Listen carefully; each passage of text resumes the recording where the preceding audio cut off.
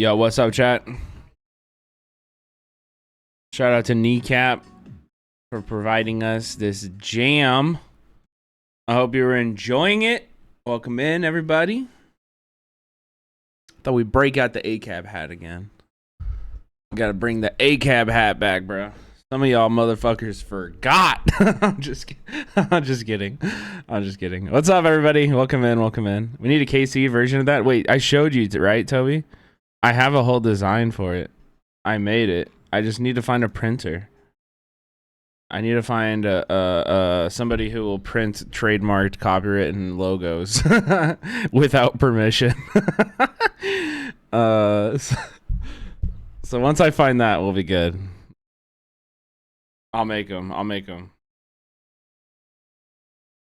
need a MAGA hat that says ACAB instead in the same kerning, size, and font. But the MAGA hats say "Make America Great Again," so it would have to say like "All cops are bastards," like that, like all spelled out, which is fine. But you know what I mean. 524,000 likes. What? Did I pop off somewhere? What are you talking about?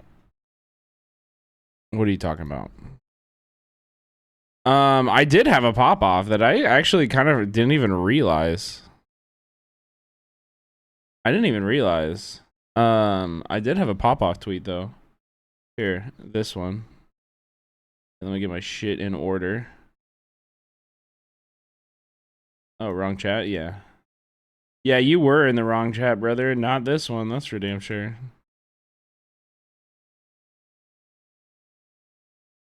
Okay. So yeah, this tweet popped off. Somebody said tanky takes popped off on this tweet, and they said China literally rolled out tanks to crush protests in Tiananmen Square. And then it's this meme by Inhumans of Capitalism. At least we can protest when our police murder us. Average United States soy jack. Your police murder you? In response by average Chinese Giga Chad. And so I said, it's amazing they have to go back 36 years to make this point against China. Well, last year, American universities nationwide looked like this. Which, honestly, this photo is kind of a cheat code for Twitter. We should be sharing it more often. This is a real photo from last year. Is it yours? No, it's not. It's from UC Irvine last year. What's going on here? Where are we at? It's from UC Irvine. But yeah, this is a real photo. I mean, this is suppression of speech and suppression of protests is as American as apple pie. But that did fucking numbers, 13K likes. That's crazy. 13K likes, 2K retweets. That kind of did fucking crazy.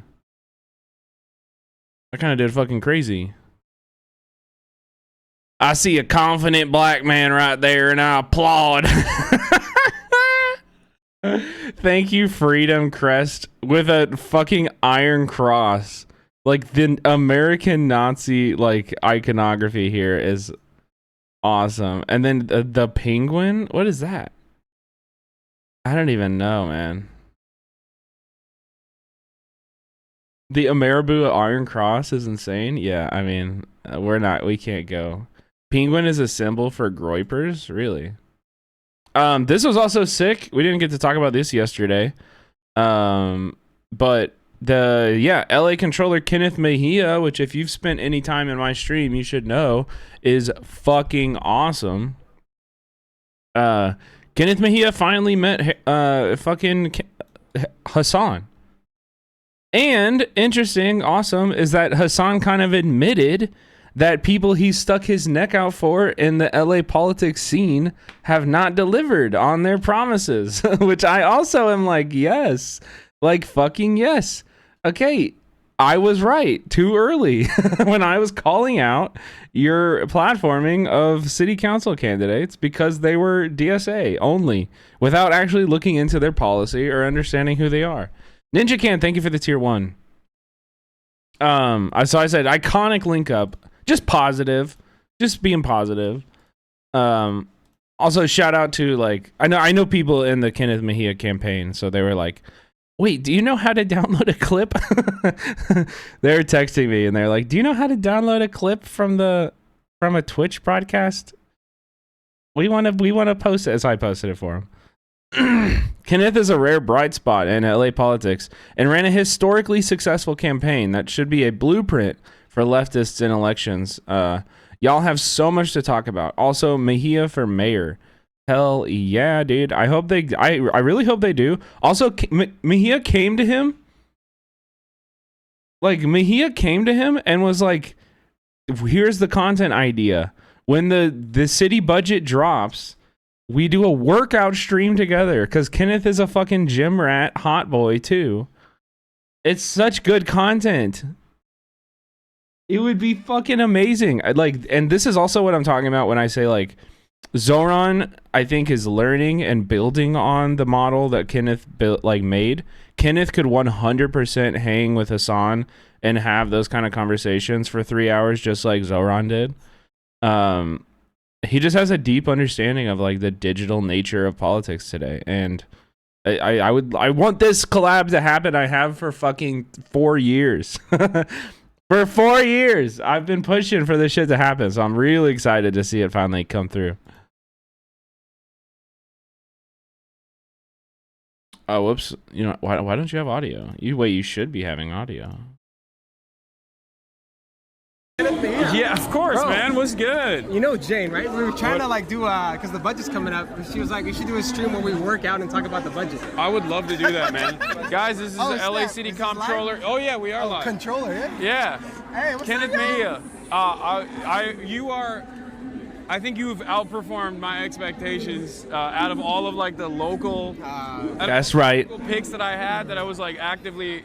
That's right. Also, it was funny because whenever I was in here, I was like actually listening. I was out, but I had it on in my car.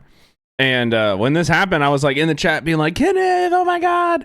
And a bunch of people were adding me being like, I thought you didn't like Kenneth Mejia. And I was like, what? I worked for his campaign. What do you mean? I worked on his campaign. I've been shouting him from the rooftops ever since. This guy's for real. This is like just don't take my hatred for every other politician as hatred for every single person who's successful in politics. It's just incredibly rare. It's just unbelievably rare. But when they do, I gotta give credit and I shout them out and I like support them. But yeah, my standards are high, okay? But when people meet them, it's fucking awesome. And that's what Kenneth is. Kenneth is a very bright spot who could do a lot of good fucking work. Supporting, you've done a phenomenal. I've never criticized Kenneth. I don't think I have anything to criticize about Kenneth at all. I've never seen it. Like, genuinely, I've never had any criticisms. Job. Thank you, man. We need to let people know where the money's going in the city. So. I know. Yeah.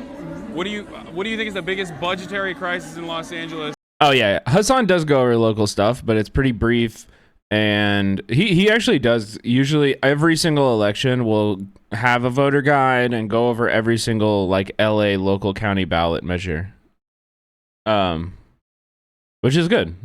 It's just it's sometimes he's just not very plugged into the local politics scene, and so sometimes he'll like use a DSA LA voter guide.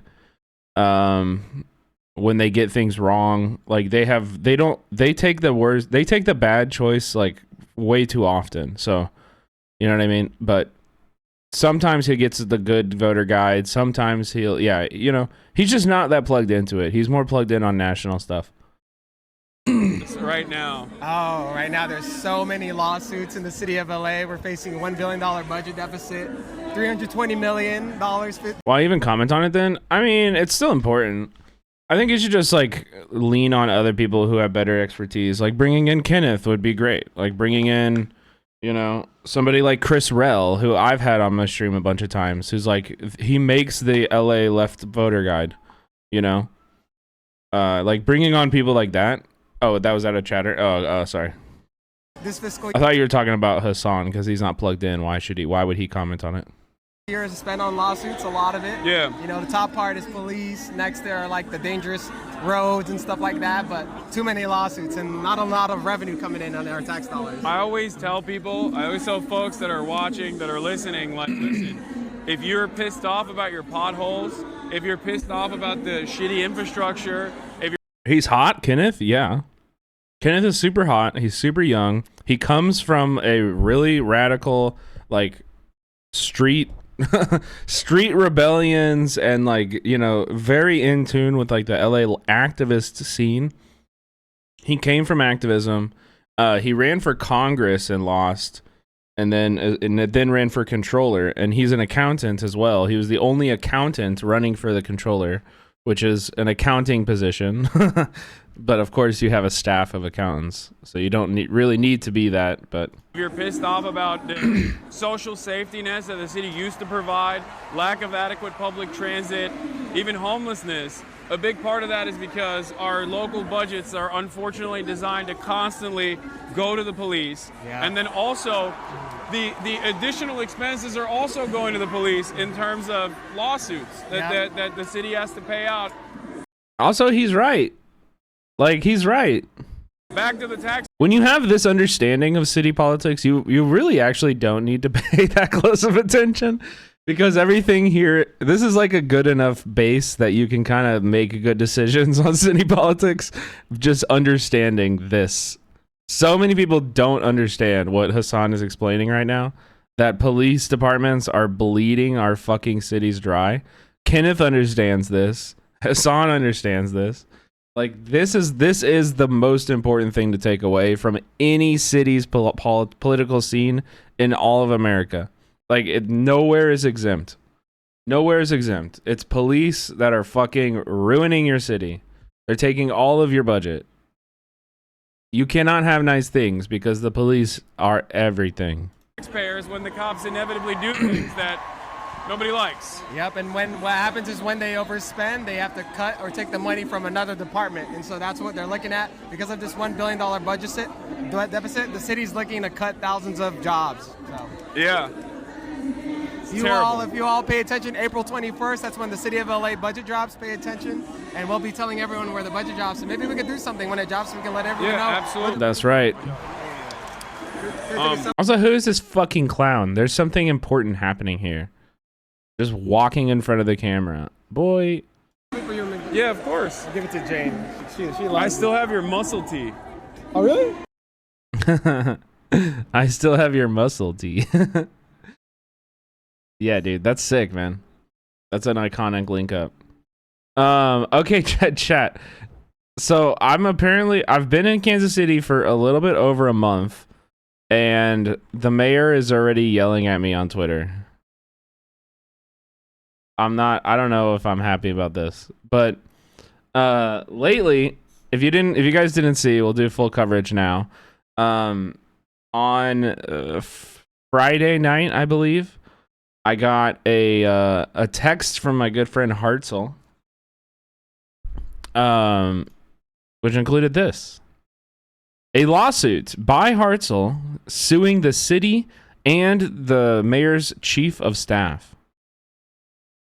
Okay, this is Hartzell for people who don't know, and this is the mayor, Quentin Lucas. So I said here, breaking: a well-known radio and sports personality in Kansas City, Hartzell Gray, is suing the city of Kansas City over First Amendment retaliation after the mayor personally reached out to Hartzell's workplaces following a rally for tenants' rights that Hartzell attended. The lawsuit claims that the mayor's office leveraged access to their staff against a public radio station that Hartzell worked for as retaliation for Hartzell's involvement with pandemic-era protests by KC tenants, demanding more just policies for the city's tenants. According to the lawsuit, Mayor Quentin Lucas' chief of staff Morgan Said called KCUR with veiled threats and maligning the station's objectivity due to Gray's involvement with protests. This ultimately led to Hartzell's suspension from the radio station. The suit comes directly on the heels of a scathing op-ed written by KCUR's Lisa Rodriguez and signed by The Beacon, KCPBS 90.9, and the Kansas City Star, which calls out the city's politicians for lack of transparency and an oppositional stance to journalists. So for anybody who, if you want to hear the whole story, essentially Hartzell, friend of the show, Hartzell Gray, also streamer. Check out Hartzell. Wait, that didn't work. Wait, why didn't that work?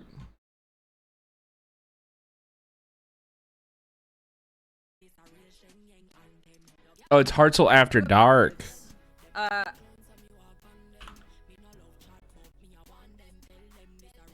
Oh, this. There you go. Okay, that's Hartzell's tag. Go follow Hartzell, chat for me. Hartzell is an amazing person, amazing streamer.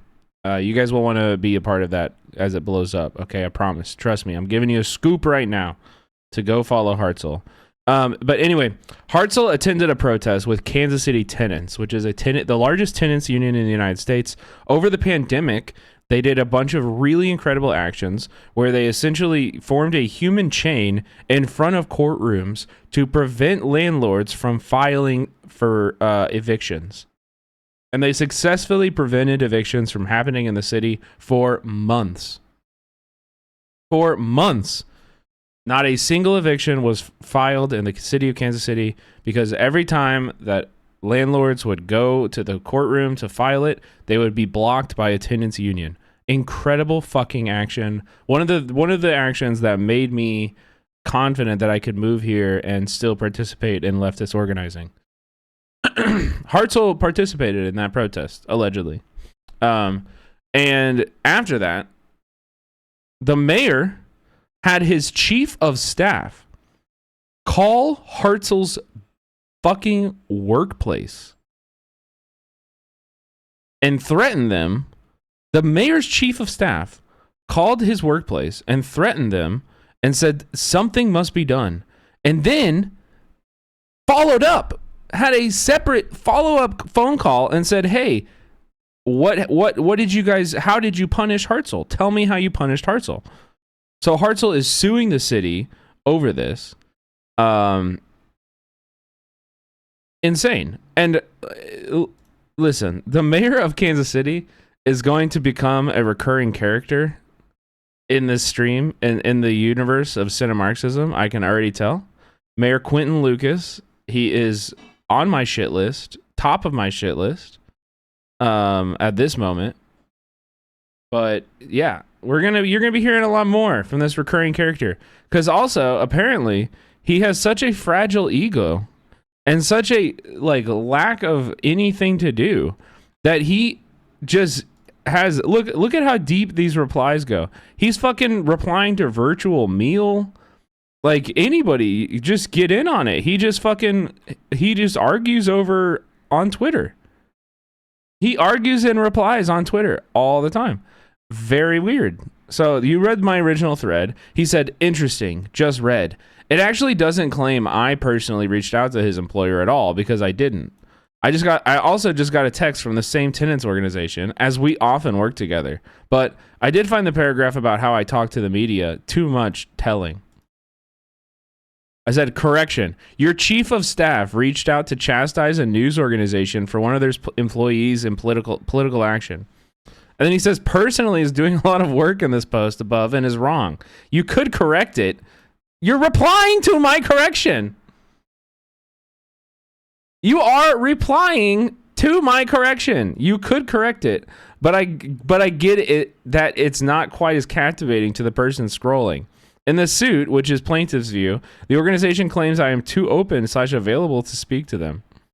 You're replying to my correction here, but I clarified those details directly in the thread, only 2 tweets down. Like literally in the thread, I say, Mayor Quentin Lucas's chief of staff, Morgan Saeed, called with veiled threat. Like I told the story. I don't know what he's even talking about. Because this is just deflection. This is the truth that this is deflection. He is not addressing the fact that his office did this. He is not addressing what this means for First Amendment protected action in the city. He's not addressing like anything about this.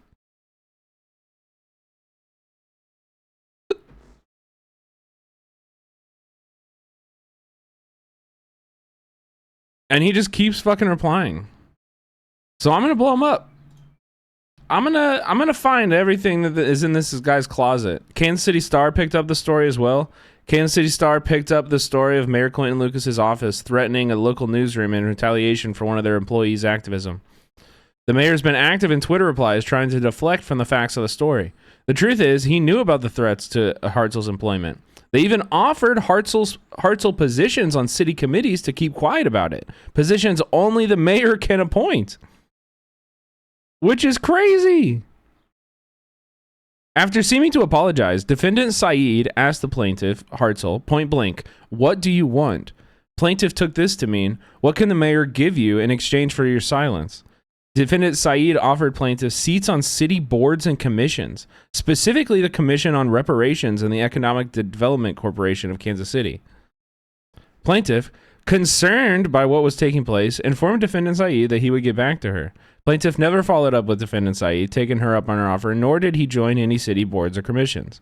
Upon information and belief, Mayor Lucas was aware of and or authorized defendant Saeed's offer to plaintiff, as he is the only person who can appoint individuals to city boards and or commissions. Also, Daddy Uncle Darren with the hot first chat, bro. You can stick around. I'm gonna give you 30 minutes. You can't be posting. I mean, we say that shit all the time, but you can't be just fed posting. Actually, I'll give you 30 seconds. That's not that bad. I read it again. That's not that bad. You're fine. Here's what we say here, okay? We say Second Amendment is only for school shootings. The First Amendment is only for slurs. The Second Amendment is only for school shootings. That's how you say that. What you just tried to say. You just say, you can't get that spicy.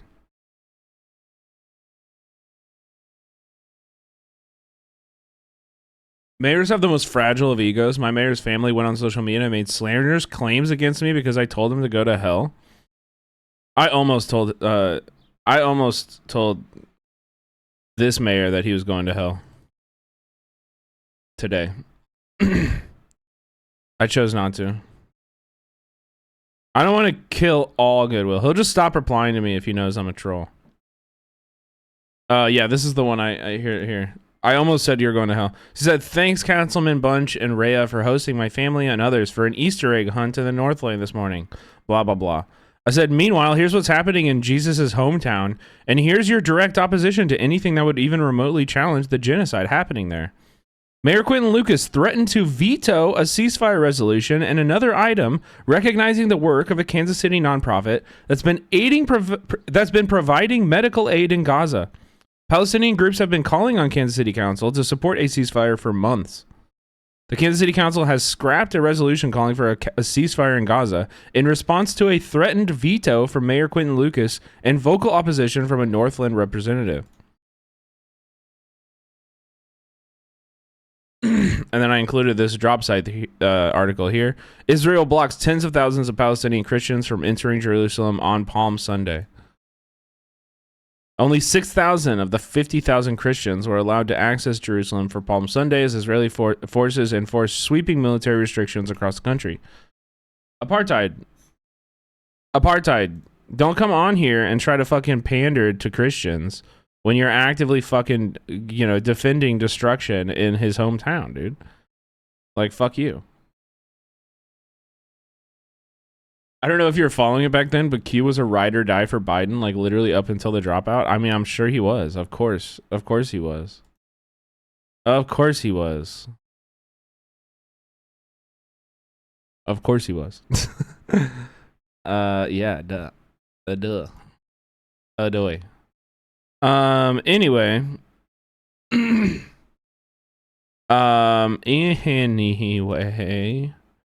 Yeah, fuck the mayor. Fuck the city council. Fuck everybody who voted for the jail. We will win and they will lose. And that's all there is to that. You know what I mean? That's all there is to that. All you fascists bound to lose, brother. Defending a genocide, not gonna look good for you. These are own goals. You can avoid them by not supporting a genocide. It's very simple, actually. It's very simple. We will not let you forget, and we will not forget. Okay, we're gonna jump into our main news coverage tonight.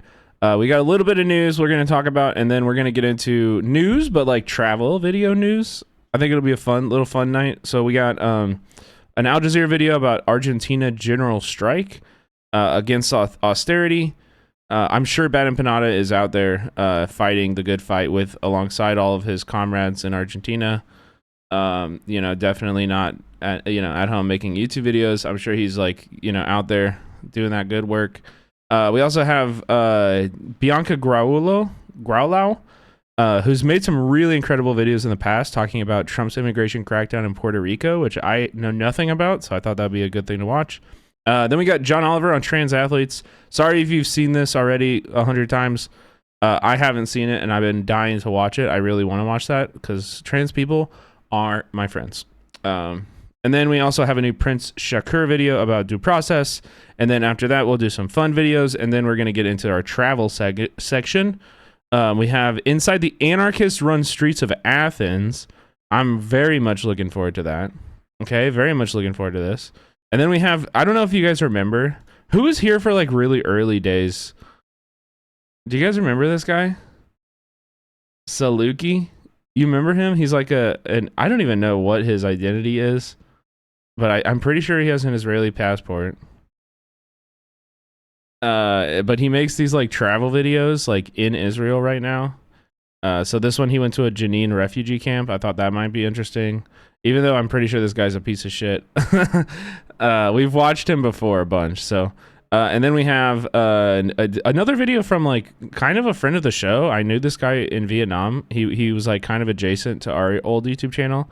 But scavenging for survival on Asia's largest trash mountain. That sounded fucking awesome. Trolling the most dangerous gang in America, and then entering China's most isolated region. I'm kind of like just like ready to lock in and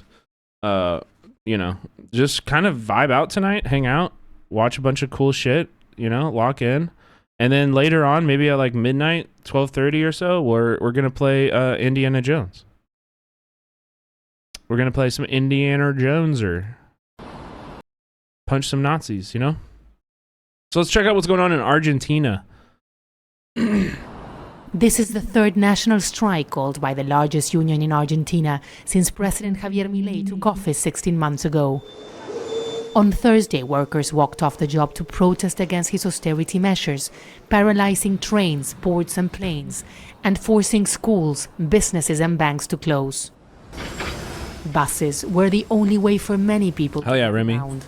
There is no public transport, so I have to take a bus. But the right to strike is a right of the workers in Argentina, and I think there should be more strikes because the economic situation is extremely difficult with this government. The strike began with a mass demonstration. That's called solidarity. He said, I like the bus, I use the bus, but I can walk today, baby. Outside Congress on Wednesday. Workers are demanding higher wages and an end to the cuts on government spending. Nancy Julan is a retired literature professor. Surely we'll see Bad Empanada like in the background of one of these. Keep an eye out. Look. Pensions have been among the most affected by Milei's so-called Enhance? chainsaw plan. I feel a lot of anger because after 40 years of contributing, you have to live a life of poverty. I can tell you he did not speak about this today. I'm a language and literature teacher. I used to like going to the movies, the theater, buying books. You're telling me that like his politics is just like being correct on the internet? Wait. I can't do that. It's what I miss the most. Is that weird? I mean, I don't know. I thought he was like the most radical guy on the internet. Surely he would be involved in like something on the ground, right? Or is it's just like being correct on the internet? Oh. That's it? That's his whole thing? Milei came to power with a promise to transform Argentina's economy. He's implementing one of the harshest austerity plans in this country's history to reduce inflation. This strike is happening as the government is getting ready to sign a new agreement with the International Monetary Fund. $20 billion. Yeah, big solidarity with these folks. They need the loan. Like, I said it before, but like, more now than ever in my entire life, like the global south will save us. Like, that's kind of where I'm at with like my future hoping is like, I'm going to do my work and build the shit on the ground. But like, how can I support El Salvadorian leftists? Like, y'all gotta take down Bukele. We'll do what we can here. But you know what I mean? Like, it would be like, we would be so saved if El Salvador had a revolution, you know? To continue with its economic program, but people here say that more debt will only complicate Argentina's economic troubles. Argentina is hoping to receive an advance of at least 40% of the loan. Damn, dude, give me that. Is mounting pressure. Let me hold that. Can I hold that? On the exchange rate, which has led to the central bank to sell almost $2 billion from its reserves in recent weeks. The IMF is a bank and they want Argentina's economy to do well, so there are reserves and they get paid. But we will have to see what conditions they impose and how much stability it will give to Argentina's financial system. It's too early to tell whether Milei's policies will succeed, and economic uncertainty around the world only adds to the challenges here. But the rise in social tension suggests thousands are willing to push back if the government fails. Teresa Wu, Al Jazeera, Buenos Aires. Solidarity to those people. I have. Fuck it up. Fuck it up, Argentina. Workers of the world, bro. Fuck it up. Stop this fascist, creep that's been happening. The rise of fascism is not inevitable. We can win. We can beat them. I've seen the video I'm about to show you many times, and it still gives me chills. It shows immigrants arriving to the west coast of Puerto Rico. But listen to how Puerto Ricans who were at the beach that day reacted. I love her. Yeah, she's awesome. No, actually, her reporting is really, really, really high quality. Here is a... Oh, we got a sub. Here is the link. I'm going to pin it. Chat, if you guys can please go subscribe and like and support this creator. I would really appreciate that. Thank you.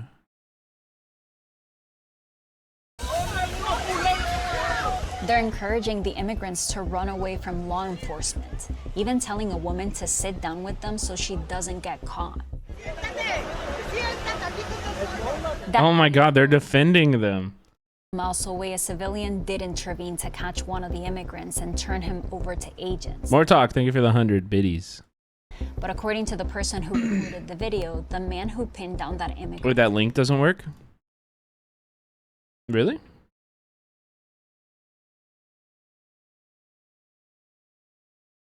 I have seen the video. Wait, it works for me. Was a tourist from Texas. These videos are from almost 4 years ago, but the reason I'm showing them to you now is because I think they illustrate how most Puerto Ricans feel about immigrants. In general, Puerto Rico is not anti-immigrant.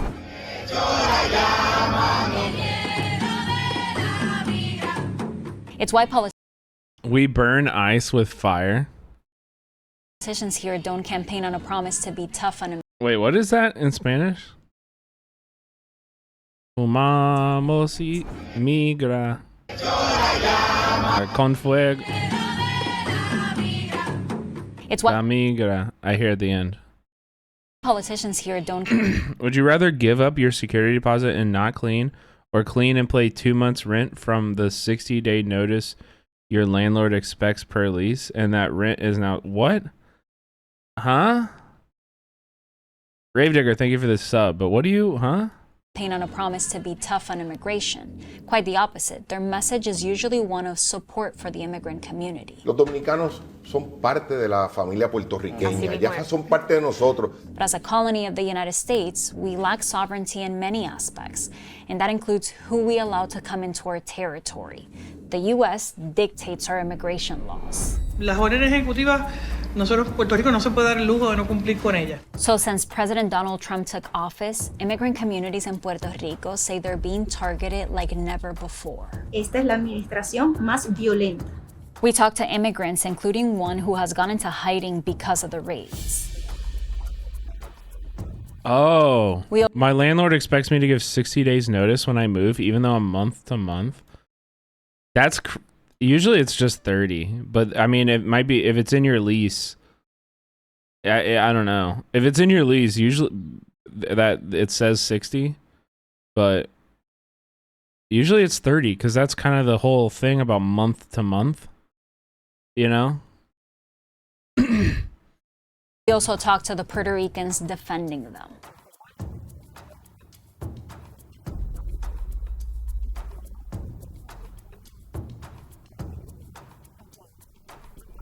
Wait. Oh. It was just like an audio error in the Most edit. immigrants in Puerto Rico are from the Dominican Republic. And the ties between the two islands go way back. I'm talking hundreds of years, before they were even colonized. We know this because researchers tested the bones of indigenous people found in what was once the island of Quisqueya. One of the individuals shared DNA with someone who lived in Boriquén, now Puerto Rico. Scientists call them DNA cousins, meaning they likely shared a recent ancestor.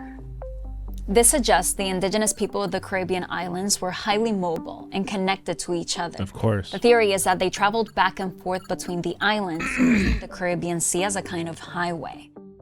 And then Spain colonized both places. But the Dominican Republic eventually gained its independence, while Puerto Rico went from being a Spanish colony to becoming a US colony. So despite speaking... Yeah, try your best not to get evicted. I know it's not in everybody's control, but like, yeah, eviction is really hard to deal with, not even just after you get evicted or in the process, but it's like after, like years after, it'll stay on your record. Speaking the same language, sharing a Caribbean culture, and being so close geographically speaking, Dominicans and Puerto Ricans are separated because Puerto Rico belongs to the US and the Dominican Republic does not. Dominicans can't travel here as easily as US Americans can. Instead, Dominicans risk their lives traveling by sea. Oh my God. They pack into makeshift boats called jolas and then head to the Mona Passage, usually in the middle of the night. I talked to someone who did the trip. I'll call her Carolina to protect her identity. Wait, can you guys hear this? Can you hear talking? I don't hear any talking right now.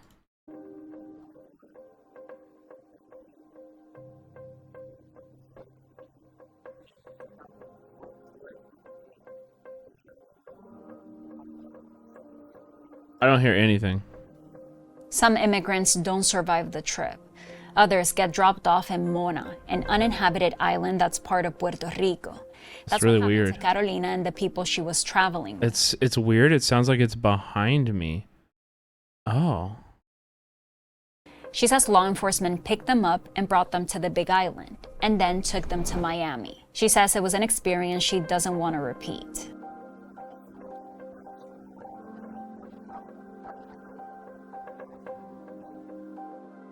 She was granted parole, which means she was allowed to stay in Puerto Rico legally for a year while she requested asylum. She's doing that now, but her parole expired last month. That means she's at risk of deportation. But even if she still had parole, she wouldn't necessarily be protected under the Trump administration, because the Department of Homeland Security gave immigration officers a new directive. It gives them permission to end an immigrant's parole status and deport them. So Carolina has been hiding, even missing doctor's appointments for her 6-month-old baby.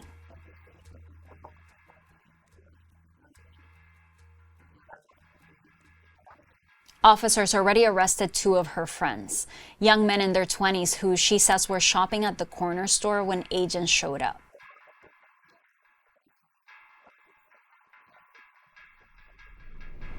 How you feel about topics like immigration will likely have a lot to do with where you get your news from. So let me tell you about Ground News, the sponsor of today's video. Because okay, girl, get your money. So politicized. I can't hear. I think it's like something weird with my speaker. Bias in the media. Because it's just like playing no audio during those segments. Khalil. Take a look at how different outlets described him. Outlets on the left wrote in their headlines that Khalil is a Palestinian activist and emphasized that he's a student at Columbia University, while outlets on the right described him as an anti-Israel agitator and pro-Hamas. These nuances on language feed our own biases and shape our thinking on stories like this one. That's why a tool like Ground News is so valuable, because they gather articles from around the world in one place, so you can compare how different outlets are covering the same story. They also tell you where they fall on the political spectrum, the outlet's factuality, and even who owns them. They're giving my viewers 40% off their Vantage plan, bringing the price down to just $5 a month for unlimited access to a powerful tool for consuming news critically. So just visit groundnews.com/Bianca by scanning the QR code on screen or by clicking the link in the description. Yeah, I'm just using like a shitty like Bose Bluetooth speaker. And the team at Ground News working to keep the media transparent. So remember, go to groundnews.com/Bianca to subscribe. Now back to the video. Immigration agents are targeting neighborhoods known to have a large Dominican population, like Barrio Obrero, which literally translates to neighborhood of workers. Unsurprisingly, a lot of Dominican immigrants come to Puerto Rico in search of jobs. And now immigration agents are raiding businesses.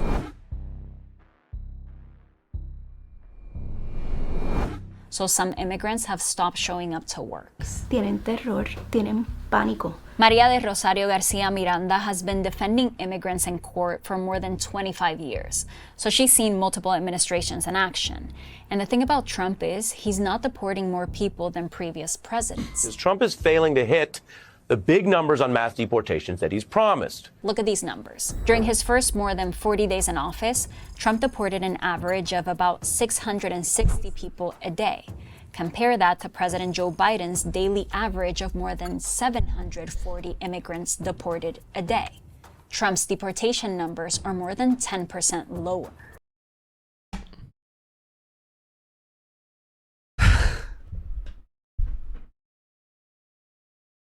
They're not even Obama numbers. I know, dude.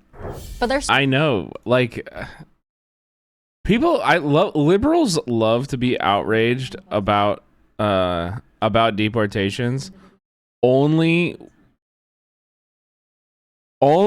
whenever they're doing it, you know. Only when it's Republicans doing it. Like, look. Jon Favreau. In response to Steve Bannon on Bill Maher. Steve Bannon goes on Bill Maher. Why? Why are we letting Steve Bannon do an actual fucking white supremacist Nazi? Steve Bannon helped create Stormfront, dude. Why are we putting why? It's just despicable. I don't know. I watched way too much of this Bill Maher thing, and you're so lucky that I saved you, you know, from watching it on stream. Their politics are not that different. Yeah, you're correct, but also it's like you guys used to be ashamed of it, you know, and now you're just able to do it in public. But Jon Favreau is like, good luck beating Barack Obama. I really want you to realize that Trump will probably get rid of this 22nd Amendment. He probably will run again, and we probably will have Obama versus Trump. And I want you to remember, Obama deported 6 million people. Obama deported 6 million people, and he's going to run on that and brag about it. He's going to be like, I was the Democratic hard on the border candidate. That's my history. Deporter in chief. He's going to wear that as a badge of pride. You have to clip this and bring it back to me in 4 years or in 3 years, whenever he's running. It's going to be exactly that. That's what I'm telling you. Yeah, Obama was lock in step with the Republican Party on foreign policy. He was lockstep with the Republican Party on deportations. They just didn't like that he gave private insurance a massive fucking gift in Obamacare. Those numbers. Most of the people Biden deported were caught at the southern border. And the number of people crossing into the U.S. skyrocketed. I'm gonna tell you right now, I'm not voting for Obama. Was in office. But Trump moved to quickly close the border, and his tough on immigration rhetoric has led to fewer people trying to cross in the first place. And that's the dilemma that Trump is facing right now, because he did what he wanted. Border crossings are at a record low. But that's part of the reason it'll be hard for his deportation numbers to keep up with previous presidents, because it's easier to deport people who have just crossed. It's harder to catch people in neighborhoods around the country. Tonight, President Trump's crackdown on illegal immigration is expanding. And even if you do catch them, most of them have a right to a process in immigration court. Courts that are already over. If the choice is Trump versus Obama, I would say the exact same thing I said in 2020 or 2024, which is that if you live in a swing state, then you should really think hard about voting for the Democratic presidential candidate. But if you don't, then fuck that. And also, we should be organizing now to have a primary challenger that can beat Obama. Like, we need to organize now. Like, stop. Like, our political desires and our political wishes cannot fit inside a ballot box. Okay? You need to, if you are involved in politics, if you like this stream, you need to stop looking towards a ballot box for your fucking hope. All right? Quit. I don't want to have this conversation. We are 3 fucking years out. All right? There's a lot of work that needs to be done until now and 3 fucking years from now, whenever your big day of political involvement is, where you go and put a vote in a ballot box. Like, please do something more fucking meaningful from now to then. Please do something more important than voting. The other issue with arresting tons of immigrants is that detention centers in the U.S. are full. ICE arrests did spike after Trump took office, but deportations are not keeping up, and the president is not happy about it. At this pace, Adrian, he won't be able to deliver on one of the absolutely not, dude. No. I think there's a long shot that AOC runs for the Democratic Party. Bernie is not going to. He's too old. There's a long shot chance, I'd probably put it like maybe 10-20%, that AOC runs as a Democrat. But I don't know. I don't think it's likely. Promises of his campaign. And we will begin the process of returning millions and millions. Yeah, as a aliens. Wait, running as an independent, the chances are 0. Running as an independent, they will never break from the Democratic Party. I'm sorry. Like, if they aren't doing it right now, they will never do it. You have to understand this. The Democrats are more like they're like, this is the most unpopular they've been in our entire lives. If they're not going to break from the Democrats now, then they won't. They never will. They don't want to. They're never going to. They don't have the desire to. It is what it is. Like, I wish it was different, but it's not. And this is what it is. They're not going to break from them. Places from which they came. The number of daily deportations has been falling since the first weeks of the Trump administration. But let's say ICE is able to keep up the pace of 660 people deported every day for the next 4 years. The number of deportations wouldn't... Yeah, these are rookie numbers, dude. Again, these are rookie numbers, bro. Obama did 3 million. By the end of Trump's term. And that's per term. Estimated 11 million undocumented immigrants in the U.S. But the Trump administration is still trying to send a message that they're doing something unprecedented and that they're deporting criminals. We're getting the bad, hard criminals out. These are murderers. These are people that have been as bad as you get. But the vast majority of undocumented immigrants in the U.S. have no criminal record, according to ICE's own numbers. Out of 11 million, about 650,000 have criminal convictions or pending charges. And many of those charges are for minor offenses like traffic violations. Half the people sitting in ICE detention have no criminal record. And that's the other difference with Trump. He's detaining more people without criminal records than Biden did. It's happening in Puerto Rico too. El problema es que está yendo a supuestamente arrestar estos criminales, pero en el camino está bloqueando 10 calles. Y en esas 10 calles, a todo el que tú te encuentras, tú te lo estás llevando. Inmaterial de que tenga una convicción o que sea un criminal. ICE has arrested more than 300 people in Puerto Rico since Trump took office, only 51 of them for criminal violations. That means almost 85% of the arrests were what agencies call administrative, because most violations of immigration law are treated as a civil matter, not a criminal one. They're not Puerto Ricans. They are immigrants, according to the Trump administration. They are actually immigrants. They're not deporting Puerto Ricans. Are frustrated that the local government is not doing more to protect immigrants. See, the newly elected governor, Jennifer Gonzalez, is walking a fine line because she's a Republican and a Trump supporter. In fact, she was once chair of Latinos for Trump. But she's also someone whose rhetoric on immigration is very different from the president's. Right before the election, she posted about how the Dominican community has contributed to our culture and economic development. And weeks later, a group called United Immigrants for Puerto Rico endorsed her to be the next governor. Oh my God. Pueden estar tranquilos porque cualquier cosa que el presidente vaya a estar haciendo no está pensando en la comunidad dominicana. Before Trump took Just trust me. office, she said the Dominican community had nothing to worry about. When the raids started to happen, she said Puerto Rico couldn't afford to not comply with the executive orders because federal funding was at stake. She also said the Trump administration's priority was to arrest criminals. Sí me preocupa, ¿verdad? Personas que no eran parte de esas investigaciones, pero estaban acompañando a personas que sí lo eran. The leopards are eating faces. I'm just telling you right now, like. Que fueron arrestados. Also, like, this person is not. I don't know, man.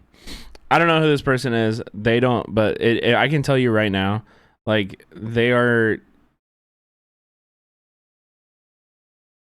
not like ideological like convictions. They're just saying whatever they can say to get power.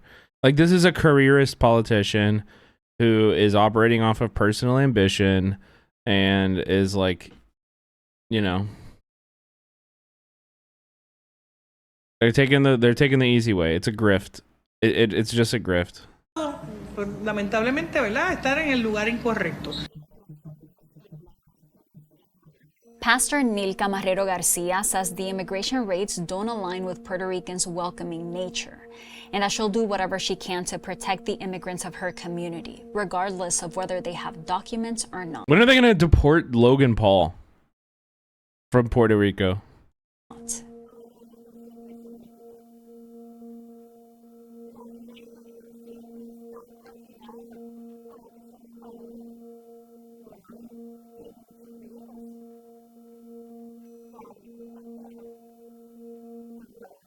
I can't hear her interview either. The church prepares food weekly and delivers it to the immigrants who are too fearful to go to work or to the grocery store.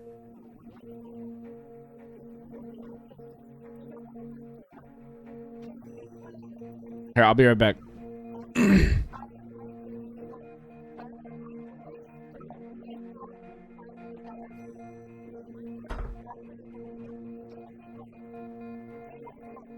She says her church is a sanctuary for immigrants, and schools and churches used to be considered sensitive locations where immigration officers could not enter, but the Trump administration eliminated that protection.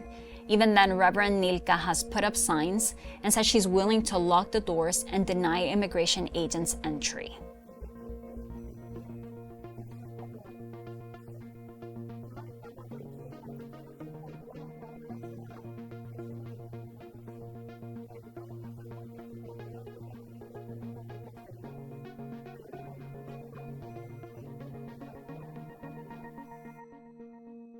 Thank you so much for watching, and thank you to my patrons who make these videos possible. We will keep making more of them, so I'll see you for the next one. We are going to be talking now about trans women in sports. Okay, never trans men. Do not even fucking bring up trans men. People, their brains might explode, okay? All right, when we're talking about this, we do not speak of trans men. They do not exist, okay? We're only talking about trans women.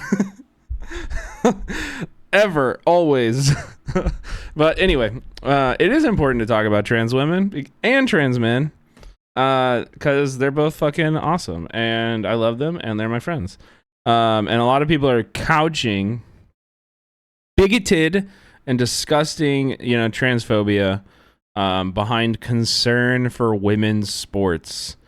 And God, let me tell you, a lot of female athletes, a lot of women athletes they saw Riley Gaines and they said, "Oh shit, she tied for 5th place with a trans woman, and then like made a whole career out of it, and is now like the most probably like one of the best paid swimmers, especially women swimmers, in all of existence." Like, holy shit, here we go.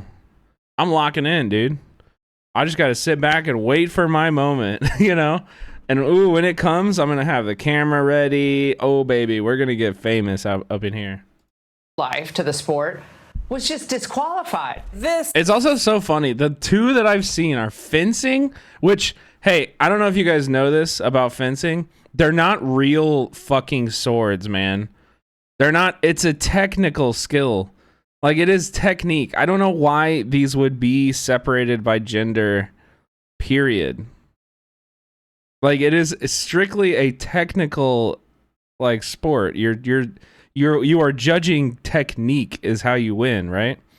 And then the other one was disc golf, which it's like, okay, like maybe on average men throw disc golfs further than men do, but like, are you really like, you're here for, like, going crazy on the internet for the sanctity and like integrity of disc golf?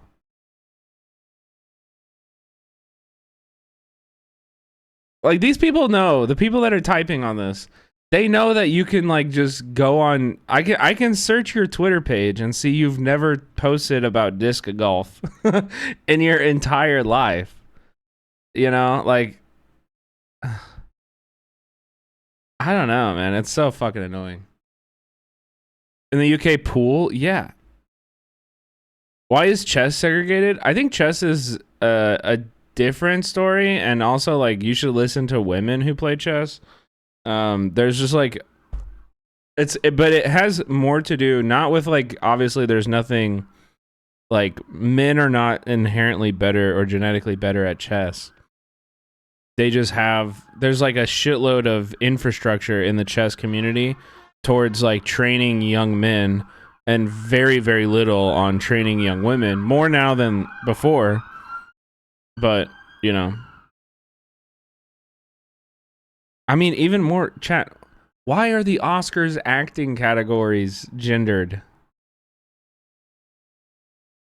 Why do we have gendered categories for the Oscars?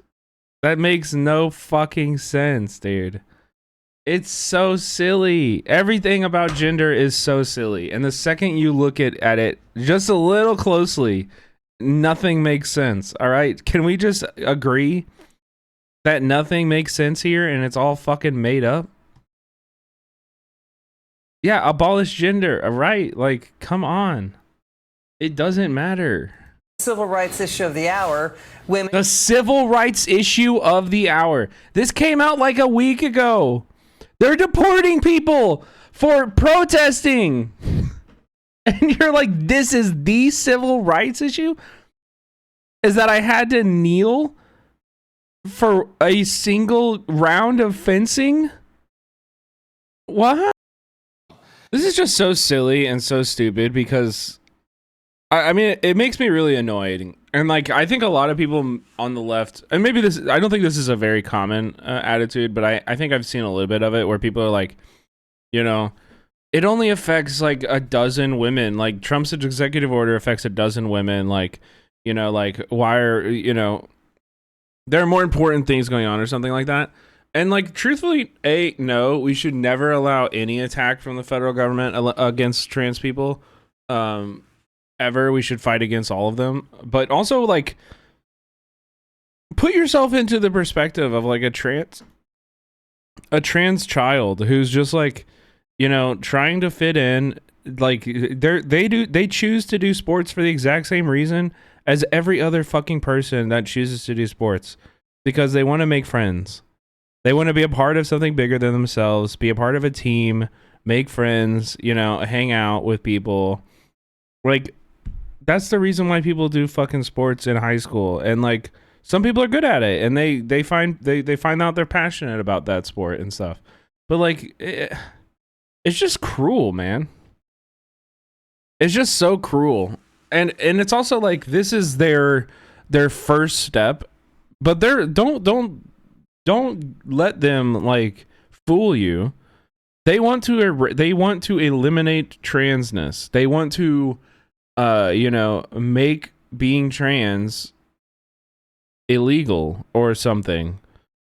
Like, that is their goals, and you can hear it when they talk like at length about this at all. This is what they say. They say trans kids don't exist.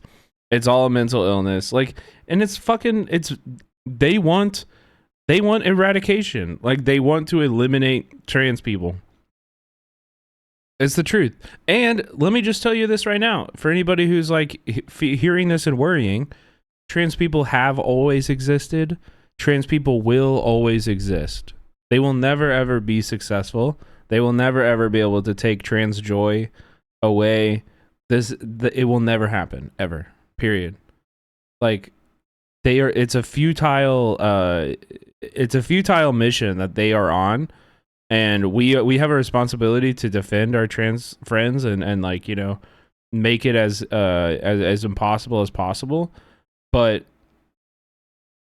they're fighting a losing battle. Like, trans people have literally always existed. As long as there have been humans, there have been transhumans. And they will continue to always exist. Like, they will never ever be able to succeed at what they want. You know?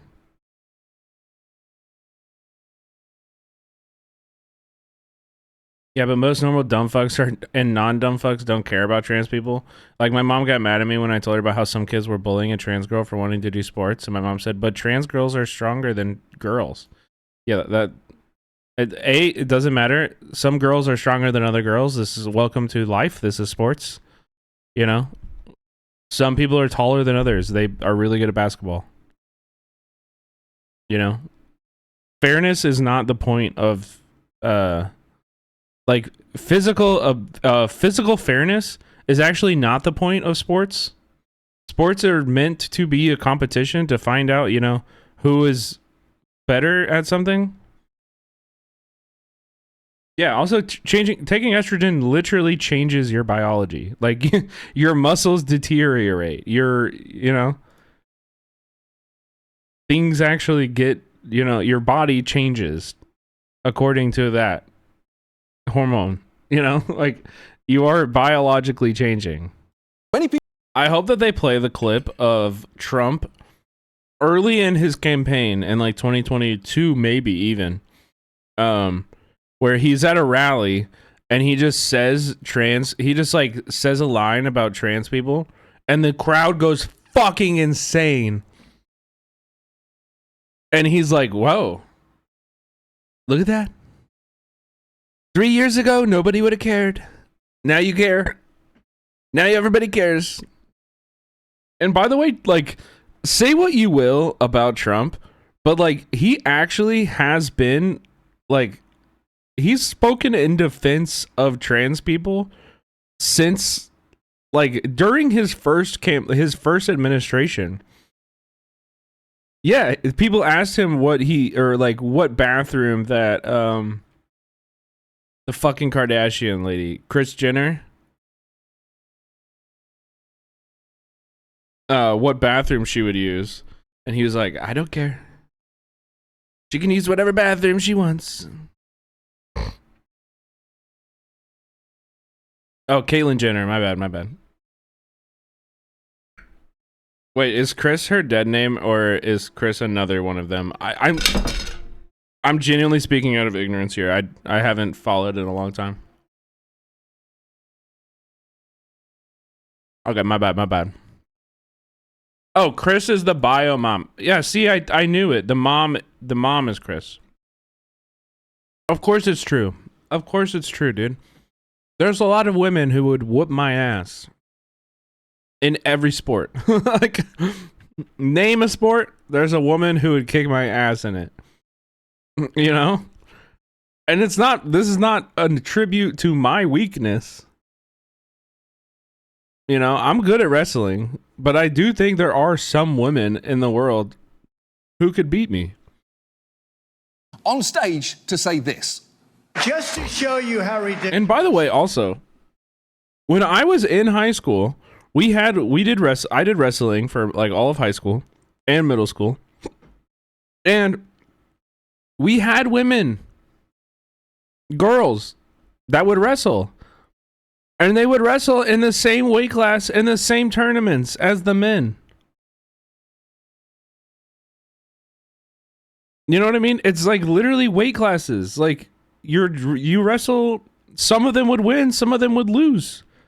But now they're separating them. They're totally different things. And they're throwing a fit because a trans woman would wrestle. Like, it's like, it makes no sense. I'm not even that far. I'm like, what? Like 16 years, 15 years out from high school? You know? Like, the fact that 15 years ago, this was like pretty much solved and like women would just wrestle. Yeah, as a former wrestler in high school, I got my ass beat by a girl in early years as well. Yeah.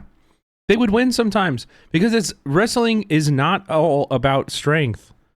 It's not all about physical difference. I would wrestle against kids who were shorter than me and like fucking a lot stronger. Had a lot more muscle. And I would win because my technique was better. My technique was better. My decision making was better. The way that I was able to leverage my body's weight was better. You know, like this, it's technique. That's what you're fucking judging by. And between a man and a woman, you're both capable of learning and executing techniques. Look at this fucking post. Female disc golfer Abigail Wilson storms off, refuses to compete against a transgender opponent. Good for her. Wilson took a stand for women's sports and was heard lashing out to the crowd as she walked away. Look at this fucking baby. Look at this actual bitch ass baby, dude. Gabby! Females must be protected in our division. This is unfair. I refuse to play. We can't hear you, dork. Nobody cares. We can't hear you. Woo! Yeah! Woo! Yeah! Yeah! Go get her! Yeah! I loved how you didn't fucking play the sport that you drove all the way to play. You drove all the way here to be here to do this stupid fucking shit. Ah! Yeah! Woo! That's my girlfriend! Have a nice round, everyone. We will. Definitely will. Yeah, we don't care. You can leave, dude. Bye. Wow, you hear that? Somebody just yelled, enjoy the couch. Ah, got him. Fucking got him. And then I love this, dude. This guy is just relegated to like walking behind his angry girlfriend. It's awesome. It's so good. Hey, baby, can you slow down a little bit? I support you, right? I agree with you, right? Like, you really did a good thing back there, right? Can I walk next to you maybe today? Honey, you just walk you walk too fast for me. Can I please walk next to you?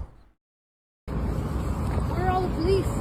Why weren't they checking Where are all the police? It's true. bags? They didn't check bags. The guy on Somebody could have literally brought a gun and shot her, and nobody. Where are the police? It's true. Why isn't there mass surveillance here? It's. I mean, seriously. Like, this should be an airport. This should literally be an airport. Where is TSA? Where is TSA? Huh? The call lied. There was no police, no bag checking, nothing. Like, why do you want the police at your fucking disc golf tournament? What is that? What is that?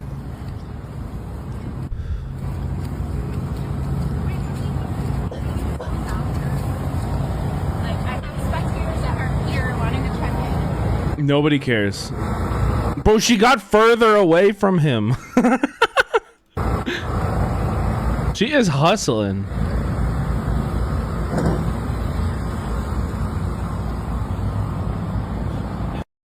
She is hustling, dude. I replied, I said, disc golf? So some woman saw how Riley Gaines grifted a 5th place tie into her career and are trying to take advantage too. Just enjoy being mediocre at a sport like the rest of us, you losers. Listen, you do a sport, you might get injured. It's very rarely a specific person's like problem or reason that you got injured. And if it is, that's almost definitely against the rules of the sport you're playing. Like, I don't know any sport where you can like intentionally injure somebody and not garner a foul or some kind of like violation of the rules. Okay, people get hurt in sports, and we should not give any fucking no. Like, I don't know what John Oliver is gonna say here, but we should not give any fucking credence to this shit. Absolutely not. Absolutely not. No. If you don't want to get hurt, then don't play a sport. I don't know what to tell you. If you don't want to get hit in the face with a volleyball, then don't play volleyball. This is a risk of the game. You're playing volleyball. A volleyball might come at you at high speeds. If you don't know this, maybe you shouldn't play the game. She's a catcher? Team and a local paper pointing out she helped her team to a 5-0 start. And I'm not saying she wasn't injured or that it didn't. Like, I'm sorry, if you have a actual, like, if you have a very, very serious concussion, the last thing you would want is to have balls thrown at your head. Like, there is no way that you are, like, what are we doing here? What are we doing here? You quit volleyball because you were not good at it. It sounds like. It's ridiculous. Wait, what is this? It's not loading. Team up on his face. Yale has come back from the brink and is looking to put this one into the history books. That's point for Yale. Carolina finally pushed one through Sterling. Brown Sterling. Did you see that? Here comes a spike straight to the man. What the fuck? Dude, how did these videos get made back in the early internet? His teammates help him to his feet. No! They raise him heavenward.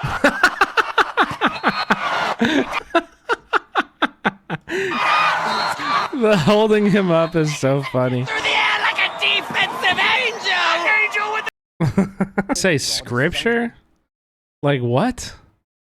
Son and some mothers are virgins. Because the Torah has like, they define like 8 genders. Like what? Torah gender definitions. The 7 genders in the Talmud. Judaism has recognized non-binary persons for millennia, which I don't know if you guys know this, but like Judaism is kind of like what Christianity was based on. I think the Talmud maybe in controversial, I don't know what the fuck the Talmud is, but yeah, they have having both male and female characteristics, lacking sexual characteristics, you know, non-binary and asexual, identifying female at birth without developing secondary female sexual characteristics at puberty, identified male at birth without developing secondary male characteristics at puberty, identified male at birth without developing secondary male characteristics because of castration. That's the 7th one. Yeah, I mean, it's basically like, you know, cis men, cis women, non-binary, asexual, trans men, trans women, and then like eunuchs, which I don't know if that's a gender, but I don't know if that's a gender. virgins and some other No, they have agender already. This is like specifically men who have been castrated. in-law are pillars of salt. This is an actual fucking. This is 100% the game. This is 100% the game. Is that they're introducing this bigotry towards trans people through this thing that can, I guess, seems logical to some people, but in reality is just couching the same kind of bigotry, which is, let's be for real, let's be honest. It's based in the idea that, hey, these, you know, man, like, have you ever looked in those weirder categories on the porn websites? Let me tell you, brother, that stuff gets my PB harder than nothing, and it makes me angry. Like, that's where it, listen, that's where a lot of this comes from. It makes them uncomfortable. They are uncomfortable with their desires towards it. They're uncomfortable with their own, like, eggness and their perception of their themselves. You know what I mean? I think it like deconstructs a lot of like toxic behaviors that men hide behind because of their masculinity, because they have a penis. They, you know, they get to act like this, or they're told to act like this. And some of it's confusion. Some of them is, it's like, you know, I think genuinely for some of it, it's like I have suffered my entire adolescence to, you know, not be called the F slur. And so therefore, when I see other people who are not so rigidly, you know, like fucking man, when I see people who are not that, it makes me feel, it makes me think about myself and question who I am, and like also think about how much fucking it sucked to be a boy and like be bullied by other boys for not being boy enough. And like, yeah, dude, that shit is actually toxic, and it eats at every man, you know. I'm telling you. You know, I cannot tell you how much energy the age from like 12 years old to like 18 years old, how much of my energy was dedicated to not being the gayest guy in every room I was in. Like, I'm a sensitive kid. I've always like liked taking care of my looks and like, you know, being put together well. I like wearing, you know, like clothes that I enjoy, and like that shit all the time. Like it took up so much of my life. It was like being who I am, and then everybody just being like, "Oh, you're gay," or "You're, you know, calling me the F slur," or some shit like that. This movement and our circle. It took a lot of time, and then it was like I moved out of Kansas City, moved to Chicago, you know, and like one of my roommates was like a very feminine like gay man who was like one of my best friends, like, and we lived together for 3 years. Went through a lot, was like my best friend through all of college. And it just having them around allowed me to be myself in a way that was very fun and liberating and cool, you know. And then we started, you know, like exploring like gender and like what like those ideas were together. They're non-binary now. I'm pretty confident I'm like 70-30, you know what I mean? 60-40 on a good day, when I'm really feeling myself, you know. True, that was a good one. Good one, John. Good one, Johnny Olive. Okay, we're gonna push Prince Shakur, this Prince Shakur video to a different day, because I just want to watch some travel videos, dude. I want to watch the travel stuff, but we'll do how about this? Let's do Daily Dose right now. So I'm gonna use the restroom. Also, an ad is about to start, so we'll pause on the content for just a second. We have the prediction running 2 minutes. Okay, chat. Where is the propaganda gonna occur in the Daily Dose episode today? Okay, I'm gonna go pee. Where will the propaganda occur? All right. Here, let me give you some like.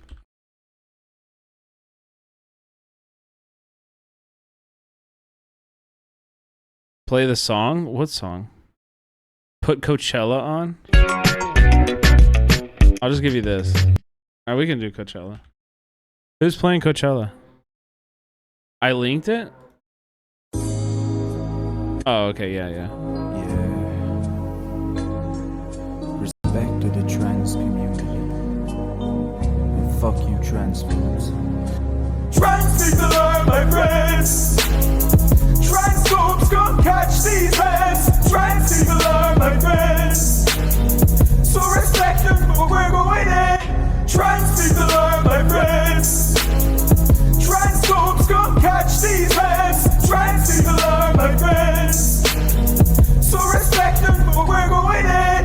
Transphobes, show your fucking mouth. I'll knock you out. I'll knock you out. Transphobes, show your fucking mouth. I'll knock you out. You better watch out. Trans people are my friends. Transphobes, come catch these hands. Trans people are my friends. So respect them for we're going in. Trans people are my friends. Transphobes, come catch these hands. Trans people are my friends. So respect them for we're going in. Trans people are my friends. Everyone. Transphobes, come catch these hands. Trans people are my friends.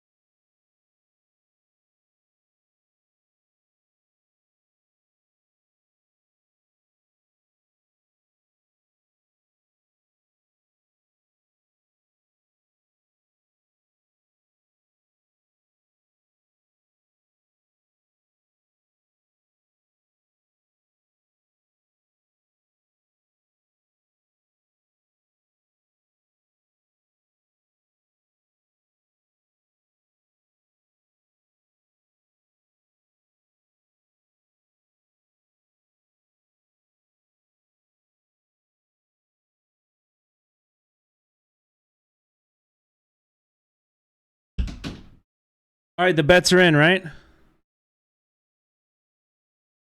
everyone, this is your daily dose of internet. The engine on this plane failed, but luckily they still had a parachute to safely bring it to the ground. Oh, nee.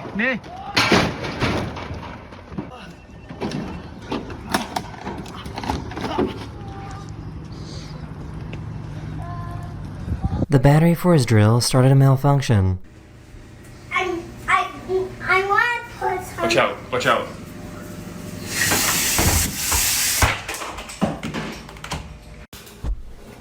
Imagine if it falls in my mouth and I eat it. Ew! You're not sleeping in bed tonight if you do that. So how does something like this even happen? Eggs. Oh, I can't remember. Maybe like I see the badge, Uncle. $8. I saw this. Dude, what happened here? I saw this. Oh, BDM Matt, thank you for the prime. $8? Hot bowl, cold eggs. Yeah, maybe the bowl like came straight out of the dishwasher. They were trying to catch his mouse that was under the refrigerator. Yo, Matt, thank you for the gifted sub. There was an earthquake in Thailand a few days ago, and it pushed the water out of this pool. Okay, kind of wild, dude. Like 1,000. I think last I saw was like 1,300 people, dude, have been found dead across Southeast Asia. That's kind of wild, bro.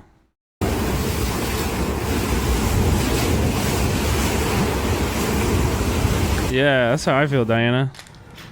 You're like, look at this swimming. Look at this swimming pool.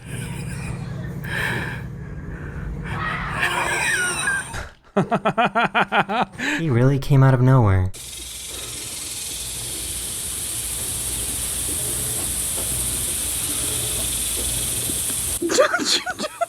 Grandma wanted to show off her new exercise machine. Get it, Grandma. You go, baby. Go, Grandma. Do those ab crunches. Okay, is she gonna fart or like be flung out of the chair? 1 for fart, 2 for fall. Like, yeah, either fold up or be thrown out. I think she might fart. 3 both. Okay, it's kind of split. What? Wait, nothing happened. What the fuck?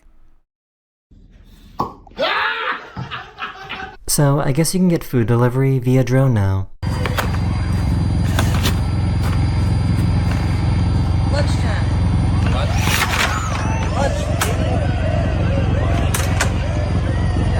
This seems really inefficient.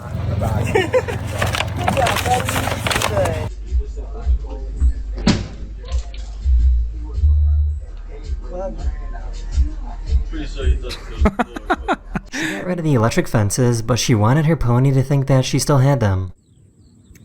He just sits there.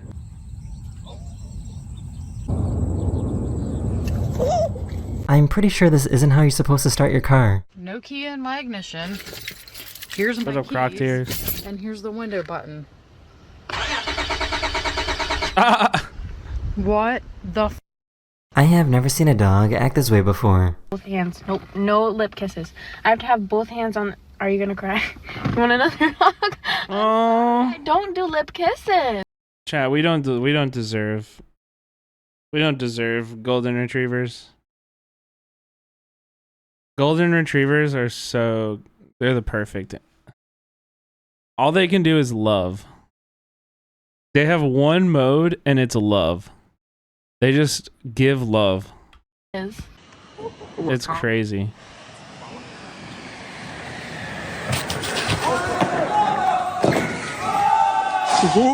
This bird was curious and wanted to see what they were doing.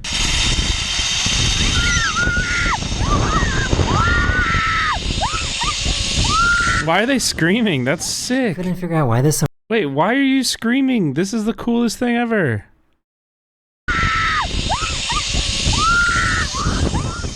You couldn't figure. That's my actual nightmare? Why? Parrots are smart. They're not just gonna fuck you up. They're not just gonna attack you. But a bird attack would be really scary. Like if birds actually like tried to kill you, that would be really scary. Figure out why this sombrero was floating. E de repente eu coloquei meu chapéu no chão e meu chapéu começou a flutuar. Estranho, cara. Será que é só aqui que acontece isso? Oh. Aww. I don't know if you like me or not. This cop was a little too excited to arrest this guy. Right at the buzzer. Right at the buzzer. 3 minutes, 44 seconds. And that's your daily dose of propaganda.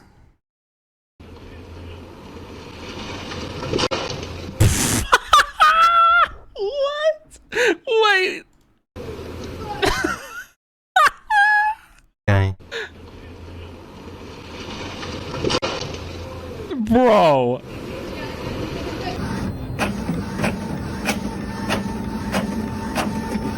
That's a good one. Oh my gosh. Oh my god. Cat balls. This truck was driving for miles and had no idea that they had a mattress stuck underneath them. Calm like a Tom, thank you for the 10. Wait, is it common for Daily Dose to have propaganda? Chat, help, I'm so confused. Yes. Every time. Every single time. It's a CAT scan. That's good. That's a good one.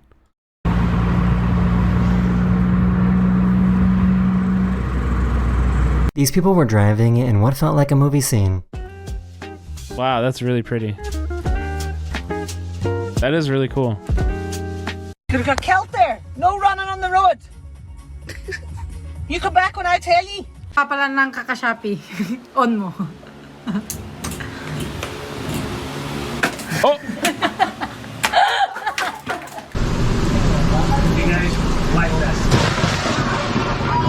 He had this motorcycle pull off one last trick.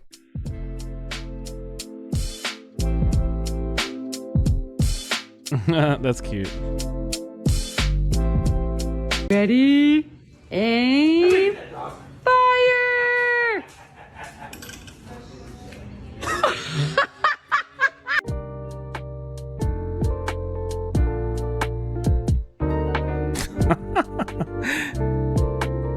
This little guy is an absolute menace. Genius.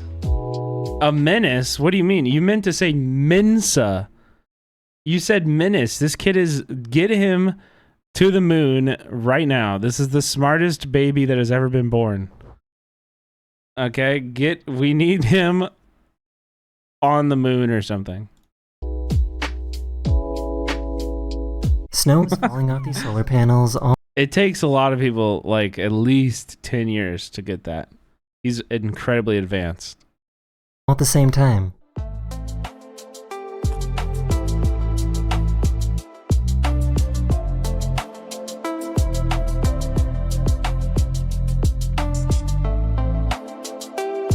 That's kind of crazy. Jump. Who would record a kid doing that? Dude, if I had a kid and it did that, you bet your ass I'd record that shit. That's fucking hilarious.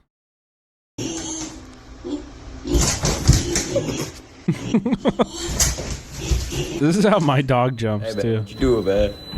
I'm going single mode. So, I guess it's pretty common to see airport workers in Japan treat luggage with care instead of just throwing them on there.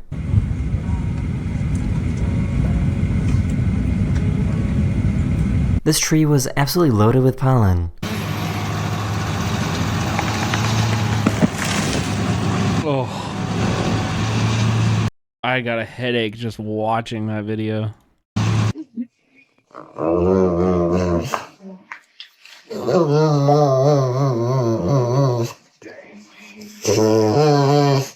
This guy thought it'd be a good idea to throw a trash bin at this band. Oh! Send at them! Oh!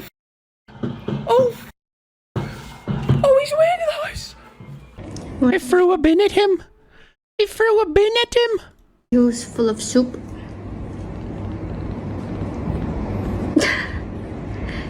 Look at her. Has a full tummy. This looks like something straight out of a cartoon.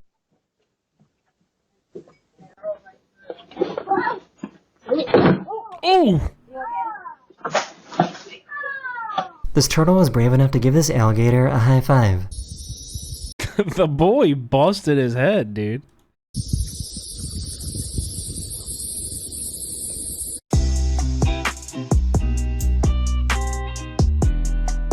This airport in Gibraltar actually goes straight through a road, so traffic has to stop when a plane comes through.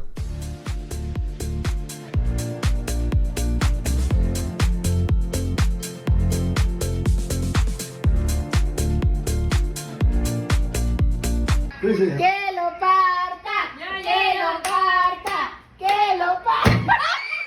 She couldn't figure out why her light kept coming on after she turned it off.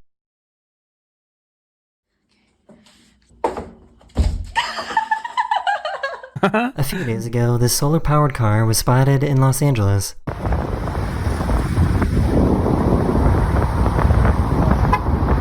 That's crazy. Was somebody driving that? Yeah. Built for continent crossing? So that's why does it crazy. sound like this?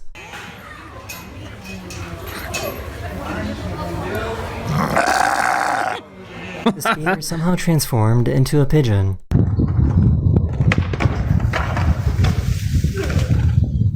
That is the end of this video, or I hope you enjoyed.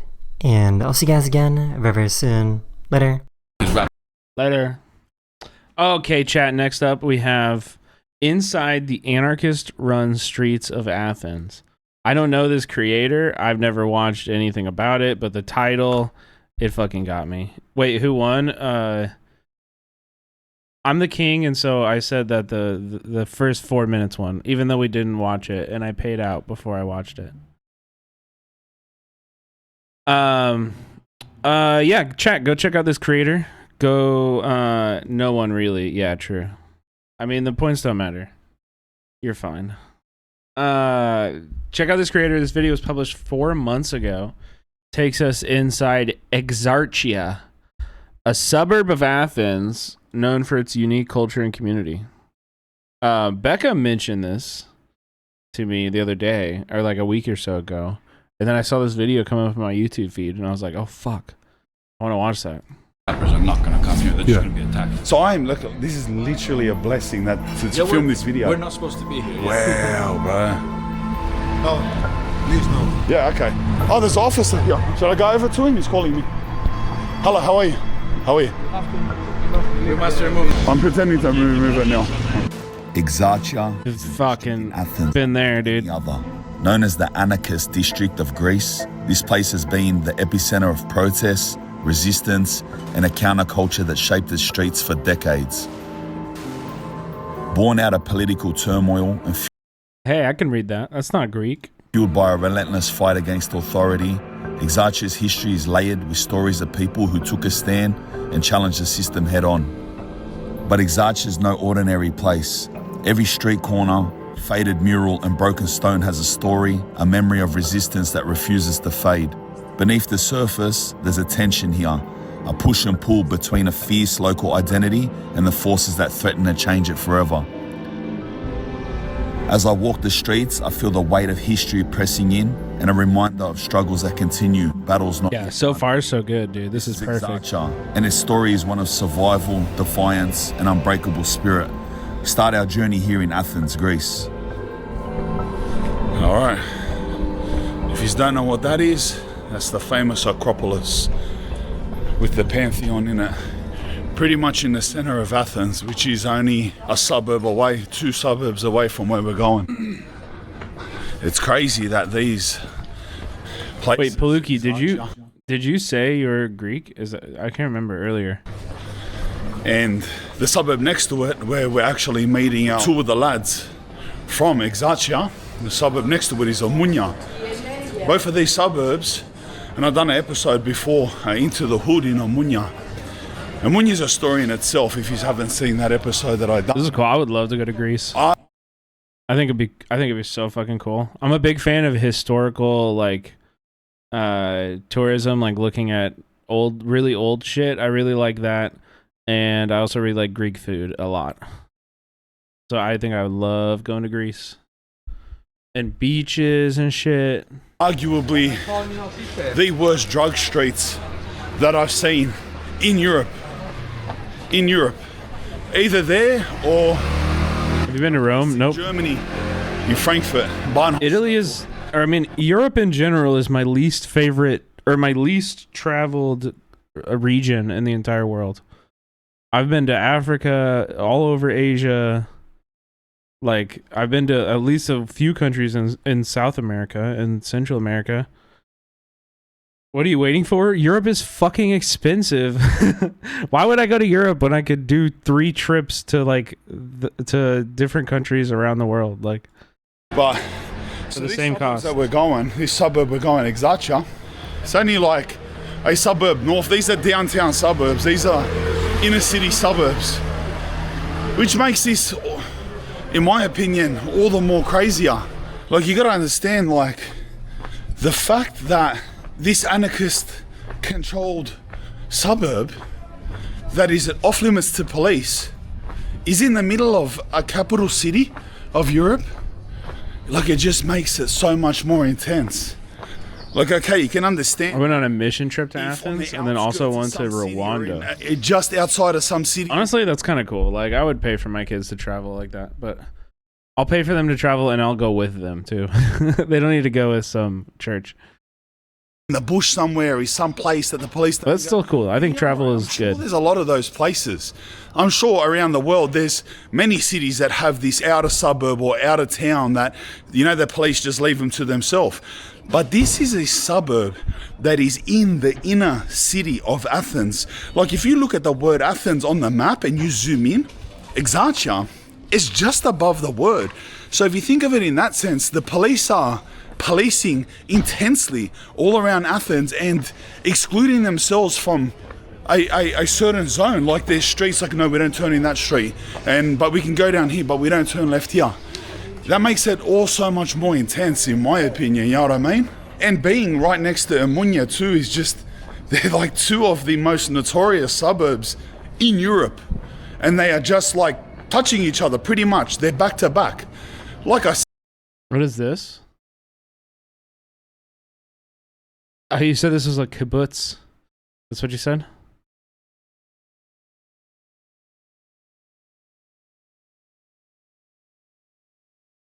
My friend sent me this.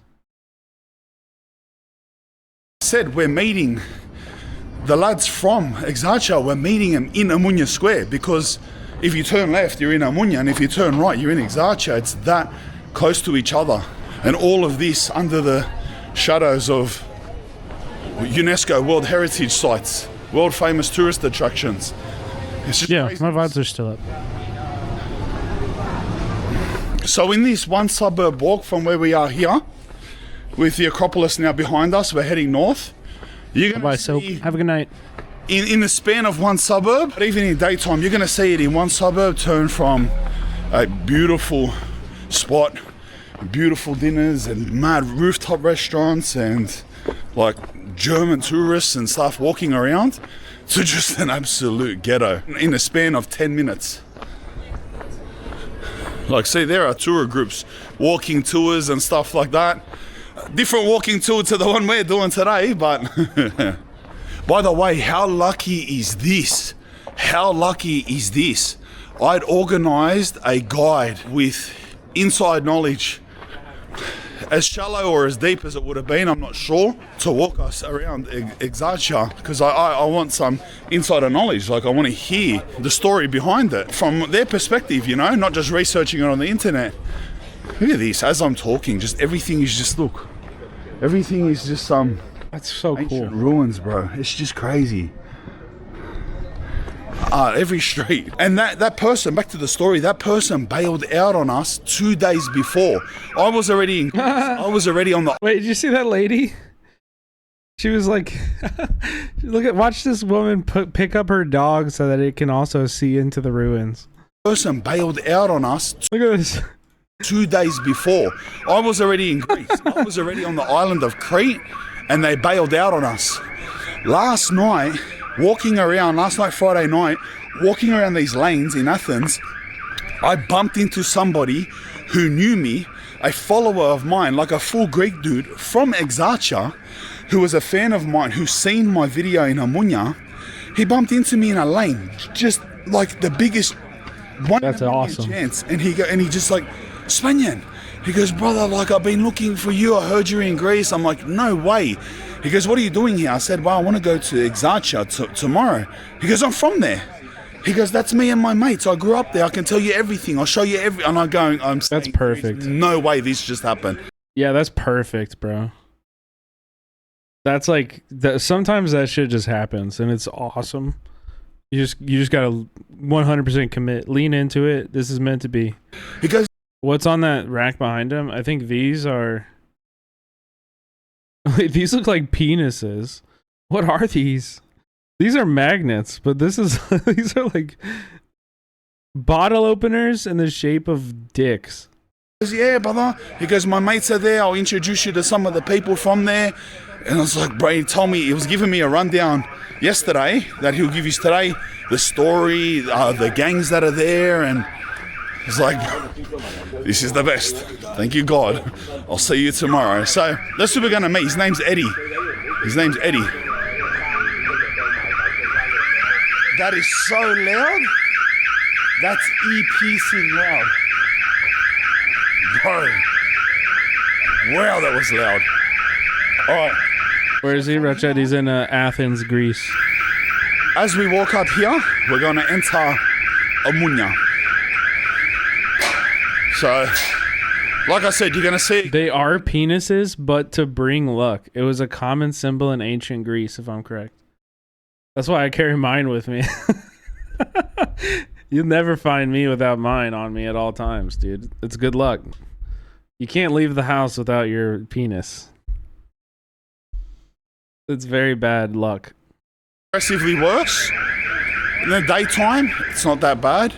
It's people shopping, businesses are still functioning. And at night, if you've seen my other episode, these streets up here are just full of people openly using drugs. And I'm not talking about smoking pipes. I'm talking about shooting up in their legs, in their necks, gangs of them, people overdosing, needles all over the floor. It's crazy. It's crazy. It's so mind-blowing that it exists in Athens. And even though I'm sure like they'll tell us more when we're there, I've never been into Exarchia. This looks beautiful. Also, I love this. I know I've never traveled to Europe, but I love the like pedestrian-centered experiences. Just like, you know, coffee shops that spill out into like area. I love that shit. It's so good. Outdoor eating, yeah. Just like a chair that you can just sit and watch people walk by and drink a coffee, smoke a cigarette. You know, like that is peak. That's peak. That's why I love Vietnam, because it's like one of the only places in Asia that has like cafe culture, because it comes from the French colonialism, where they really enjoy coffee, but they also have like cafe culture like this, you know? And so it's so nice. If it starts raining, you're always really close to a coffee shop. You can just pull over, grab a coffee, sit and wait for the rain to stop, you know? Researched it, seen pictures of it as much as I can before I came, learn about it. It is a lot better functioning in the sense of on the streets. Like, stuff like that isn't acceptable on the streets. It has, even though it's no police there, even though it's like anarchist, it is run properly by the people from there. So there's order. Interesting. You know what I mean? It's not just like, oh, there's no police. That means like if you walk through, they're gonna snatch your bags and throw drugs at you. And like, it's like, no. Not that sense. In the sense that they've sort of taken it over and said, we're gonna run this now. We'll show you how to run it better. Get these police out of here. And as you've seen in the intro, and you will hear from the boys themselves, that'll come. I've never been to China. The way the police have been. I've said this a bunch, but like when I lived in Vietnam, I went twice to the Chinese embassy. I got there at like 4 a.m. and waited in a long ass line, and they close at noon. And so we I don't know. Maybe if we had like bribed somebody or paid the right guy, we could have gotten a visa, but we didn't get the visa. We never could. I tried a bunch. I never could. And I think there's other politics into it also, to be honest. I think it's a lot more than just the police killing a teenager. I think there's more to it than that. Because it's been like this up here for going on to 20 years, 16 years or something now, so it's not new. It's not just, you know, what do they call it? A flash in the pan that lasted a few months. This has been a 15, 20 year consistent thing that they still are firm. They're still firm with.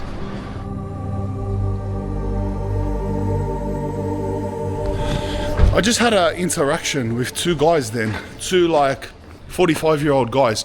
I heard the camera was off and I was just making my way through, obviously not recording every second of mundane streets on the way there. And he goes, I just heard him say to his friend, that's Spanian. And I said, hey, how are you, mate? And he goes, come tell me what you think of here. And I said, like Greece? I love Greece. And he goes, no, here. I said, like Amunya?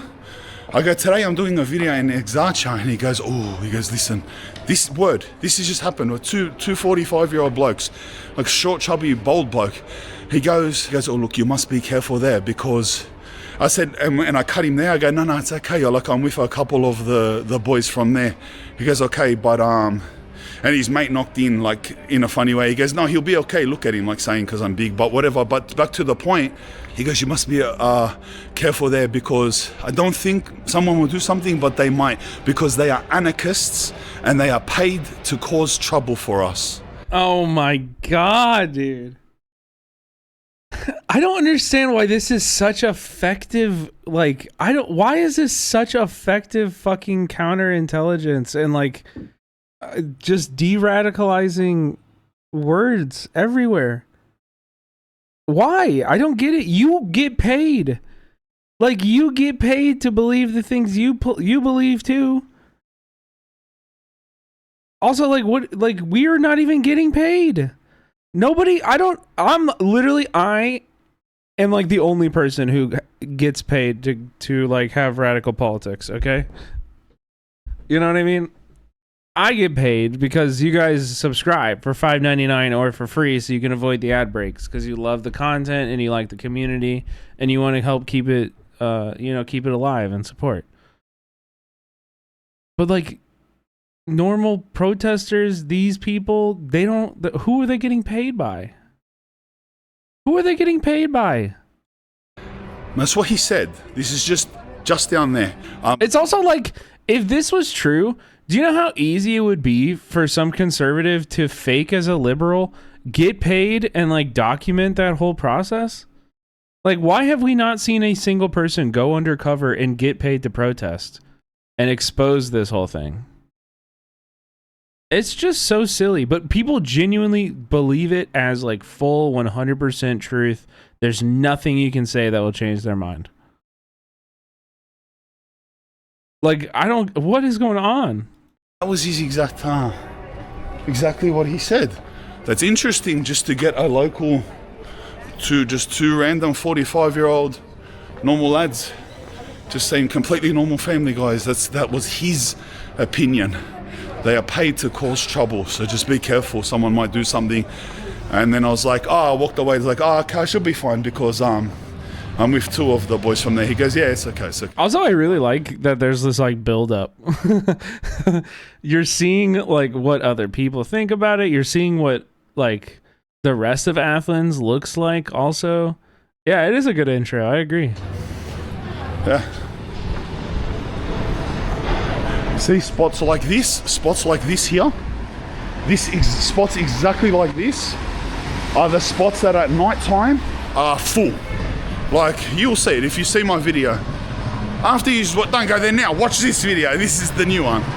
But after this, watch that video and you'll see what I mean. I've never watched it, Blasian, but so far so good. Do you see how the vibe just changed? You see it already? The vibe just changed like okay. That? Okay, well, it was so far so good. And then he saw a single black person and was like, "Did you see the vibes? They changed. You see the vibes? The vibes just changed. You feel it? Just feel the vibes?" He saw one black person.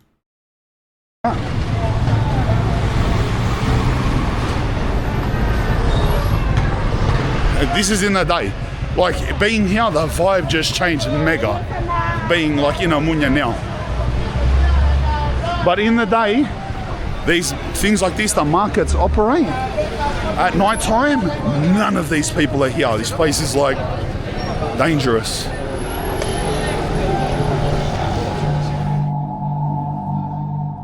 No, I've never watched this guy's content.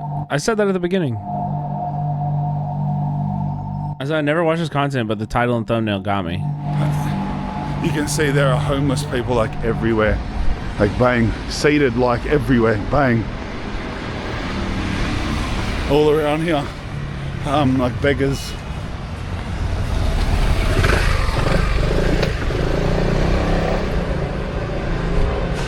See how different it is, the suburb over now?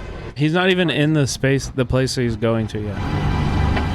It'll be interesting to see if there's that in the anarchist space, because I would assume that they would, take care of each other. Without police, they have to like take care of each other and not let people go into such all like they clean desperate positions, just tops of needles, Just drug packets over there.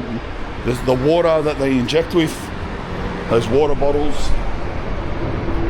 the capsules that they cook the drugs up in. We're not far from Amunya Square now. We're only like 2 streets away.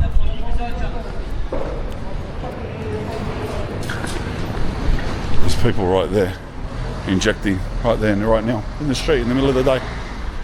And police are sitting right there. Look, just right there, in there, there's a boy and girl injecting. The girl was doing, pulling the elastic with her teeth around her arm, just completely open. Just there, police. Police are just having coffee right there. Alright, the square's in front of us where we're meeting the boys. I hate this guy. He's definitely talking about it in a very callous way. And, obviously doing it. But best interpretation, if I'm being generous, I think maybe he's doing it to show kind of the, like, inequality and the dynamic of, like, how every little, like, neighborhood is different in Athens. And then also, that the police aren't really fucking helping. Like, they're not doing anything to help. They're sitting around drinking coffee, which is super consistent and will go into this community that has removed the police from their neighborhoods, and we'll see what they're dealing with, because I'm sure this drug problem is not exclusive to to everywhere outside of it. There's going to be drug problems in there too, so I'm sure he'll ask about that. We'll see. And behind us down here and down that way that we're not going to get into is Amunya. Let me check his tattoos. Well, he has a crown, so that means he is an official leadership position in Tren de Aragua. So, do not check me on this. This is the facts. I didn't make the rules. These are the rules. In front of us on the other side of the square will be Exarcha. So we're not actually going to walk really in Amunya at all. Just walk. We just have to walk through a tiny bit of it to get to this square.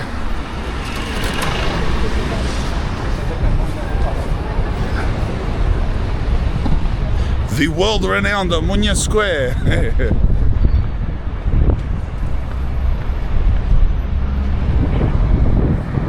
All right, so we'll be meeting Eddie here. He'll be here. I'm about 20 minutes early, so I'll grab a coffee, wait for him to message us. Bro, stop swinging the camera around, making me dizzy.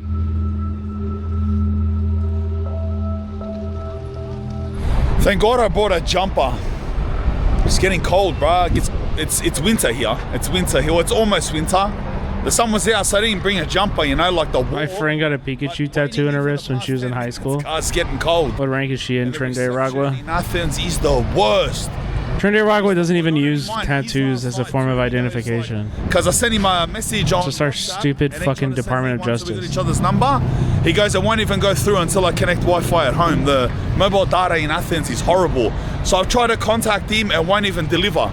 I'm turning on an eSIM, travel SIM. I turn on my normal SIM with data. Nothing works, bro. So I'm just doing laps here.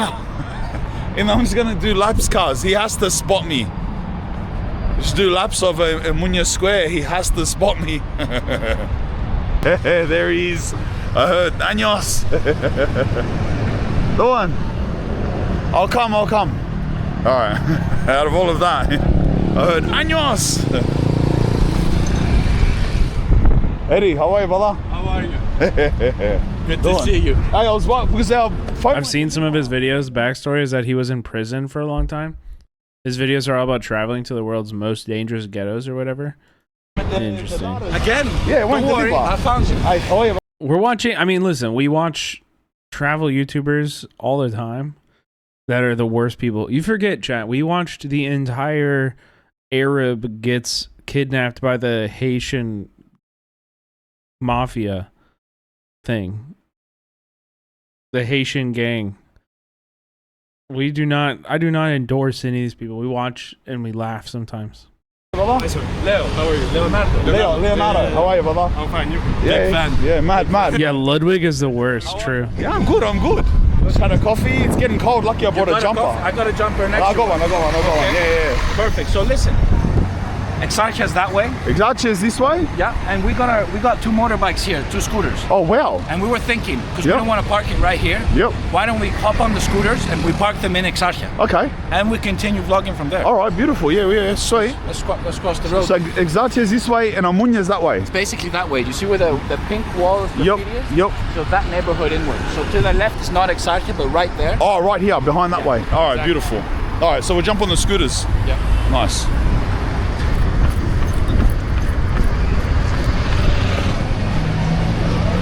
So Exarchia, you know, it's a really interesting neighborhood from universities and history. This goes back to 1967. Yep. So Greece had a junta, which was a military coup. So in 1967, the Greek military took over the government and they crashed into the parliament. Oh, really? And they were in charge. So the university students revolutionized against them. And this was 1967 to 1974. But they fell in 1974 because a tank drove over students at one of the protests. No I'm way. going to take you right to the gate where the tank entered. Now the only thing with Exarchia is we're just going to keep it low with the camera. Yep. Thank God it's such a small thing. Yep. But you know we're not stupid. We can tell when someone's a bit sketchy about the camera. It's early in the morning. We'll take care of it. Me and Leo grew up there as young kids. We used to go there a lot. I'll show you a few places where shit happened. Yeah. Well. Like a lot of shit happened. Nice. All right. Running from cops for no reason. Molotovs being thrown at you while you're just having a gyros. Wow. Out of the blue, you're just chilling, hanging out. Because it's like I don't know if you've heard of Christiania in Denmark. Yeah, it's like an area. I've been there. So basically, it's a bit similar. Yeah. Like it's not legal to smoke weed there, but so many, because there's no rules. You have all the kids just smoking and smoking. It's been like that for years. In fact, it's been like that for 30 years now. Yeah. Obviously, now it's changed. The last 5 years, they're building a new metro system in Athens, and it was the government's big excuse to make a metro station in the square of Exarchia. Yeah. But the anarchists of Exarchia have always declined it, and they keep saying, like, you try build that metro, we're still going to burn it down. Yeah. So we'll see how that goes, because they're building the metro and they've closed off the square. So we're going to go through that. We're going to go through that. It's right next to the university. All right, let's go. Let's go. Wow. More space here. Yo. So Interesting. I still can't get a real good grip on what this guy thinks about it. He said he's from there, so I was assuming he was like an anarchist, but then the way he's talking, I'm like, So it's like one of these areas where you'll see the whole city is like a nice CBD area. Yep. And suddenly within one street, everything changes. Yeah, I was saying that. You walk up one street, it's completely different. Completely. You'll notice that now when we cross the main street into the narrow streets, you'll see the graffiti and whatever, everything I mean. You'll see what I mean. So basically this street splits Exarchia with the rest of Athens. This street here? This street here. So once we turn left, we're in Exarchia.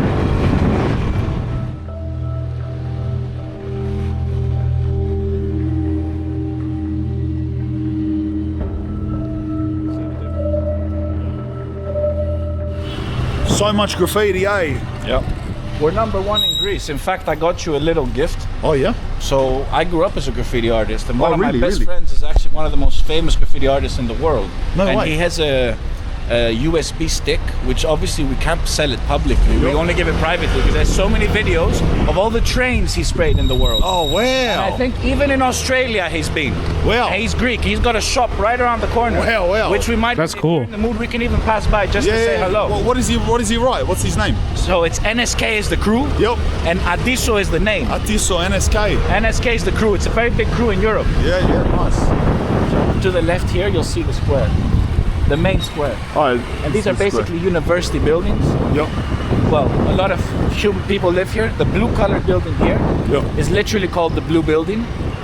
It's a famous blue building. It was built right at the beginning of when Exarchia started becoming this. And as you see here, this used to be the square. All right. So they're building the metro here. This place has literally been on fire 100 times, more than 100,000 times. All the protests in Greece, all the backlashes and the fires you used to see about 10 years ago, all this happened here. Wow, they all happen here. Yep. So you see the Copperoos? Yep. They never were there. That's a new thing. Yep. So back in the day, this whole street, there were never... Yeah, so the metro expansion is a way for the city to reclaim territory. Copperoos. The only reason there was a Copperoo is because we were battling the Copperoos. Yep. So they had, you know, their They were the riot police, hundreds of them.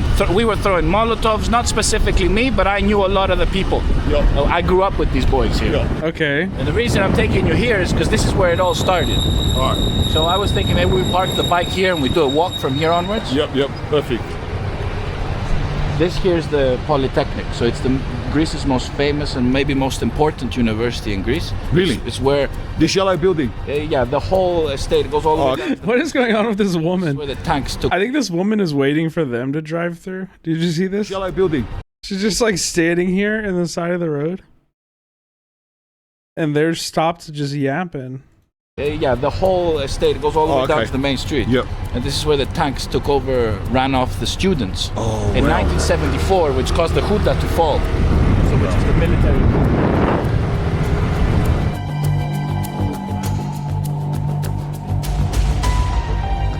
Wow, so that's the university, and it was all boarded up. See that? So much graffiti around, eh?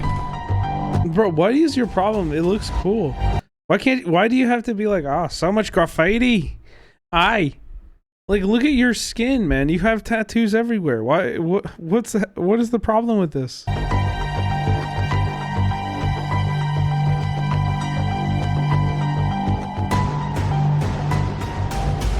It all started with that. That's why you see the 1312, ACAB everywhere. All cops are bastards. Anarchist movement. 1312. Yeah, it's the first letter of the alphabet is SCAB. SCAB. Oh, okay. That's how we say it.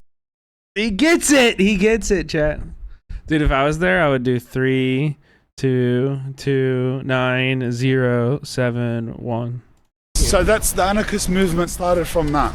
Yeah, it started. And what's the other word you? What? Wait, the anarchist movement started from that? Huh? Antifa. Antifa, which is the anti-fascists. Anti-fascists. So it's really a part of it now. Yeah. You'll see, like even here, you get this to understand. It's basically the working class. Yep. You can see the supporters, obviously against the wars in Palestine, against this whole globalist movement, but again the open people, the anarchists, and it's now all subdivided. You got the punks, you got the rap, you got all that stuff. Yeah. There's a lot of politics here. It's more than just we hate police. There's a politics to it. Yeah, and there's a lot of poetry to it. I mean, the people who actually lived here during the years of the anarchist regime and all this Exarchia movement that's known today were actually a lot of artists, architects, poets, singers, and many of the taverns here are named after a lot of these famous people. Yeah, well. So it's nice. We'll go and walk in those narrow streets. Yep, nice. This is the main avenue, so we're cool here. Yep. But I just want to show you the gate. So where the tank went. So this is the gate where it all began. Yeah, so when the students wanted to revolutionize, so they wanted to protest against the military regime of the government, which we had for 7 years back then. Yeah. In 1974, they took over the university here. This was the main university of Greece in Athens. And so they boarded up all the gates, closed it up, and the students stayed in, not letting anyone in. There's the gate. Oh, that's still the gate? Yep, it's the original. Wow, that's the original gate there. That's cool. And that's the students that were killed. They were killed right there. Yeah, that's the marble dedicated to their name. Oh, that's the marble. Yeah, this is in Athens. The plaque, I see. So they were closing all this, and this is where the tank came. Wow. And the military, so the army told them that you're either going to get out or we're going to come in. And the students said, what are you going to do? You're going to step on us? And that's what they did. They actually done that. They even shot people. So there's stories and pictures of the police actually shooting 19-year-olds and normal citizens from the neighborhood who were just against this whole military coup. Let me show you. So at that time, the military took over the government. Yeah, the whole government. It was in charge of Greece. It was a dictatorship. Dictatorship. Wow. And this was where the original gate was. So imagine all the students standing here. There's the university. Look at the beautiful building. Yeah, imagine it is having beautiful. that as a university. It's still it is beautiful. It still functions? Of course it is. Yeah. It's, I mean, you can even tell from the architecture. That's giving me goosebumps, bro, like seeing the gate. It's giving me, like, I'm getting goosebumps. Wow. So those people, the students of back then, are now in their 70s, because this happened in 74. Yeah. And so imagine they had just stopped, blocked all the people off here. Yeah. Saying you're not going to come in. The tank came here with hundreds of military soldiers.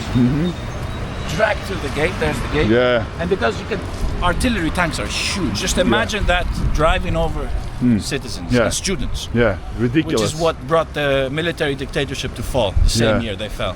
Did they? Yeah, yeah. Yeah, They well, fell to that. because of that Ever incident. since then, it's become this kind of, let's say, Christiania zoned Yeah. area where, you know, there's no Copperoos Yeah. in the area, only if there's a big protest. Yeah. And the funny thing is, the main date of this, the most important time, well, the day they protest, which happened, was November the 17th. So that's in a few days from now. Yeah. If you come in 10 days now, you would see riots all over in this area. So in 10 But days they're from now, crazy riots. everything's closed. Yep. And the whole city is going to be on fire. It happens every year, ever since. Really? Yeah, yeah. In 10 years from now. 6th of December. Is this 2 dates that they have crazy riots? 6th of December will tell you the story. That's even crazier. That's Yeah, up the yeah, street. yeah. That's where we're going to have to be Wow. careful with the camera. And there is like an unofficial border of this suburb that the police have just stopped patrolling. Yeah.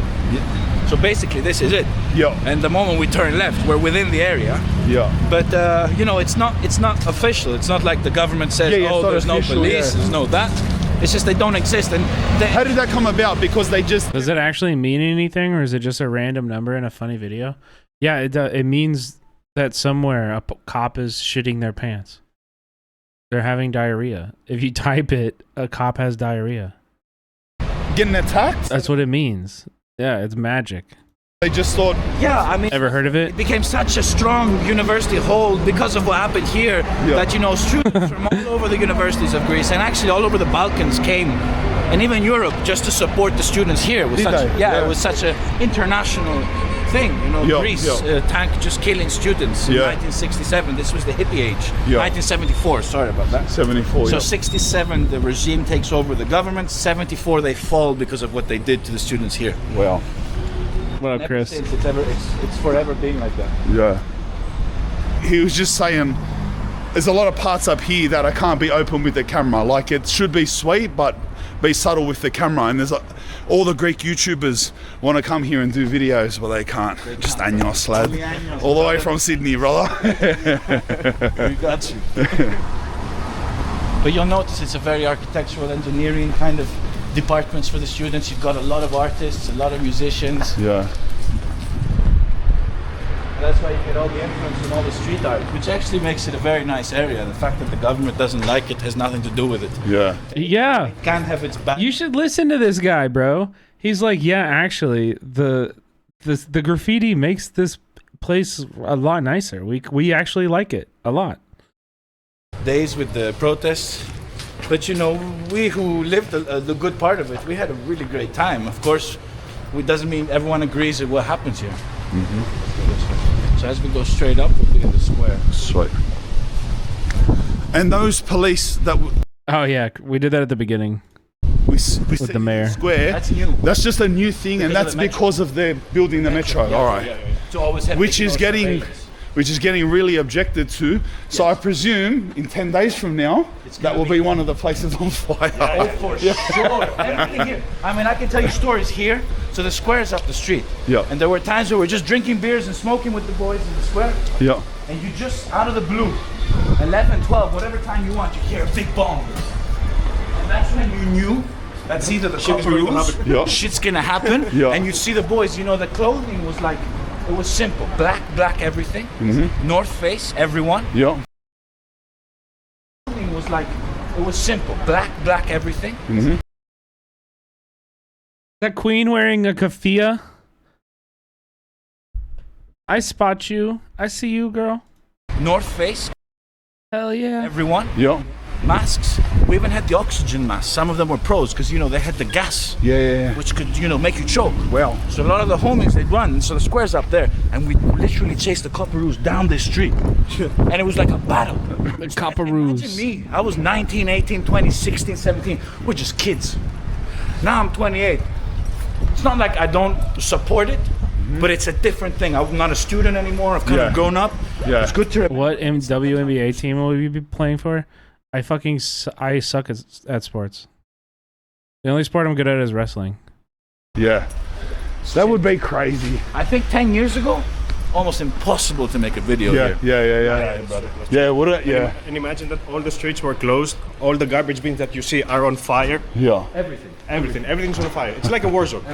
That's crazy. And here's one of the main clubs where the really underground rappers that we used to listen to back in the day from Greece. It's called the An Club. They used to come here, and we used to be like full out blown boys here, 3,500 of us just enter this club. Really? This is the spot. You'd enter here, the end. whether you smoked or not, you'd get out high. Let me get this. The shit that happened in here, and it's been here since '87. Wow, so this is an iconic club. Yeah, that's a friend of mine. That's the boy. What it says, Life Trap, Life right? Trap's his tag, yeah. So Life he's Trap, he's the graphic designer who did all of this. Yeah, beautiful. Wow, so this was the spot, eh? All the rappers. Yeah, and not only rap, but there's a lot of punk. Yeah, a lot of punk, right? Yeah. Now, historically, punk and rap get along, but What sucked about them, Paliki? you're either one or the other. I Yeah. tend to be from the rap scene, but I got so many friends from the punk scene. Oh, really? You know, the logic and the politics is similar, like you can see here. It's a very revolutionary place. Yeah. Justice for Zaki. Do you know who that is? Yeah, he died. They killed him, I think so, 5 years ago. He was a trans dude. Yeah. And they had killed him here in Exarchia only. That's Oh, why he was really? up here, yeah. Oh, he was trans. That's why the image. Yeah. Yeah, well. They killed him because he was trans? Something Here like in that. Exarchia? Yeah. In Exarchia, not That's even a in fucked the, up not near the square. It was in the main road. Yeah. Yeah, already sketchy looks at the camera. Already? Yeah, the truck back there. Oh, yeah? Don't worry, we'll get to the square. We got sketchy looks. Yeah, it's one of these places that you'll never have a YouTuber, but we'll get through this. Nice, Look, in the nice. daytime, it's not so strict, let's say. Yeah. In the Still gotta nighttime, be it's different. Yeah. Because you'll The see night- even more forget it. police and nowadays Forget you it, can't night. see. Yeah. It's nothing like before. Yeah. Before it was like freedom. You could do anything you Happened want. here, bro. Where are all the trees? Yeah. That's This right. used to be full of trees. Really? I want to show Agnes the spot at Agrafa, the souvlaki place, when I was getting my gyros. Yeah. Walking out the place, it's very famous, I'll never forget this. I'm walking out the bar with my gyros, and just I'm about to step out, I heard like a few hits and bombs from the protest. But I didn't know they were that close. That's how instantly this happened. So I get out, and suddenly I'm thrown to the ground by like 100 militarized zone riot police with their shields, and they Wow. throw me to the ground. I'm stepped on by 100 people, just because this happened like a few hundred meters. Yeah. I mean, if you're not a Koparu, you're going to be attacked. Yeah, just yeah. for being in this area. Wow. Wow. And here on the rooftops, you see above. Yeah. So this is the square. And when the protest got really bad, Yeah. some of the boys found a way always to get inside the buildings. Yeah. And we go to the rooftops, and many of the Yeah, I love his thing. like He keeps saying caparoos, the capos. flower pots this big. Yeah. So we'd be throwing them down at the right place, smashing their heads and shit. Like I remember this. From all of these rooftops, eh? Even the higher ones on the main square. Well, like up there. How do you stop that, eh? Yeah, how can you stop that? You leave. They could just leave.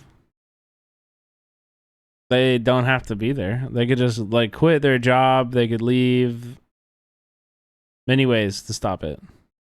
They used to, 100 police officers, you'd see them enter the building and remove us one by one. And there's so many stories from, Yeah. I know boys who were put in these buses, and instead of being arrested, because the Greek government is supposed to arrest them, that's the job of the police officer, right? Instead of arresting them, they take 30 of the boys, they knew some of our friends, and they put them in the truck, and they'd all get beaten one by one and hidden from cameras, hidden from the police. Yeah. And then they'd be thrown books back. on their faces, so it doesn't leave a Yeah, mark. it doesn't You leave put a like mark. a pillow or a jacket. Yeah, and start but it's the force still goes through, but it doesn't. Yeah. And you smash it. Yeah. So that's how illegal the cops were. Well. So it's not like we're protecting them. They did something. Yeah.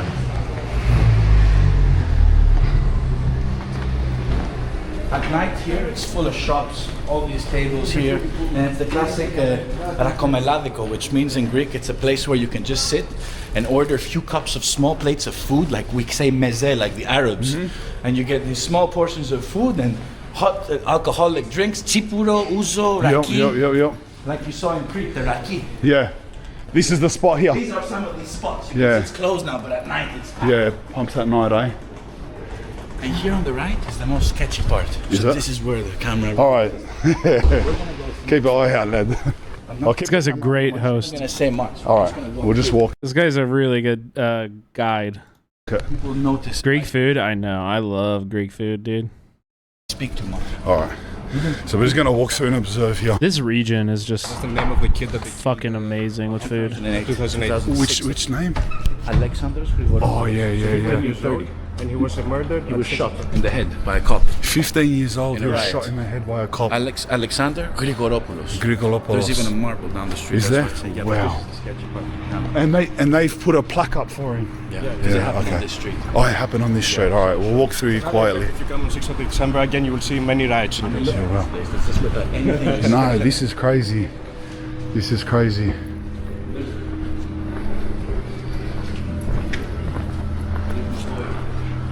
The reason you see a lot of yellow coloring is the Ajax football team. Oh, okay. Oh, look at that.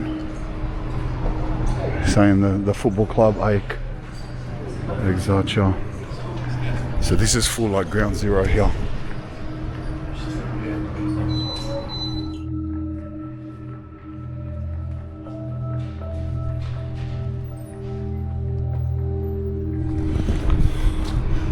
This is like the center, right? Yeah. This is the stronghold.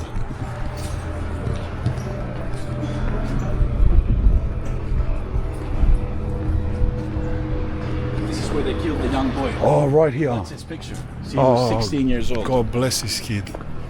And Wow. They didn't even aim at him. Supposedly they said that's what the cops say, but nobody believes it. Yeah. Back in the day, there was metal fencing here. That's what I Yeah. remember.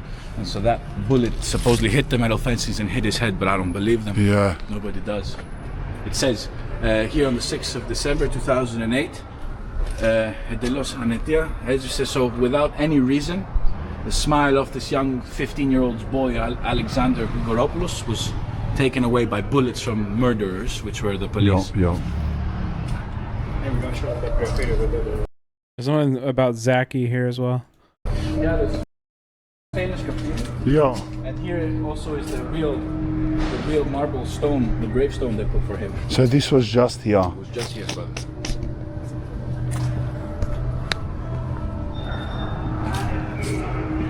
That's crazy. Some of these graffitis have never been removed for almost 20 years, just out of the respect. Oh, really? One of them is the police. Yeah. It's Wow. been there since 2010, 12. Has it? Never changed. Yeah, nobody touches that. The only rapper in Greece who ever made a video clip here, because rappers are not going to come here, they're just Yeah. going to be attacked. It's a good friend of ours. Really, it's that. Even if a rapper come here, you get attacked. If the most underground rapper, you're not going to make it here. No way. No. You're not accepted. Only one guy was, because he was part of the team. Yeah. So this is literally a blessing that to film this video. We're not supposed to be here. Wow, bro. I'll be right back. But I told you we'd make this happen. Yeah, and it just emphasizes how much of a blessing last night was to bump into you. You know what I mean? Because you know me, like I would have been around here sneaking around by myself, cause that's what I do. Probably would have got attacked. But you can imagine that here was a war zone. Yeah. Like you might see shops now, but it still was a war zone here. Yeah. And this was during the crisis, when Greece hit the crisis, 2007. A year later, this happened. What's happening with this? So this is Well, it looks like brand a new. prison, yeah. I mean, no, it's actually a modern building. Real estate agents who bought it, and look how they're dealing with the people of the neighborhood. Oh, Do you see what I wow. mean? This is just So- real estate. So this is just built, This is just a house. and this is how they're keeping them out, bro. Obviously, no one came. Yeah, You no can one tell. came. Look, Yeah. I mean, this was all. So the metal real estates, they built these thinking they're going to sell apartments. Yeah. No one moved here, and everyone's just hammering it. Yeah. So they've turned it into a prison. Look at it.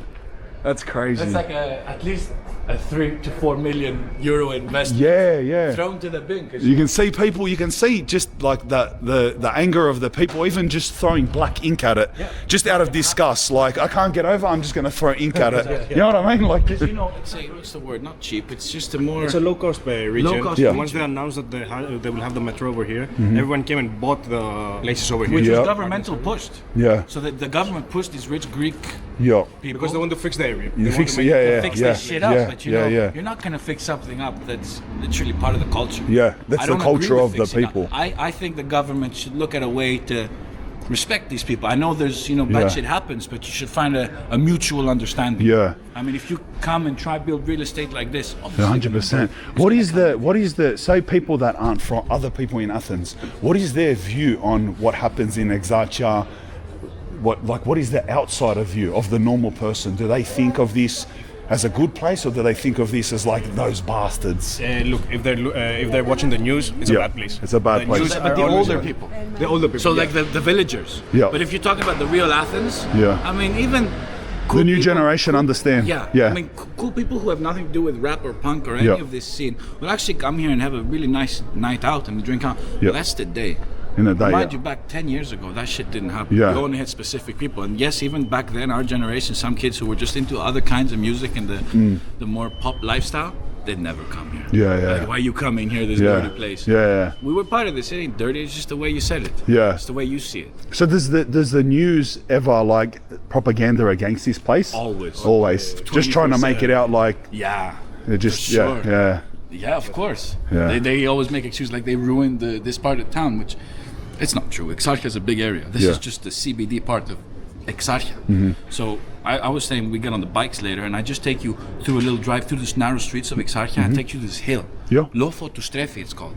And there you actually get the view of the city and you actually notice that the architecture around that hill and even in this area is actually beautiful. Yeah. So I don't see why the government's complaining. It's just, the protests all come from here and some people can hide their shit here to start a protest. Yeah.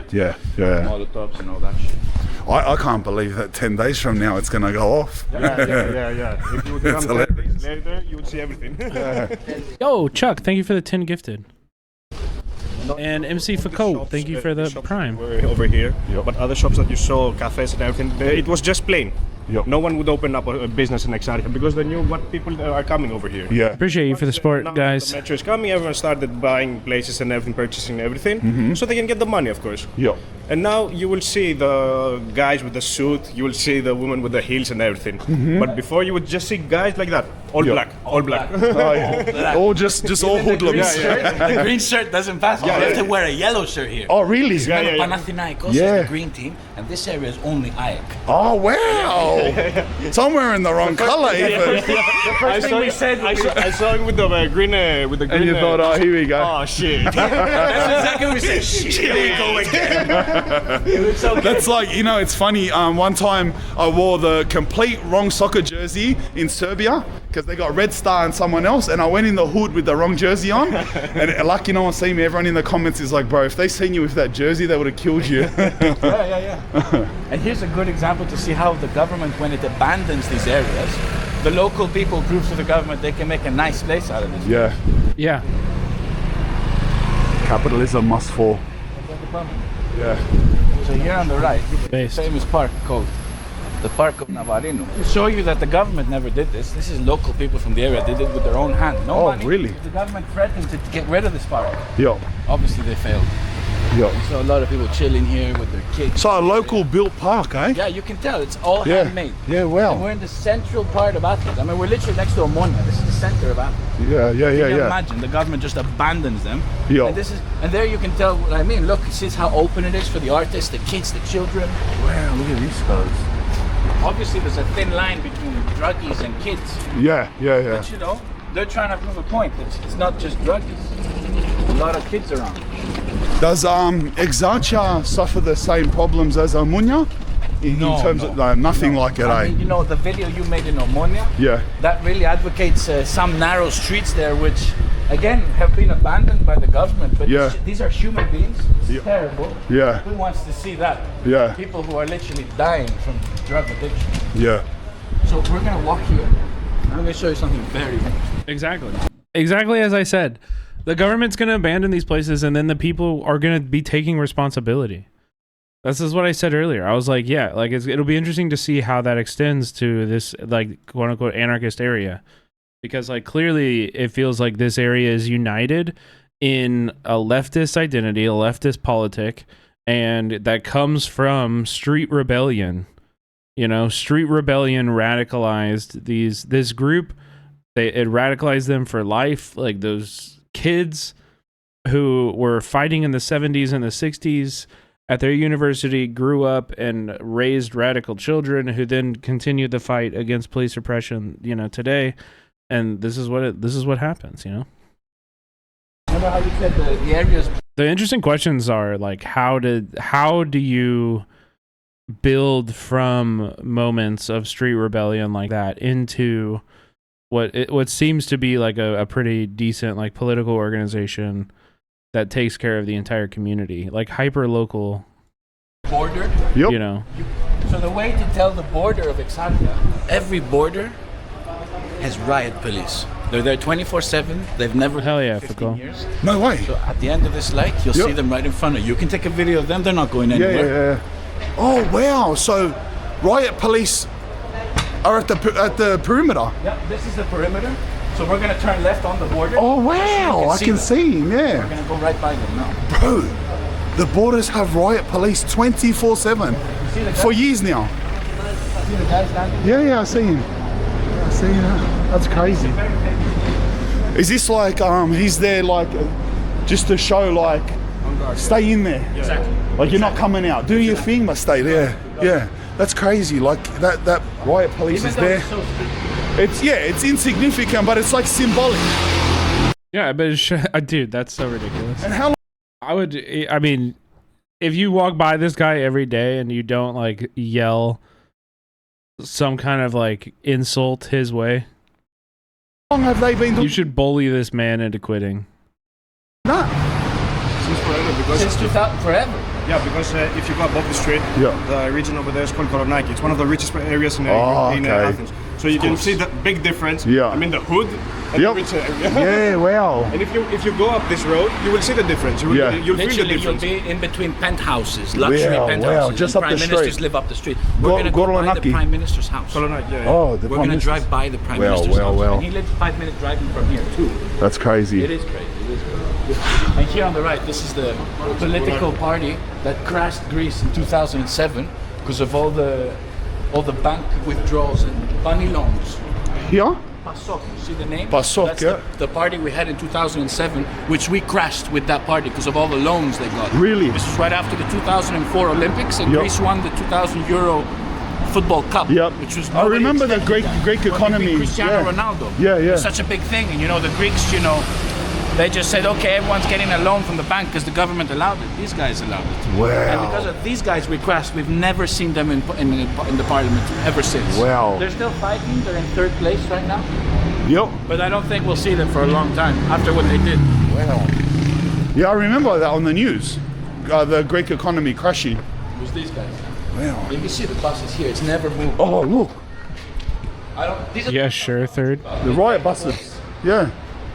Look at that. That's a riot bus. So not only do they have the riot officers down here separating, like standing there forever, 24/7 for decades now. So the boys can't leave, or like it's just more symbolic. This is their bus, bro. Yeah, I mean, that's not going to stop anyone. Did you not hear how they treat the cops? They're talking about like fucking Molotovs throwing pots off of the top of rooftops. Like they're in The Dictator by Charlie Chaplin. Oh, please no. Yeah, okay. Oh, there's an officer here. Shall I go over to him? He's calling me. Hello, how are you? How are you? We must remove the Yeah. plate. We just played that we're from abroad and we're okay. I'm pretending to remove it now. I'm pretending to remove it. But they told him to delete the video. I'm pretending to remove it now. I'll remove it. Let's just walk off. Yeah. No. Yeah, don't. As if I'm going to remove it. We'll never. Because it's 1 40-minute take. Yeah, we're never removing it. Brother, we're moving back in. Let's go back in the hood. I didn't know that I was filming next to I didn't know there was more officers there. See, that's the thing. People are gonna remember me for what I just did. I just brought you like on the border. Yeah, that's what I was I'm filming the bus. I thought the only officer was down the street. Bro, I told you I'm right next to the officer filming his bus. He's like, come here. I was telling Eddie that they're eyeballing us very hard now. Here you can tell what I meant by the very artistic people. Look, it's still there. You got shops with all the old instruments of Greece. It's a beautiful instrument, and it's been part of the culture. Yeah. Look at the building. Yeah, wow, it is beautiful. The instruments on the design. Yeah. It's always been like that. Yeah. So. That's so sorry for doing that. I got excited filming the bus, bro. I'll just say that this was a very nice grand area. Burn. Wait. This building is very expensive. Burn Airbnbs. I'll just say that this was a very nice grand area.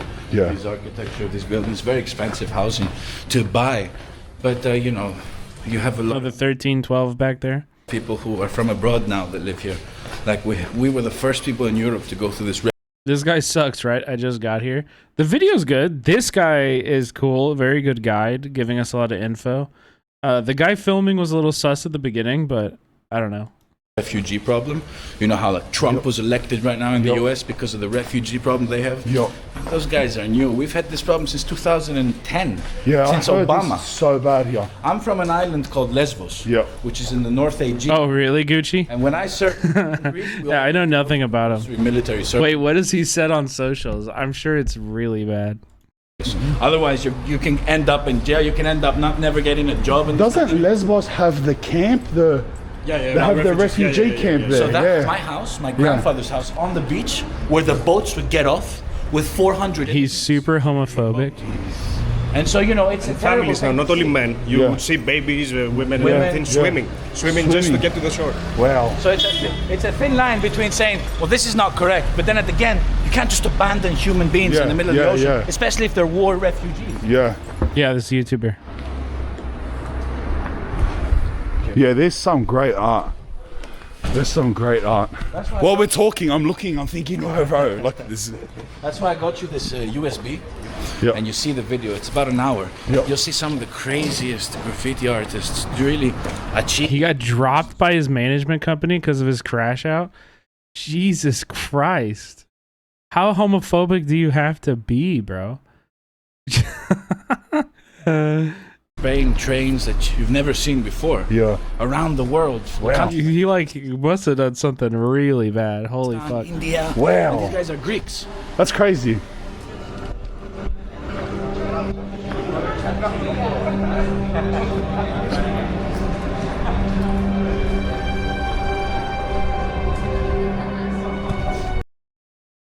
And you were saying to me there's different groups now.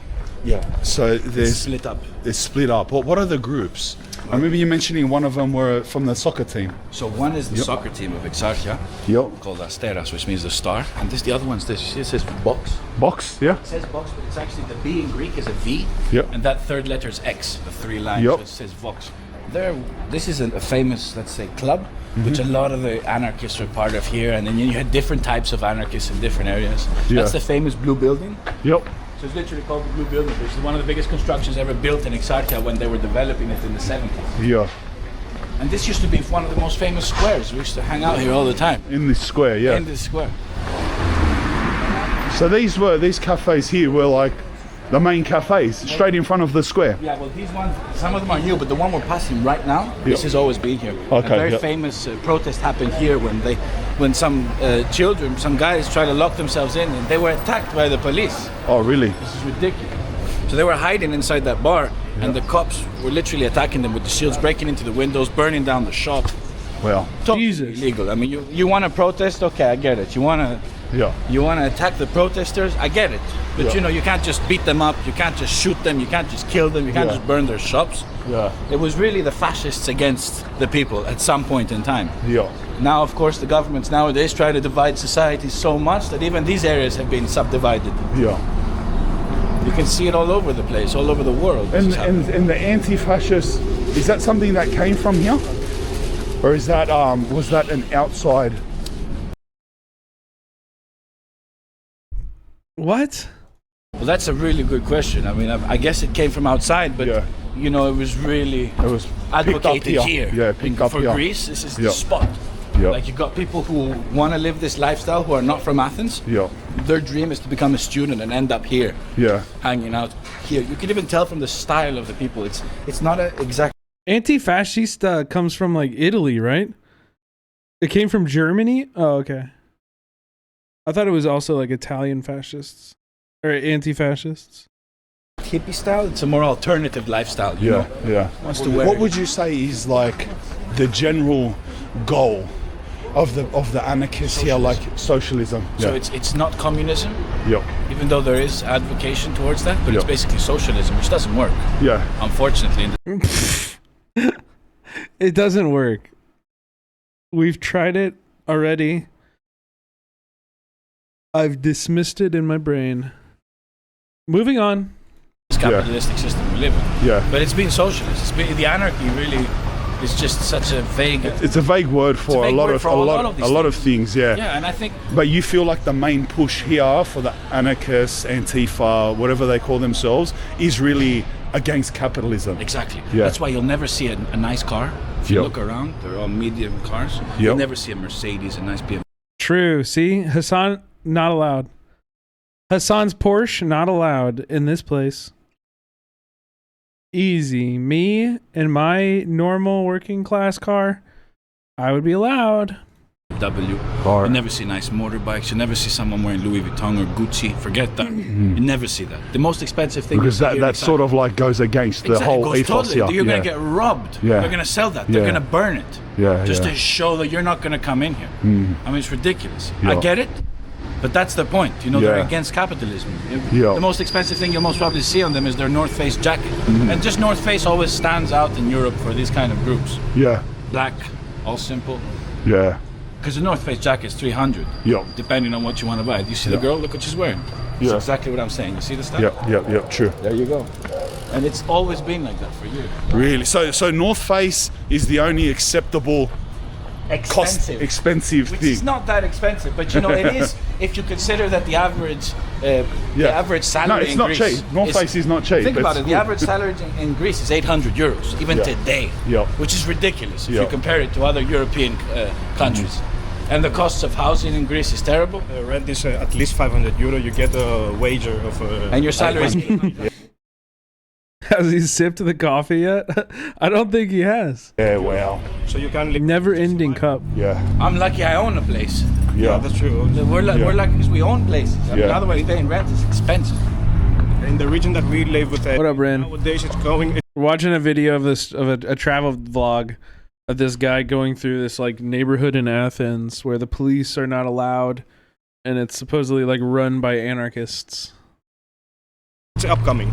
So the rents are expensive, even because of Airbnb. They're trying to ban Airbnb. Airbnb destroyed us. Oh, they're buying and making everything Airbnb. Yeah. Even in this region. Yep. Once they announced that they will have the metro, everyone started building. It's what I told you before. Yeah. They started buying houses and they're making it Airbnb. Secretly. So in these cool buildings, you'll never see the difference from outside. But one of these apartments from each building now is at least an Airbnb. Yeah, you can never tell, eh? The owner just lists it, you'll never know. You know, a good way to know in Greece is every time you go outside of a building, you'll see some lockers. Yeah, I know. You get the key out of it. That's what you do in Europe. Yeah. But even here in Exarchia, they try to hide those key locks. This was 4 months ago. Damaged and attacked. No one wants these Airbnbs. Wow, that's so interesting how you said, like, that's why no one has nice cars and stuff. So someone came around here flexing, mad car, it's getting smashed, they're getting like, I've seen that. Yelled at, get out. I'll tell you a funny story. This is crazy. Yeah. So one of the boys, he was in his 30s, late 30s. This was 2010. And he had a big motorbike, but it doesn't matter. Motorbikes are cool. It's just that the problem, this is where you see the extremist part of it. And this is where... So this guy, he had parked on the square. This was like 15 years ago. And on his motorbike at the very back, he had many stickers, but one of his stickers was the Greek flag. So one thing I respect about Spanian, he says in his videos, he notices, and Greece has this, what's happened to the Netherlands and Germany. Where's your national flag? Yeah. You should be proud of that flag. They're ashamed of it. Exactly. I think it's labelled as racism over there. Yeah. The same here in Exarchia. Really, yeah. So they broke his bike, smashed it to pieces, almost burnt it, and he came out the shop. He found his bike like this. Guess what he was? One of the head guys from the anarchist clubs right up the street. Wow. Yeah. And the moment they realized whose bike they burnt, it was like a whole brawl, attack, between each other. And I was just young, sitting and looking and learning, saying to myself, like, you see what I mean? Yeah. I mean, this is stupid. Yeah. This is really stupid. Yeah. I mean, unless you see a swastika, a Nazi sign on a bike, don't attack it because he has that Greek flag. You don't even know who's. That's the extremist element of it, eh? Yeah. That shit happened all the time. Yeah. That's a government building. That's why you see all the destruction. Oh, really? All these kind of ugly-looking buildings are mainly governmental.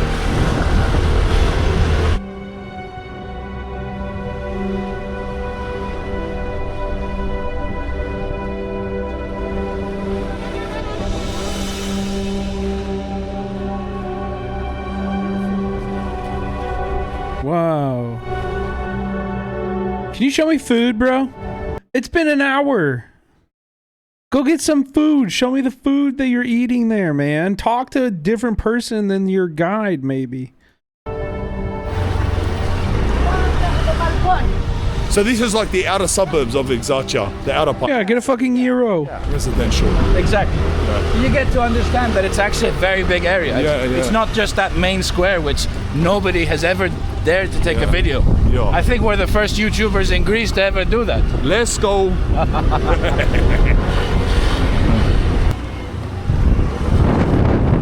Wow, this is crazy. Freedom to Palestine. Destroy all prisons. Oh, I'm dying. It's so good. Such a good graffiti. We've even been chased on our motorbikes here. Oh, really? Because the Coparus in Greece are not stupid. They know we all have motorbikes. Yeah. So they got a team with small motorbikes. Oh, move there. True. Dudes, they look like two juggernauts on two small wheels. You think they have fiber internet? Yeah. They didn't give a fuck so much they crash into you. No way. No, literally, there's videos I can. Kamikaze motorbike police. Exactly, and I can show you videos which they did that.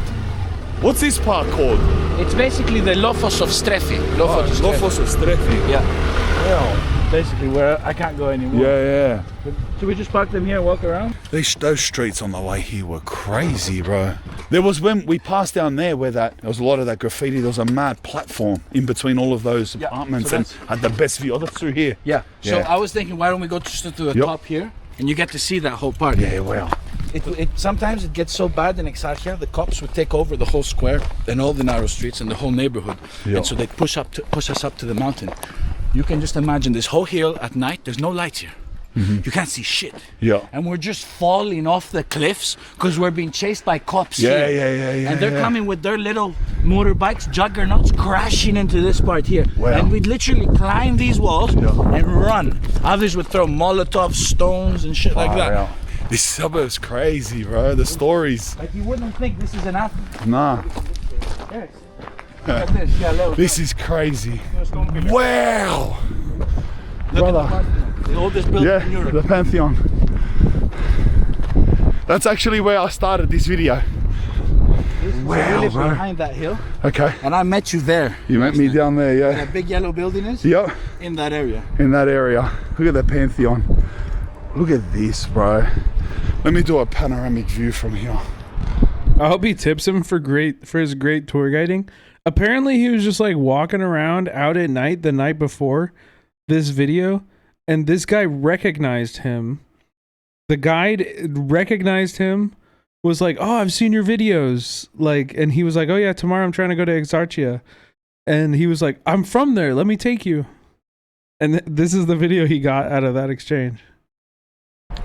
Here you can actually get to see how big it is. Yeah. 6 million people. Yo, 6 million, wow. 5.5. Now in the center of Athens, you can see 360 Athens. Yeah. Right in the center. Wow, Athens is 6 million? That's fucking cool. It's just to understand that this whole country is full of hills. Yeah. Always good to know the history. Mm-hmm. That's why the Italians and the Germans, when they tried to take over during the Second World War, they dramatically failed. Yeah. Because they couldn't get through the winters in the mountainous regions of Greece. Yo. It delayed Hitler 6 weeks, and when the Italians tried to take over, Yo. Mussolini called our ambassador here, said, call the Prime Minister of Greece, our dictator, we're taking over Greece. Yo. And if you know about the Greeks and the Spartans, Yo. we never give up. Yo. So what he said was one word, and that's ochi, which means no. Yeah. So the 28th of October is a Greek National Hero History Day, because we celebrate every 28th of October the fact that we said no to the Italians. What did the Italians do? Ignored us, came in, dramatically failed up in the mountains. They never got to Athens. Really? Surrendered and went back. Yeah. Mussolini, Yeah, because Mussolini was a huge military force. Yeah. When you compare us in 1945, we were nothing. We didn't even have a special forces department. Yeah. Yet we beat the Italians, who were the axis of Japan and the Nazis. It's a big thing, and the geography of this country is what really matters to its history. That's so crazy, right? It is like really scary that we, like, if we had another like global fascist moment where people were, you know, like if things like Ukraine started happening on a much larger scale, you know, where leaders decide to start, you know, like the mountains would not stop a foreign invasion now. Technology has gotten a lot better. They can drone strike them from fucking, you know, Nebraska, bro. You know, air superiority. We're just in a much different place. Like, can't believe that. Very scary. From here, just being in this park at the top of Exarchia where they used to kick back and get chased and or like throw Molotovs just straight across the opposite hill from the Pantheon. Like that's amazing, cuz. Yeah. Ruin up. Yeah.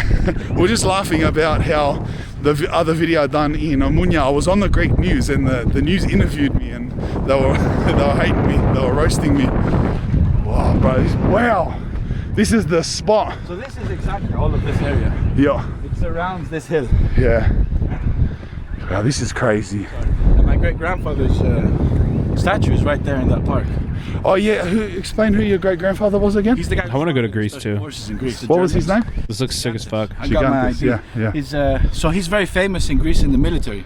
That's why my family forced me to join the special forces. I had to. Yeah. Like it or not, because a lot of the boys just don't want to join the military. Yeah. They find their best way to get out of it. Yeah. But yeah, he fought. He was the guy who actually introduced the real guerrilla tactics that we know today to the British and Leclerc, the French, who were fighting the Germans in Tunisia, Tripoli, Africa, Egypt, and El Alamein. So there's statues of all the soldiers that fought in El Alamein. Yeah. And when they beat the Germans with the British in northern Africa, he decided on his own, because he was banned from our dictator. Our dictator told him, we exile you or I put you in jail forever. They were enemies because my great-grandfather was from a village in Kefalonia, and the village is called Zvoronata. And next to that village is called A slingshot can take out a drone at a distance? What? A drone that drops bombs, bro? Those are gonna fly way higher than you can shoot your slingshot. Yeah, okay, David. Taxata. Yep. These aren't fucking DJI drones, man. That's Metaxas, the dictator that we had. Yeah. Said no to Mussolini. Yeah. He was from the village neighboring, and they hated each other from young boys. Really? So when my grandfather became a general Yeah. and a colonel in the military, he just hated his guts. So he left the country and found 400 Greek special forces soldiers in Egypt on his own, Yeah. with no government telling him what to do, and said, I'm gonna take you and bring you to the war. These were all thirsty boys in the 1940s. From Egypt, yeah. Because that's where the boys were exiled to train for Yeah. safety. And the boys were all energized up, and they're like, yeah, we believed you were gonna go. And they did, and they went back to Greece and freed more than 40 islands from Nazi occupation. And the Wow. trick was simple, is to find what we call in Greek katsikoklefti. That means the guy who steals from the goat. Yeah. So back in the day, thieves would steal goats from farmers because, you know, the rich guy was the one who had so many animals. So my great-grandfather found those thieves on each island at night. And they would go with kayaks at night in the middle of the night so the Nazis couldn't see them, or they'd fly from the airplanes.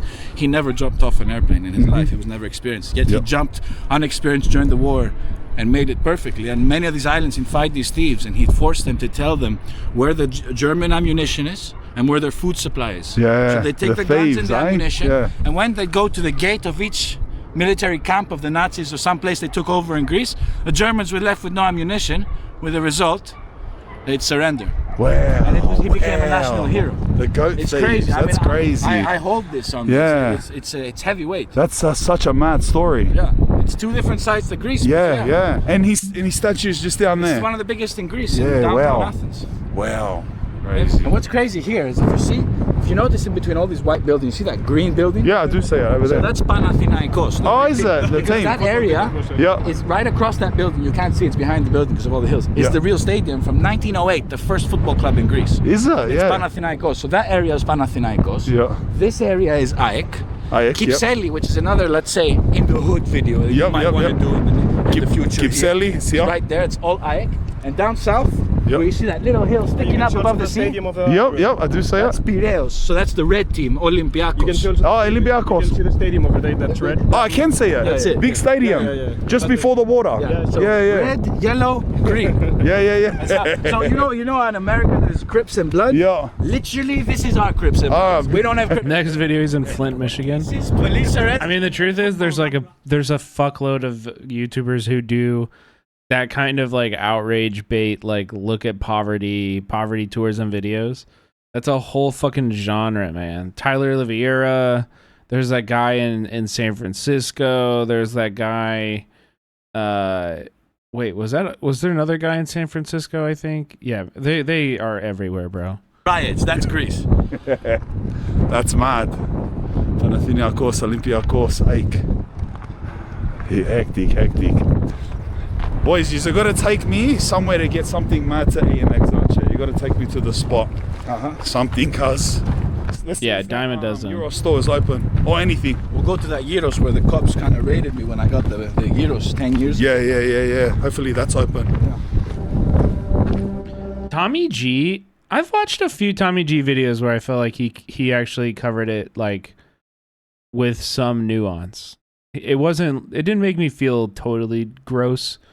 I don't think he's the worst of them, but he definitely gives off weird vibes sometimes.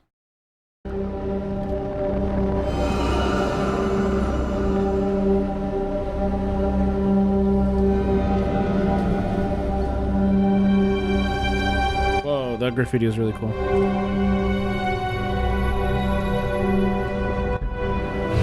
What is this music? The place looks very popular. Yeah. That's a food joint. Cafes are a very popular thing here, eh? Baldwin Bankrupt is a base travel vlogger? I don't think he is, dude. Have you heard Baldy talk about women in his videos? Not very based. Cafes. I mean, it's a chill thing. It's not a take and go thing like the West. Yeah. So everyone wants to. No one gives a. They just want to hang out and chill. Yeah. They might order a coffee, which is like $3 each. But then sit there for 2 hours. Exactly. Yeah. But it's really the culture. Yeah. I watch Baldwin Bankrupt occasionally too, but I know that guy's a piece of shit. Take away. Yeah, we watch Michael K all the time. I like Michael K a lot. He's awesome. Stuff go. Yeah. But that's how the architecture of the cities are designed. Like, you've been to the States. I've been to the States many times. And everything you notice there, it's really designed for your car to park, get your shit, eat, and go. Yeah, so that's actually a good observation. But if you look at Lisbon, Porto, Spain, Galicia, all these places, I think it's just a European thing. And Australia is just such a big place, you know, it's similar to America in terms of that. I find that so interesting that a week from now. Do you ever watch just food vloggers? Yeah, all the time. I used to be a food vlogger. I worked for one of the top 3. I was the cinematographer, director of production for Best Ever Food Review Show, which is like one of the top 3 food shows on the internet. Set this place on fire. Like, why? And how do the locals feel about that? So, like, what do you really achieve by setting your own place on fire? I'm starving too. By the way, I love it. He says Copperoos because of me. If you're wondering why he says the Copperoos, it's because he watches my videos. Well, there's a lot of nice. That's a nice restaurant, eh? This was named after a girl who was killed. Oh, was it? For hiding 3 British spies during the war. Wow. Rosalia was her name. Rosalia. Killed by the Nazis. Oh, it's here? Yeah. It's open? Oh, wow, beautiful. Oh, hell yeah. Yeah, mad. We'll sit out here. Look at that. Hectic. That's the original. Yeah, beautiful. Hello. Hello, man. Here. You got chicken, pork. Yeah, beautiful. Ooh, baby. Look at the meat, bro. Yum. Oh, I'm so G that this is open. So G. I know. I don't have any gold watches, Afro. Really? It's my first one. It's true. Like plates. And it's a serious one. It's a hood one. Yeah, it's a hood one. It's in the hood one. Out of the locals here, what percentage of them do you think are into the politics of this? So obviously the politics, and I imagine a large amount of that would be with the youth of here. Or a lot of them would be older now, but the previous youth. But is there a large majority of the people that live here? A lot of them would be the youth, or people who were once young and have now grown out of being young. Previous people, there are people who were either young now or who were young before. That's everybody. They don't care, or they know what happens, but it doesn't concern them. There is, One good example is this famous Greek chef who's on our MasterChef. So the famous channel, like in Australia. Yeah. So he's the most famous chef in Greece, and he lives in this area. Yeah. But obviously he owns one of those really big houses, grand, very expensive, up where the hill was. Yeah. So near that area. Obviously he doesn't live down here in the CBD of exactly. But yeah, I mean, I'm sure, because why would he give? He's a rich millionaire. Yeah. That's the thing. I think it's basically the students and the more low-class, working class of the area who are struggling against the Airbnbs and the tourism. Yeah. I mean, the sad thing is, you say Greece is such a good place for tourism. That's true. We used to be successful. We're really good at it. But when you compare what happened this year and the last few years, it's tragedy. So we have more tourists, but less money.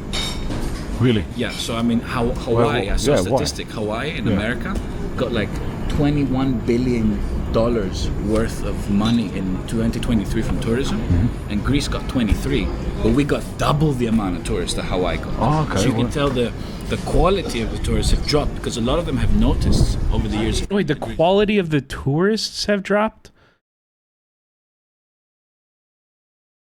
That's like a weird way to put it, bro. Yeah, Hawaii is being fucked by tourism. Also, like, Hawaii is going to be like everything. The tourist industry is like isolated there.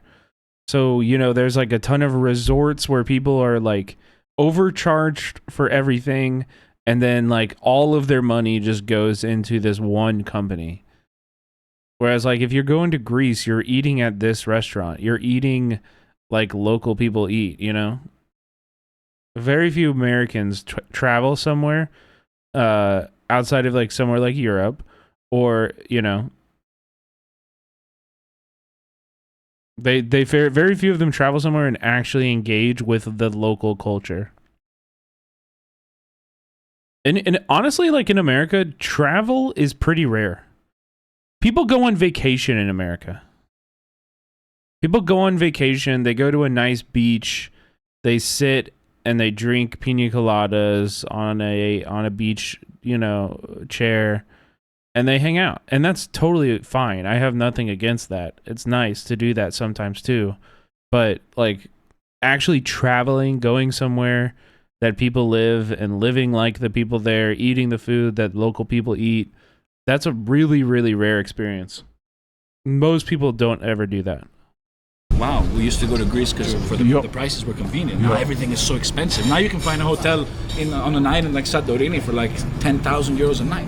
Just ridiculous. Wow, it's crazy. I mean, you give 500, you give 700, maybe 1,000 if you're like with a couple of people, of course. But 10,000 a night for a little little place just because you got the view and a jacuzzi. Yeah, it's like it's for the elite. That's what it is. That's what so it is the for people, the elite. that's what they're fighting for. So I'd say there's a small majority of people who live here who are against it. Yeah, beautiful. Like, there you go. Let's go. Yeah, that's the sauce. Look at that. What sauce did you get? Yeah, basically the boys, when they don't like tzatziki, which is the original Greek stuff, they put sauce. I used to do that. Yeah. So it has, I think, mayo, mustard, and a bit of ketchup. Oh yeah, that's nice. That's nice. Yeah, man. But this is the original. You get the big one. You get the big one with the meat stick. Beautiful. Come on, lad. Beautiful.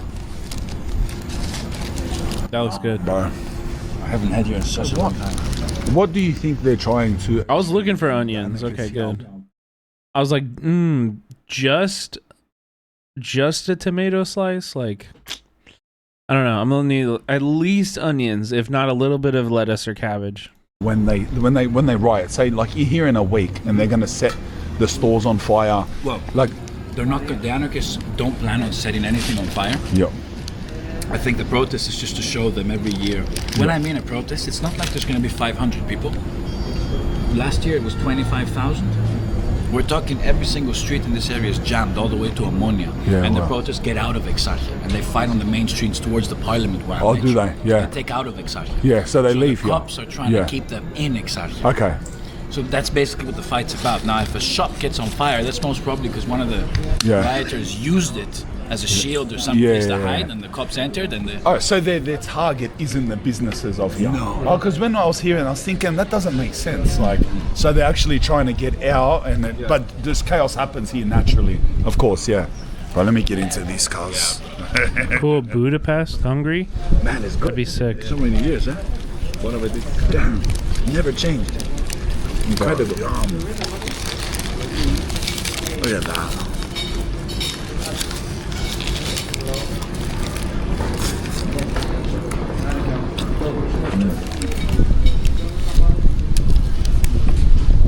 Nobody has. You're going to promise me you see that video. Of course I will. You're going to love it. Of course I And will. if you ever come back to Greece, one of the in the hoods, like something no one has ever done. So they literally have sprayed whole metro stations when they arrive at the station, from the beginning of the train to the end. Every 5 meters an artist, and they start spraying. Within a minute, the whole train is sprayed. Wow. And they're some of the most famous graffiti It's a big artists. underground scene here, eh? Graffiti. It's the world's biggest. Plus, I want to do a video of that. That's why I can get you connected, because I used to do it. Yeah. I know the best graffiti artists actually in the world from Greece, and so that would be a sick video. that would be crazy. If you ever come back, I got you with. No, I want to come back for that. That's crazy. That's why I got you the USB. Yeah. You're gonna get so excited. Yeah. No one sees this USB stuff. Yeah. It's not supposed to be out Yeah, there. yeah. That's why you'll see the USB. I would not trust this dude with those connections. That's a crazy idea. Yeah, those are the three gifts. The other one's the book, the icon, and the USB. Yeah, you know, when you mentioned that, it brought up a question, because he got me a mad gift for a legend icon, like a Christian icon. Orthodox, or a Greek Orthodox icon. And, you know, and how do they, because I know usually communists, socialists, and that type of scene are really against religion in most circumstances, most parts of the world. What is it like here in Exarchia for religion? Is it? Yeah, it's the same. They're against it, aren't they? I wouldn't say that they're against it, but I Yeah. wouldn't say they're religious. Yeah. Socialists have always been atheists. Yeah. The youth don't really care. I mean, it's changed a lot. You'll have nowadays bigger problems over here. Yeah. I mean, it's a problem that is not really discussed in Greece. Greece really has had economic challenges since 2008 and never really got better.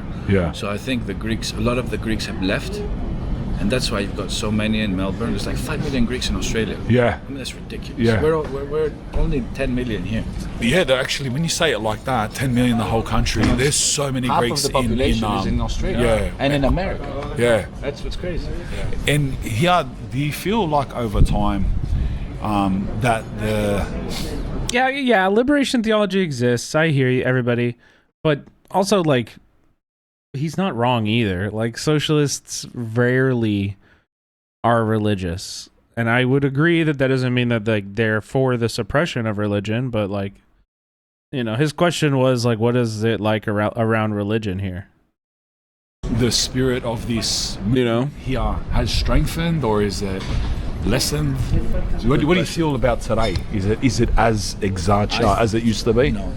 That's what I was saying all the time. Is that 10 years ago when we used to live here, I don't think it was even possible to get us here with a camera in the day. That's how different it was. It was really much stronger. And I think it's because of politics nowadays is subdivided culture into so many divisions. Yeah. Like, you know how the woke agenda, they call that, it's really divided people. It's not united people. Yeah. And that's the problem, I think. So I think it's the media that's really affected. The internet, our phones, so much information that kids Too are much. just Yeah, you're right, with the subdivided. phones. Too When much. I grew up, and you grew up especially, we had the Walkmans, the Nokia. Yeah. So we're like the last generation that actually didn't have the Soviets did. brainwashing from a young age, because it's different to get it at 20 years old, all this information, and it's different at 11. Yeah. You know, We had the brainwashing through the news. It was the only source of the only information that we had. But it's not like nowadays, where nowadays you can actually go and watch some Joe Rogan, Theo Vaughn, and something interesting. Joy There's Diaz. so much. There's so much you can just... Joe Rogan, Theo Vaughn. But back in the day, it was like, it's just that, and you're stuck with that. So then we realized what we had to do. Now the kids don't really know which side to pick. They don't even... There's like, too many sides. Yeah, it's like they pick a side, and then you ask them, why did you pick the side? And they turn out being like their opinion from another side. Yeah. It's just... That's what I mean. So I think Yeah. it's the same effect here. Yeah, so that even affected here, eh? Yeah. Well, he got me this. Leo got me this as a gift. Oh wow! A lot of history. It's a global, I mean, yeah, like, it's true. Ideology, the battle on ideologies is being fought online. The right has been winning for too long. You know? Really, the only way that we can, like, beat them is by, like, subscribing at the top of the hour when you're watching your favorite leftist streamer for $5.99 or for free with the Twitch Prime. That's the only way you can really beat them. And you just pass your time like that. Yeah, nice. This actually comes from gangster music from the 1920s. Does it? It's called the rebetiko. And those were the gangsters of Greece. You know how the Peaky Blinders, how they had like razor blades? Well, every Greek rebetis, that was basically a thug 100 years ago. Real human beings. Thank you so much for this sub. For 5 months. At the cafe and do like this. Oh, If you really? looked at him, It's not an issue of the woke agenda, like they said, though. Yeah, of course they are inundated in Theo Von. You know, they are inundated in Theo Von and fucking loser ass Joe Rogan's. Stop the misinformation. It's $7.99. Chris, don't. If you do it on mobile, you pay an extra fee. Never subscribe on mobile. Click on the link in the chat and then open it up in a browser and then subscribe there. But don't subscribe on mobile in the app. It takes a cut. Apple takes a cut, or Android takes a cut. it'd be like, what you looking at? Like how the movie and he would always have a knife. It's not $6.99 on PC unless you live in fucking Canada or some shit. $5.99 USD. Stop trying to freaking trip me up, you dorks. Years ago. Really? And that music is still played today, but you usually get tipsy and drunk. So this has a lot of history. Like a koboloi, that's what we call it. Yeah. Every real Greek. It's $7.99 for me, not in America. It's not. Person has a koboloi. That's a crazy gift. Thank you, man. Thank you. I should have thought of I'm in Cali on your PC. You're on your PC right now, and it says it's $7.99 for you. Are you on mobile? That's mad. Yeah, you freaking losers! Quit pissing me off. All right, bro. That's it, cuz. That's Exarcher. What a better place to end it than Exarcher Square. Soon to, we'll see. We'll see if it's a metro system after the 17th. Or we'll see if it's a fire pit.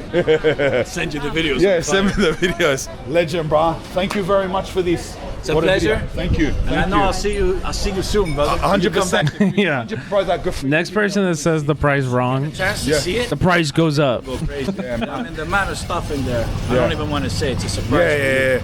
Leah, legend. Thank you, bro. Thank you. Good to meet you. It's good to meet you. Later. Far out, lad.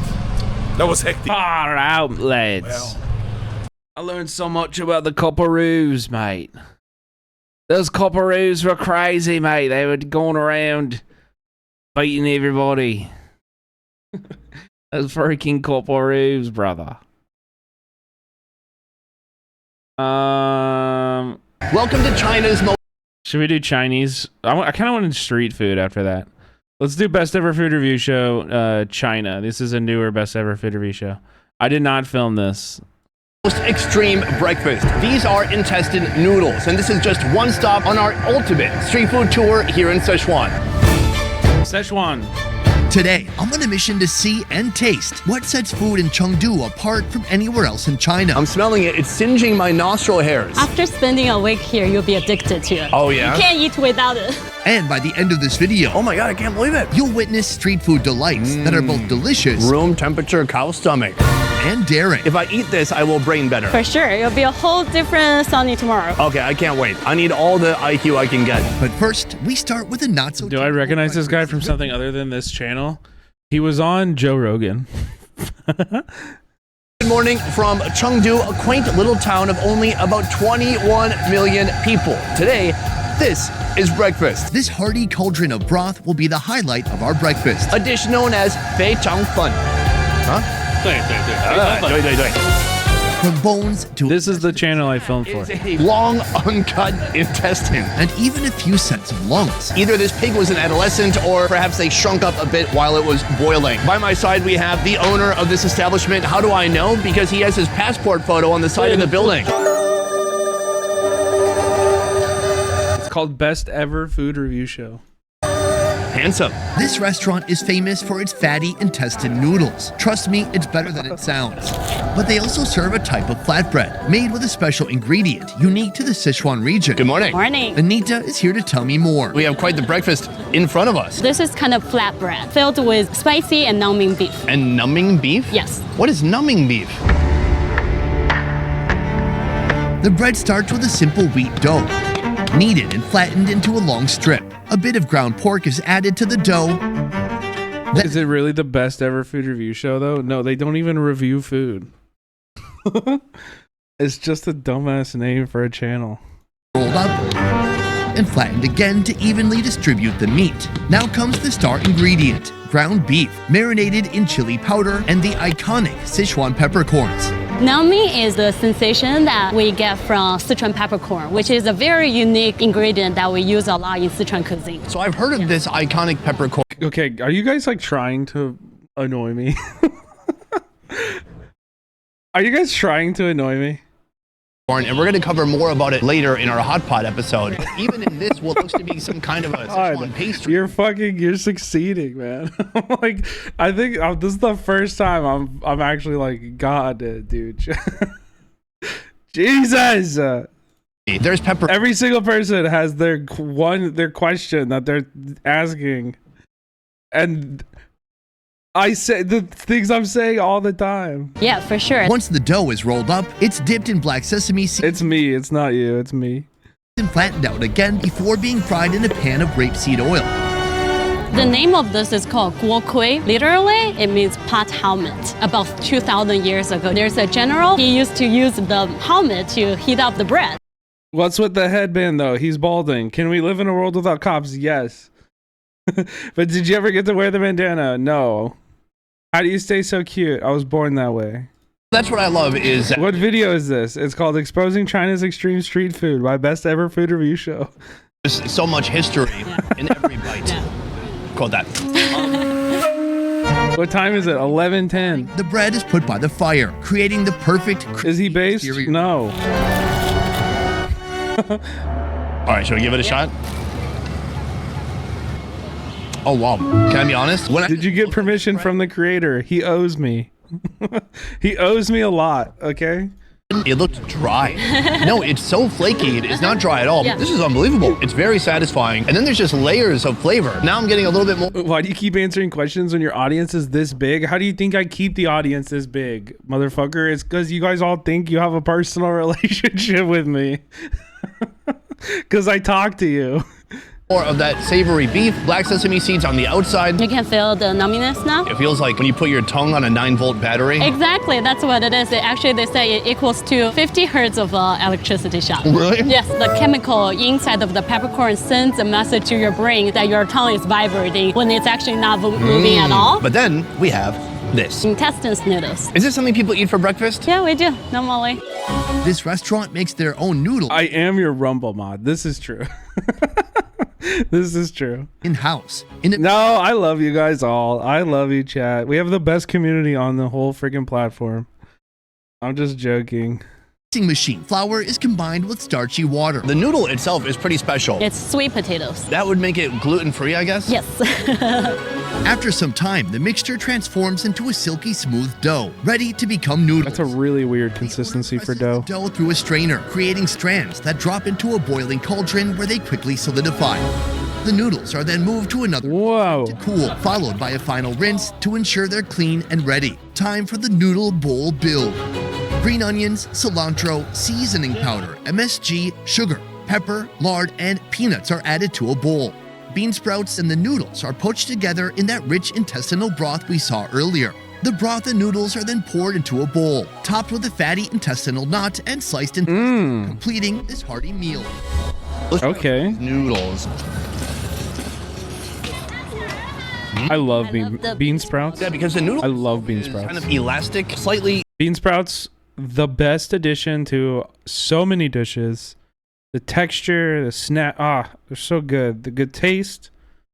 Fucking love bean sprouts. Chewy, and then the bean sprouts give you a nice crunch. You That's feel pretty the good. peppercorn again? Yeah, a little bit. Wow. Now it's really coming. Everything's so extreme here. And then here, it looks like a Boy Scout got his knot badge. You actually pay extra for it just to add more meat. Juicy. Yeah, it's got a little gush to it. It's not even chewy. They've raised it for so long, it's just become very tender. That said, I'm looking for lungs. Lungs is only for the broth. Oh, you don't eat the lungs? No. Sorry, I can't feel my mouth right now. What? Numminess? Yeah, and I think it's numbing my brain a little bit too. Soon we'll be seeing how the city's most iconic noodles are made, from the factory to the finished bowl. But first, what sets China's biggest city apart? You guys act like horizontal leadership for the Cinemarxism Autonomous Zone chat. Like, as if I moderate you at all anyway. Do you know when the last time we banned somebody here? Like, probably weeks ago. Fucking never ban anybody. I let you all get away with the weirdest shit. Yeah, Prodigy helps a lot, okay? But very rarely with regards to, like, you know, banning people. We rarely ban people, ever. And it's also because, like, a lot of the weirdos who come in here, they just send one message and leave. They don't ever want to actually converse. So are you from Chengdu originally? Yes, I was born and raised here. Anita is the lead navigator of Chengdu Food Tours, a company specializing in the rich food culture of her hometown, Chengdu. This city is wild because it's a city of about 21 million people. But again, we're in China. Is that big? Don't fact check me, but maybe top 5. Okay, so that is big. Yeah. Chengdu, the home of the panda, is a city with 4,000 years of history, yet it pulses with a youthful energy. Ben Nori. Here, speaking of weirdos, has anyone seen AK? Dude, AK got a girlfriend. He got his president. He's living his best life. He doesn't need us anymore. Yeah, he's too busy having sex and making America great again. And here we are, still crying. Both worlds, the charm of the old and the excitement of the new. What's remarkable about it, though, is it must be very spread out. It feels fairly open. It's not like suffocating. Chengdu's got this very laid-back lifestyle here. It's a very fertile land. We're surrounded by mountains. Here is very self-sufficient. People also grow all sorts of things, so we don't worry about much. All people care about is food and how to have a better life. I think I will get along well with the people here. Good. Set in the heart of Sichuan province, the food here is an adventure in itself. Think fiery Sichuan peppercorns, fragrant chili oil, and bubbling hot pots that will test your limits. That we'll save for our next video. But right now, we're headed to see how this city's most iconic noodle is made. Mr. Chen, can you tell me about the different types of noodles that you're making here at your noodle spot?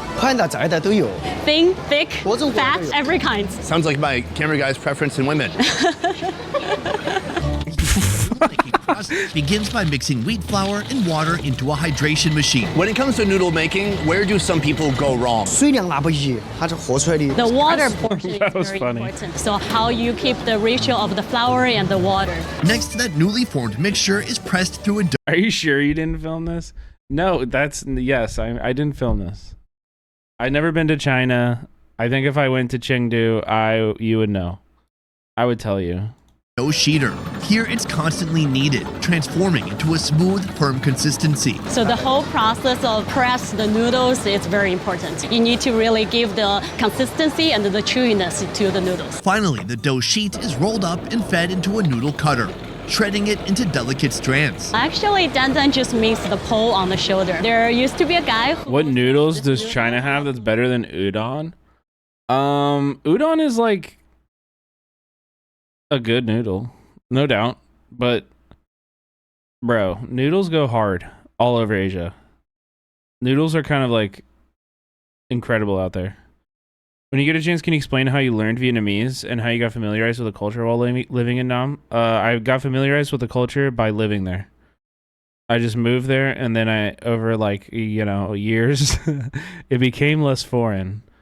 Vietnamese, I would never claim I speak Vietnamese. I learned it. I took lessons for like a really long time, immersed myself. I speak Vietnamese better than like 95% of foreigners in Vietnam. Most people don't ever try, but it's a really, really, really hard language.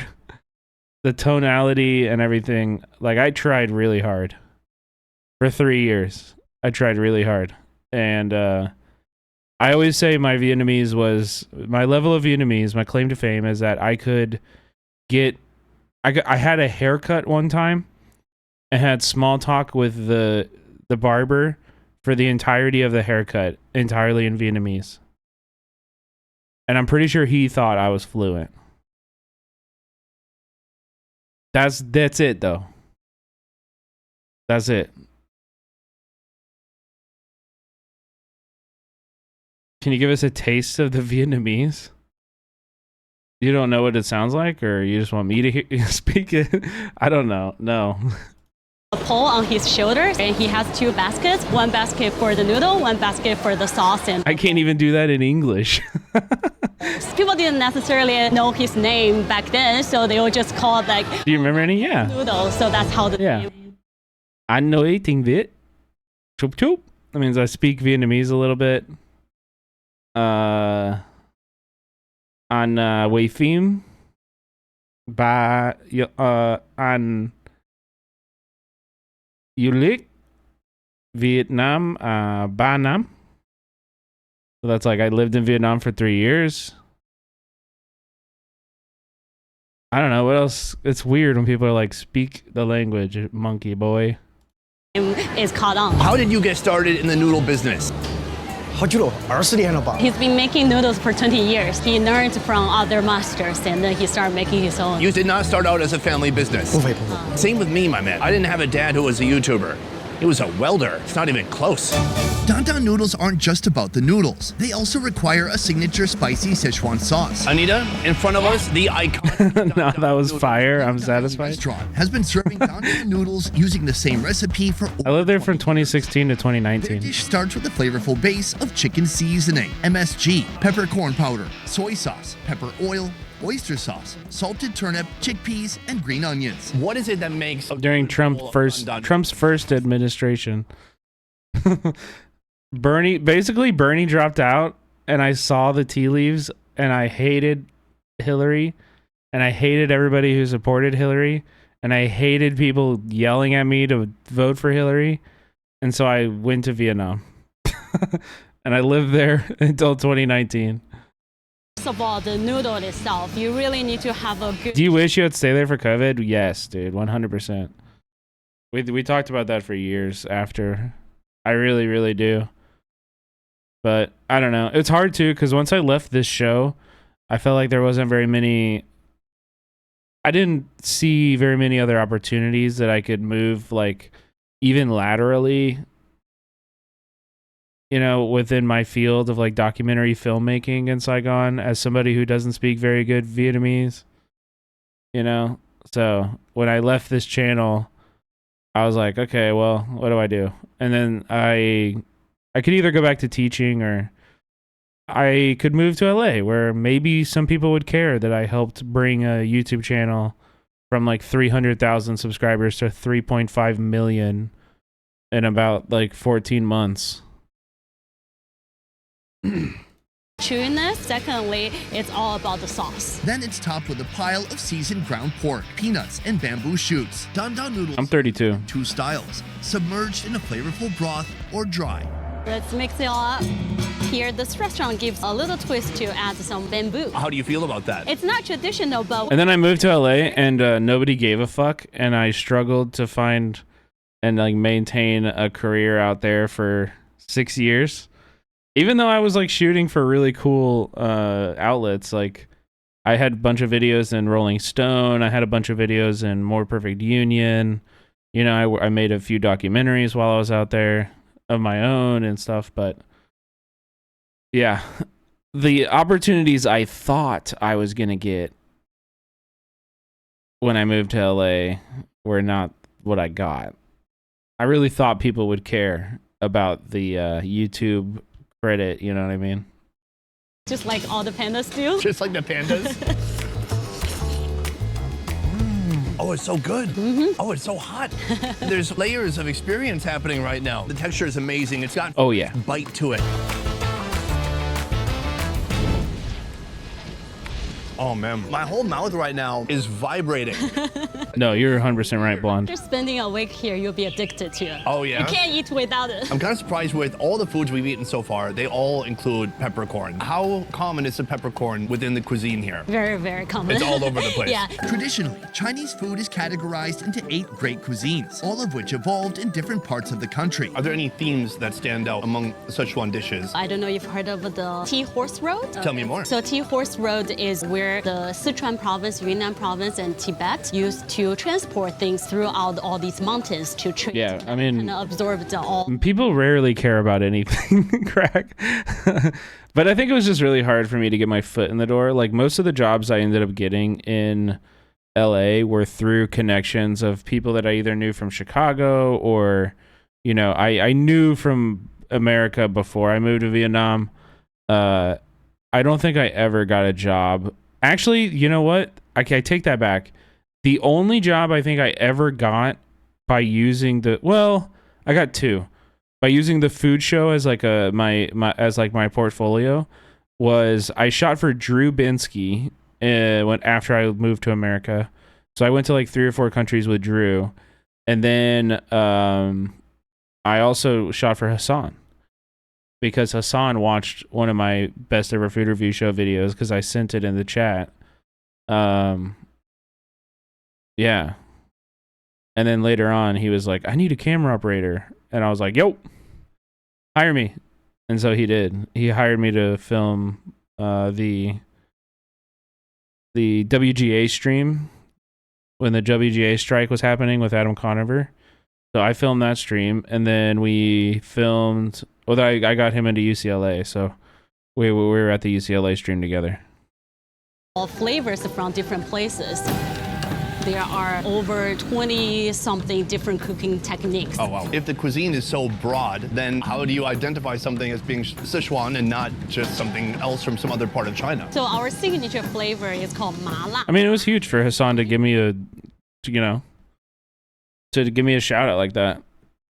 You know, and bring me on and hire me too. That was sick. I never thought of that. You know, I never thought that. It's weird for me to just be a chatter, appreciating his work from politics, and then eventually create this weird relationship where he knows I'm in LA, and one day is just I need a camera operator on stream, and I'm able to be like, yo, and he's familiar with my work and was just like, oh shit, that sounds like a good idea. Yeah, actually, okay, yeah, reach out to me, you know? Coming from the peppercorn, and la is spicy, coming from the chili pepper. So these are the don don. Diana, I know. I saw that. I know. He's like, they didn't reach out to me. Yeah. Yeah, they were looking for documentary footage, not streamer. What? I don't even think they're not going to use my footage from the stream, from my IRL streams. They're using my footage from my documentary camera that I filmed in 4K. You know what I mean? And I filmed for documentary work. Noodles, incredible, but we have a lot more to see. Let's keep moving. Let's do it. By the way, I'm seeing that very soon, chat. That opens in Kansas City this week, I think. I need to get tickets. I'm really excited to watch it. Next street food has no address and I want to get a big group. I want to roll deep. I'm seeing it tomorrow. Look for my name in the credits. Look for me in the credits. number. And if you want to find it, you'll need a little bit of patience. I'm very proud. Luck. How long have you been a tofu bike salesman? 20 years. 20 years? Why did you never just set up in one spot and sell from a stall? You should check out how much my viewership grew from the UCLA streams. Yeah, it grew a lot. It grew a lot. Hold on.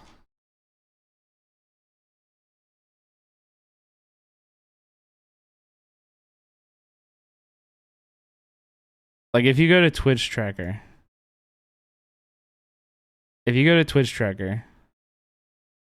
May is when that stream happened. So I had 6,300 viewers at one point during that stream. Wait, this isn't the good website. What's the other one? Solinome?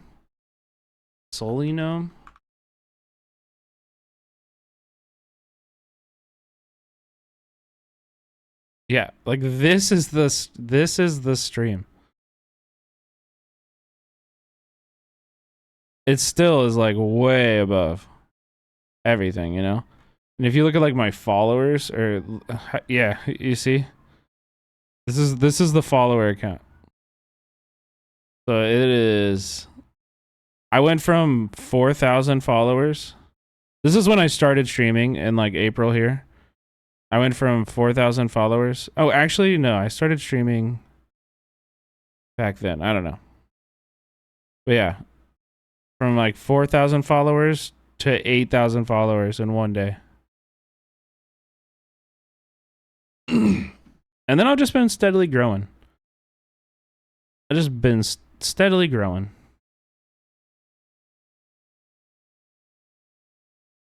Yeah.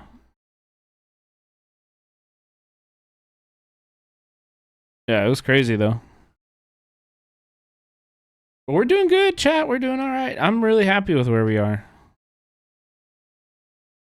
I'm really happy with it. Like, that's crazy. Wait, there's another website that people use. I can't think of it. Which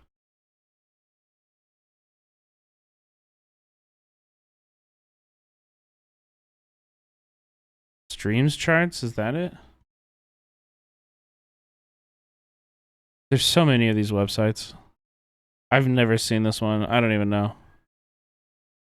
Oh well, whatever. I think people hate that shit. He says it's not. I don't think viewers like thinking that I look at that stuff. And I try not to, honestly. I try not to. I think it's best to just keep doing the good content. Do the stuff that I am passionate about. I think you guys appreciate that the most. Like, you know what I mean? This is how I think about streaming.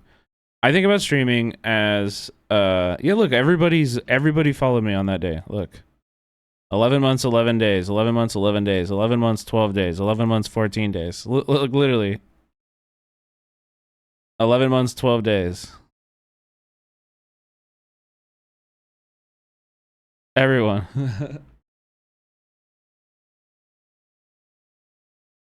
Everybody's trying to do it now. It keeps breaking. Yeah, Two-Base got in there too. Here's what I think about streaming though. And I think if you want to be a streamer, this is really good advice. You should definitely be concerned with like keeping a base level of quality, but I think you should do that while also trying to balance out like really high quality moments.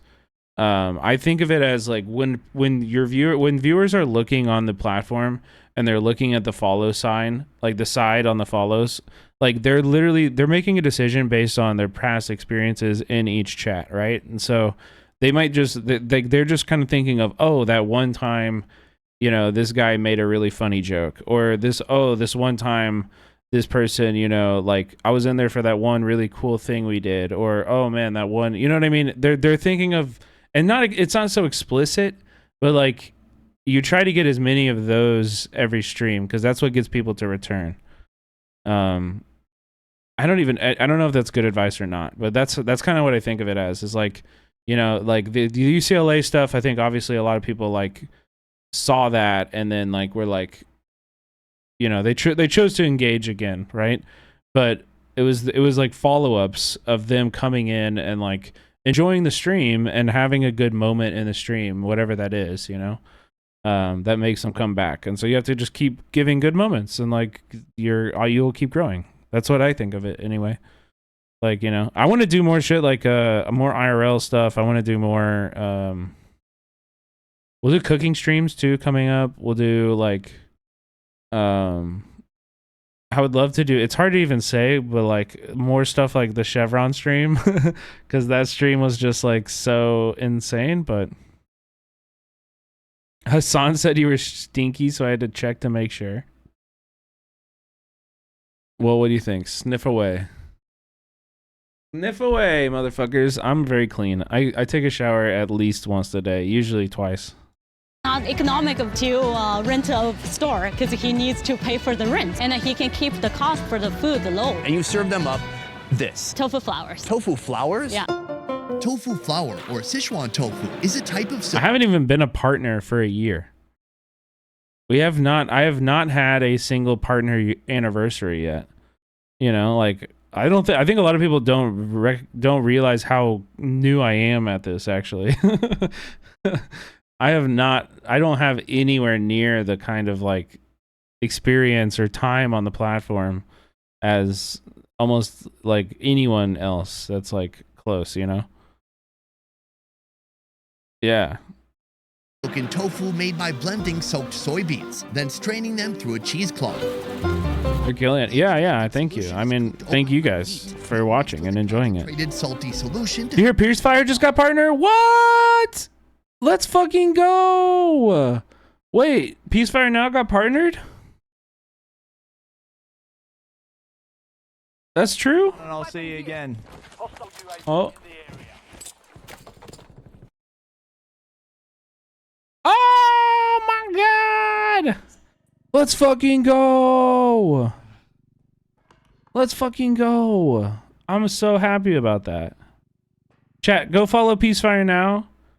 Peacefire now is an amazing, awesome streamer. You will really enjoy the vibes over there.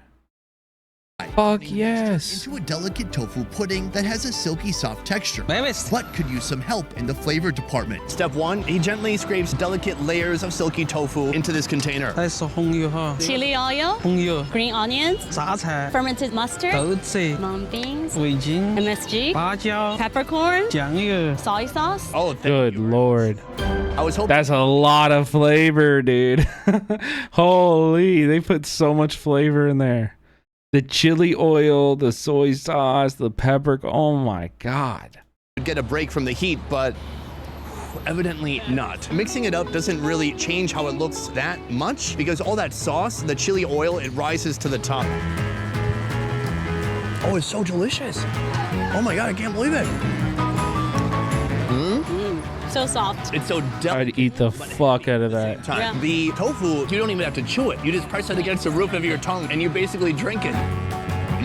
And then a little bit of texture in there with the green onions, with the mung beans. And looking at this odd assortment of ingredients, I was thinking, I'm not sure what the draw is. I'm not sure why people are so addicted to this. Now, as we're eating it, I can't stop. It's silky tofu heaven.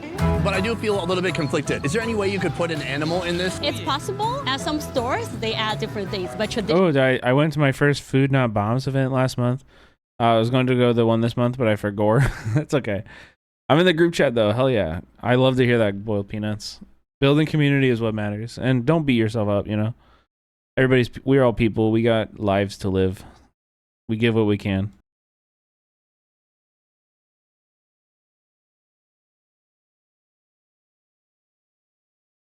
Well, are we okay? Okay, we're back. No, we're back. We're back. It was just a little hiccup. It was just a little hiccup and weirder because that time I actually did disconnect from the internet.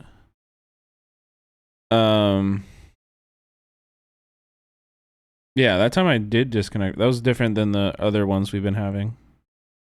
I don't know. And because he serves to the public, to the common people, and he wants to keep the cost low. How much is this cup right here? 6 RMB, less than $1. Oh, less than $1? I meant. You're like Mother Teresa out here on this bike. Oh my god, can you pop a wheelie on this thing? He said, no, that's gonna drop my tofu. That's a good point. I'm just thinking, marketing. Don't do that to me again. I'm gonna do it to you. So polite. You accepted. Probably in like 2 hours. I feel like 20 years ago, street food would have been way more prevalent in Chengdu. Yeah, Chengdu is all about street food, and that's where the soul of the Sichuan cuisine is. I mean, as I look around, it's a very modern city. And so I feel like over the years, is the street food kind of disappearing from Chengdu? Yeah, he definitely agrees. Over the years, he feels like street food is starting to become less and less on the street, but moving to the stores now. It's not just that you're serving food, you're kind of preserving a piece of the food history here. For sure, yeah. For that, I will shake your hand a third time. Sir, 谢谢, thank you.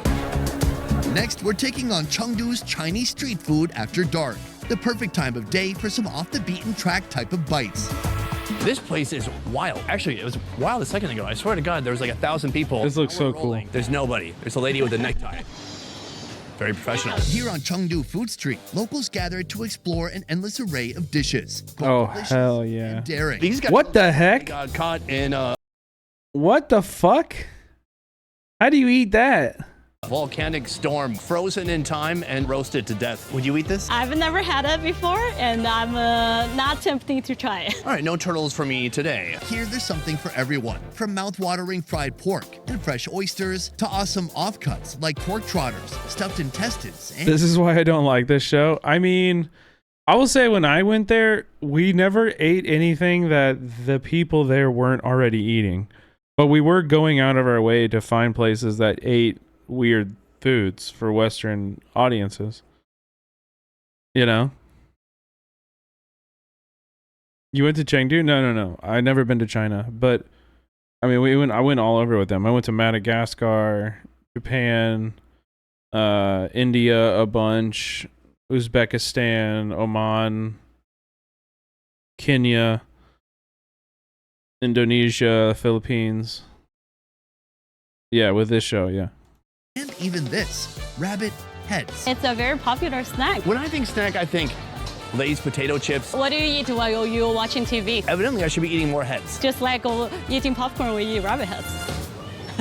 Later during our trip in Chengdu, we're going to be going to a rabbit farm, so I'm not going to try that tonight, but I Okay. found something equally as challenging. Right here, we have a boiled or braised pig brain.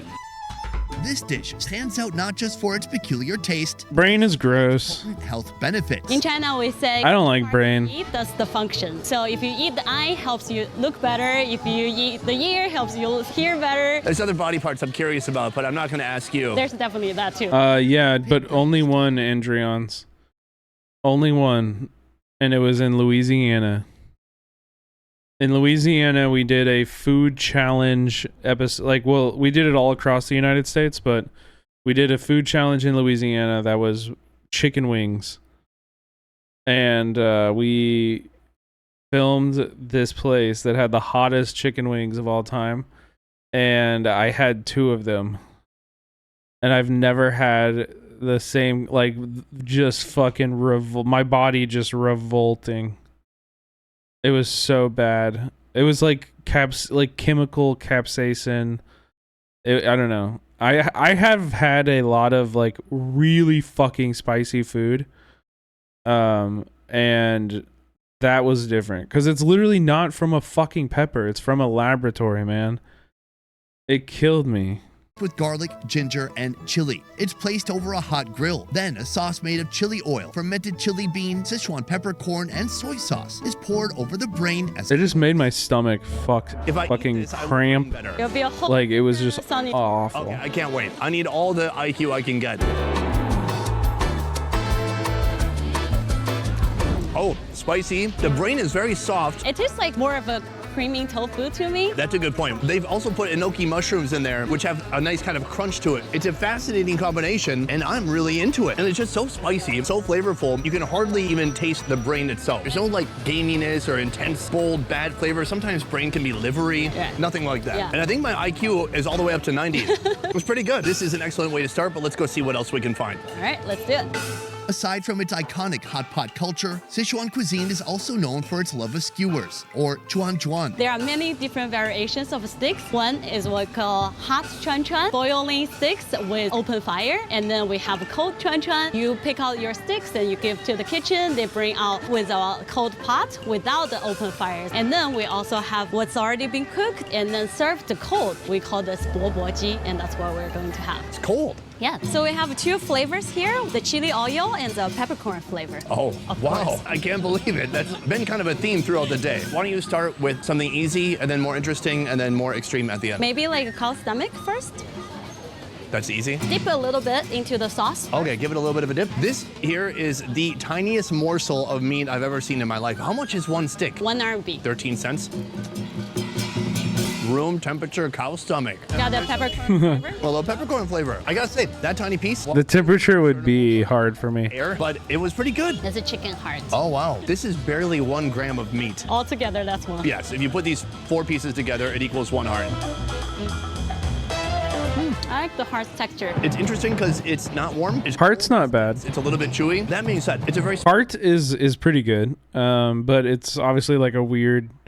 It just feels like muscly, like, but it's like still like an organ, but it's like muscle, like, well, it's a lot more meaty than other organs. A lot of the organs just have like a very, I don't know, organy texture. Small amount of meat. How did you get a full mouth of stuff? It's so tiny. So this is Yeah, rich is a good word for it too. park. They can just grab a little to go, and they can try as many or as little as they want. What's this? Lotus root. I love it. It's really good. Lotus is amazing. The flowers are beautiful, and the roots are delicious. That's my favorite so far. It feels substantial. Chicken feet. Okay, chicken feet. Oh, now I see how this works. So basically, at the end of this meal, they're gonna add up all your sticks, and they know how much to charge you. And they couldn't really split a foot into 7 different sticks. So what they did instead is they put 5 sticks into 1 foot. Here, you're paying 5 sticks worth for this 1 chicken foot. I'm gonna give it a little bit of a dip right here in the oil. Oh, God.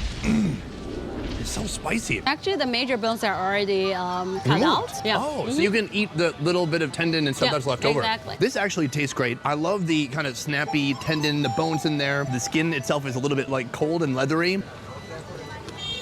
I gotta say, I'm impressed. One of the best chicken feet I've ever had in my Yeah, life. it's good. I like it. Switching Yeah. gears a moment, I want It's like cold but spicy. That would be weird for me. tourism in China. You are a tour operator. You have your own company here. Right. My understanding is that from before the pandemic until now, a lot of the tourism has slowed down, especially from Americans. My question is, with so many options out there, and with people maybe still freaked out from the pandemic, why should people come to China? China is such a big country that has a lot to offer. No matter if you're looking for like nature, scenery, or you want culture and people and history, we have very different culture from region to region, a lot to explore. Chengdu specifically, what are people coming to this city for? Most people come for 2 reasons. One is panda, and secondly is food. Here, what's The panda. for me is just the lifestyle. If you really have the time to spend 1 or 2 weeks here to go to the local tea house to drink tea and eat the local food here with the local people, that's the best part of Chengdu. Thank you for showing me around today. I had a ton of fun. Thank you. Cheers. Me too. Hungry for more fun food videos? Join me at more Fest. Okay, hell yeah. Okay, chat, we're gonna do some gaming. I hope you enjoyed the stream tonight. I had a fun time. We watched some interesting stuff, had some interesting combos. However, these Italian fucking Nazis are not going to fight themselves, okay? I have to punch them. Give me a second. The game opened up in the wrong browser, or in the wrong monitor. Hold on.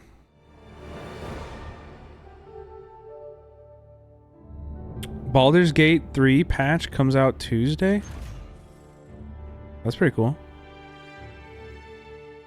Ooh, and Becca just got a PC, so we can play Baldur's Gate together. That'd be fun.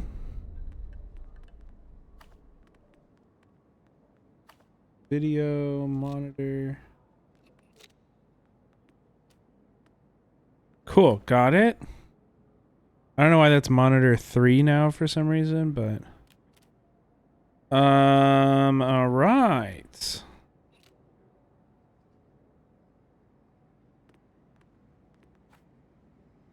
Think we're good. Let me just get the OBS set up. And then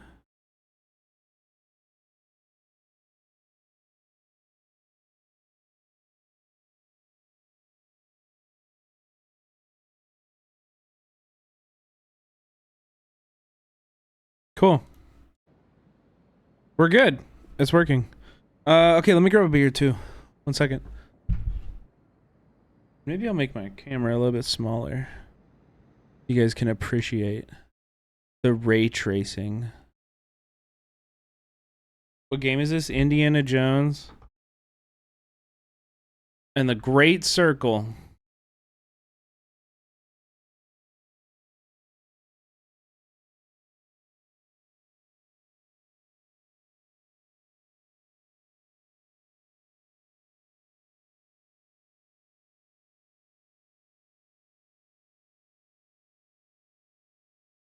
Okay. Boom. Okay.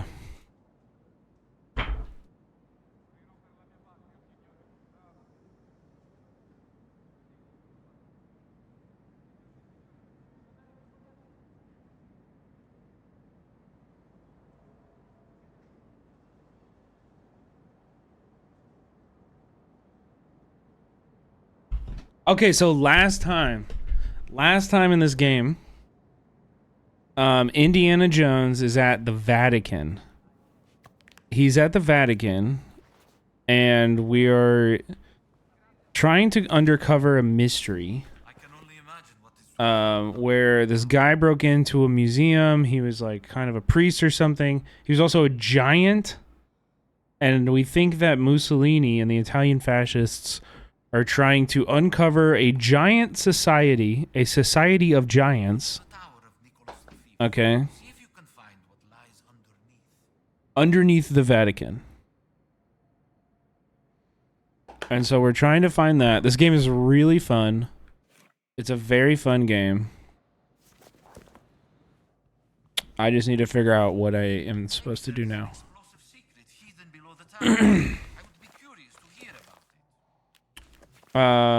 Enter the Tower of Nicholas. Oh.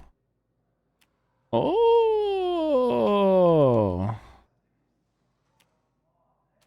Yes. Enter the Tower of Nicholas. Okay.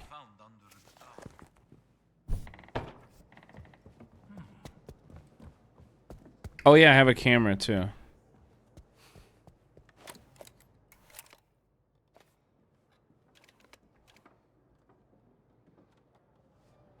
Looks pretty good.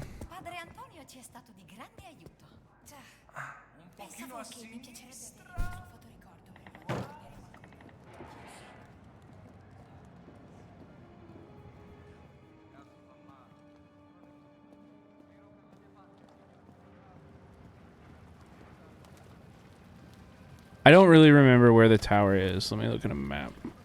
Oh, over here. Totally not sus walking around with a camera. What do you mean? It's 1935. Everybody has a camera. They're all like taking pictures of stuff. Of cats and stuff.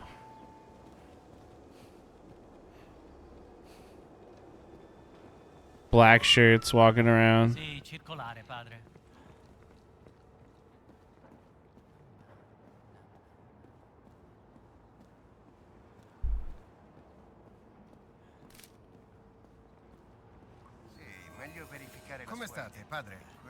Hey, hey, hey, hey, hey, hey. No, no, no, no, no, no, no. What secrets library? Don't fucking follow me in here. Fuck, get out of this.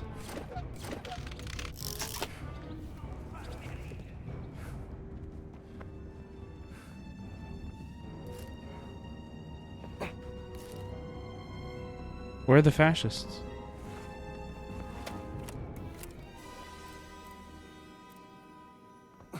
Saint Michael fighting the dragon. A demon guarding the way. Saint Michael fighting the dragon. Bonk you in the fucking head, dude.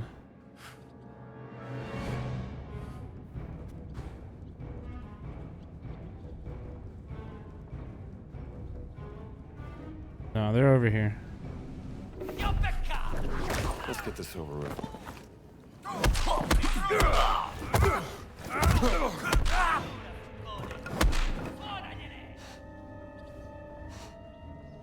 I'm so glad these guys aren't like shooting me with guns. Hey. They're throwing rocks at me. That's freaking terrorist activity, dude. I got a better plan.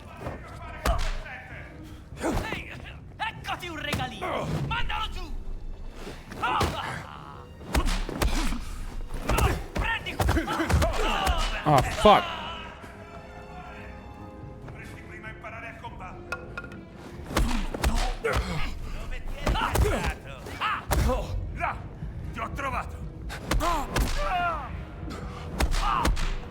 Oh my god, we survived.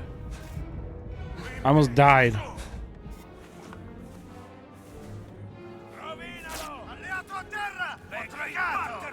Stop! Get me out of here! Bro!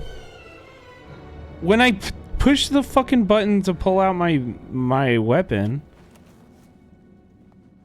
it pulls up my that menu setting. So the UI and the menus are a little bit cumbersome. Let me say that. Okay, at least they're not following me anymore.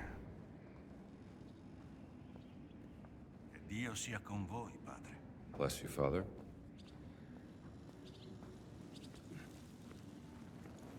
I can still do this. Just a good old bonk, dude.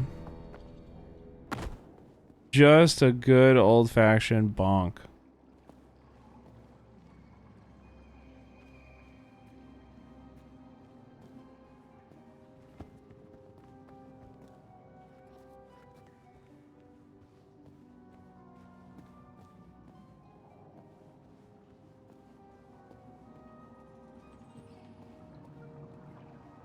We were here.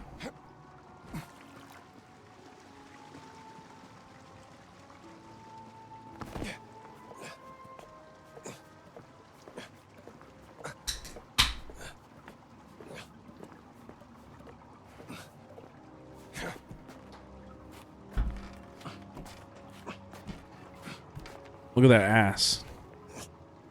That's indie ass. Did you guys know that this movie is why they call it an indie movie? Most people don't know that.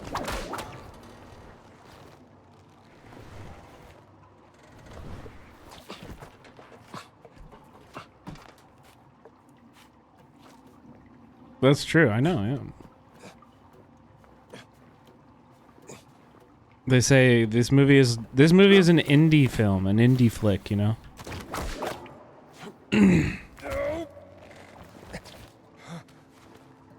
I don't know. I've never seen one of those, but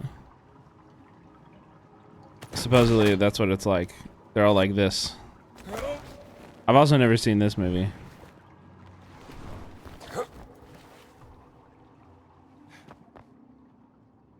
Wait, we've been here.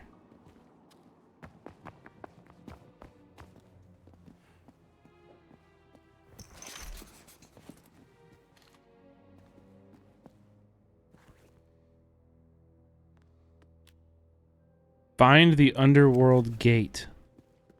Okay.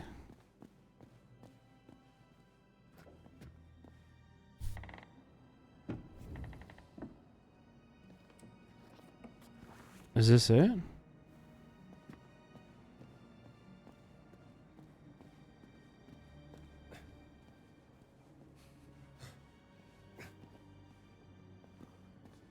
I'm an indie artist, Indiana Jones artist. Yeah, exactly. You're using it right.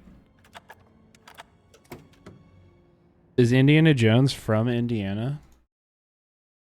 Oh, he is? I don't know. Yeah, like I said, I've never seen the movie, so.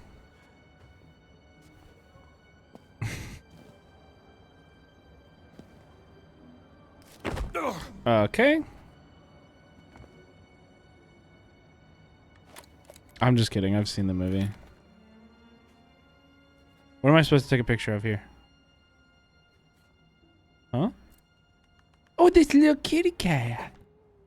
It's a little kitty cat. More of a dog guy. Shut the fuck up, Indy. You can be both. You can be both. It's fine to be both.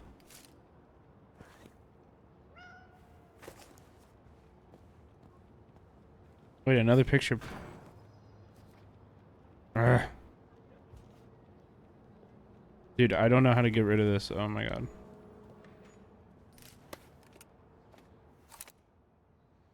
Another cat. Where?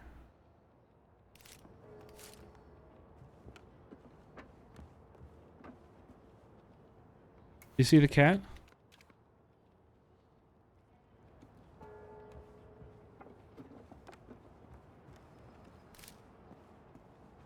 Oh, there he is. Get him all framed nice here. Oh, yeah. Oh, yeah.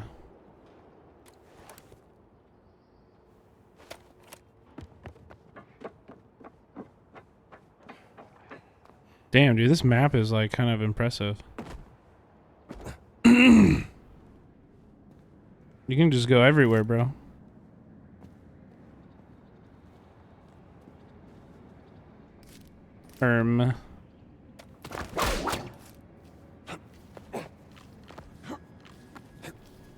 Okay.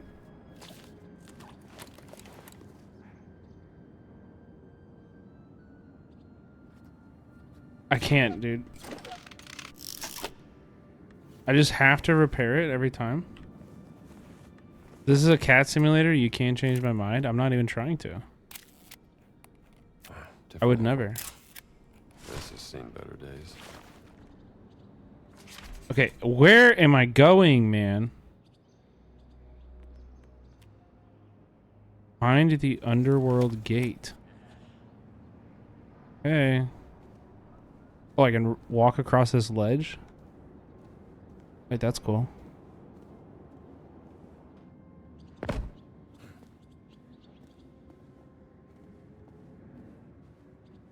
Yeah, there's a little bit of a lack of direction.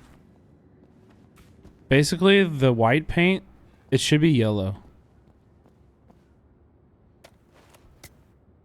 I love yellow paint in video games.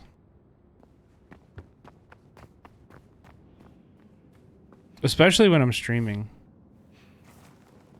Because there's too much to keep track of. And I look like a fucking fool. I look like an L gamer. Why is that meme so big right now? I mean, it's always been... I don't think it's even new. I think it's been a thing people have talked about for a while.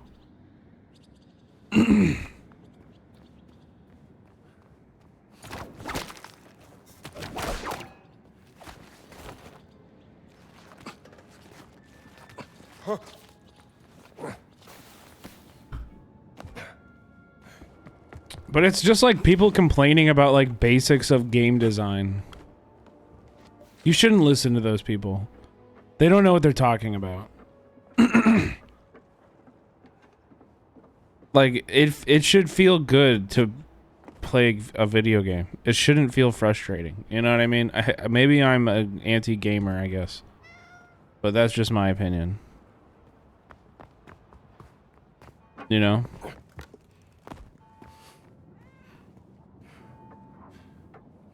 Also, people should play more Nintendo games. I stand by that as well.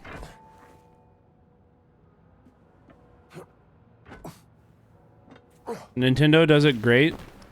I don't think I've ever played a like Zelda puzzle that I was like ridiculously frustrated by to the point of like quitting the game. You know, or that I had to like look up. I think they always have good... I don't know, they're just like, usually they're teaching you how to play the game in a good way. Zelda's the best. It's the best game series of all time. By the way, I'm gonna bring back... Over the summer, we did like... Last year, we did a whole month of retro gaming, where I just played like a bunch of random ass old games. I think this year I want to play through Ocarina of Time on stream.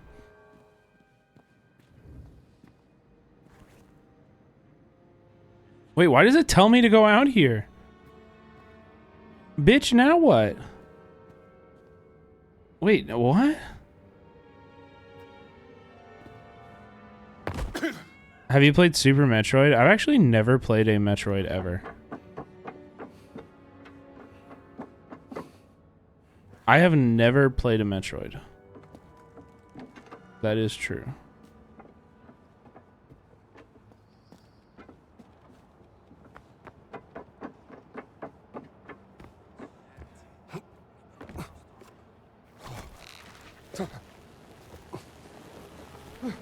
Why do you hate women? Because they're transphobic when they play video games, or when they play games like sports sometimes.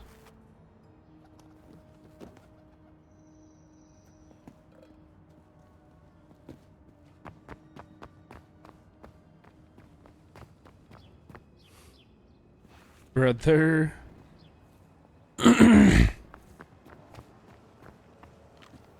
And now what is it? Just telling me to go back into the fucking palace? Man, this shit sucks. Find the way into the underworld. And then it's just like, no, we're not going to help you find it. Okay. It's probably not a good time to ask if you've played a Castlevania. Actually, I have. Castlevania 64. That's the only one. But I did play, what's the game that everybody's like really excited? It's the prequel to Silk Song. What's it called? Hollow Knight. Yeah, I played Hollow Knight. I played a bunch of Metroidvania style games.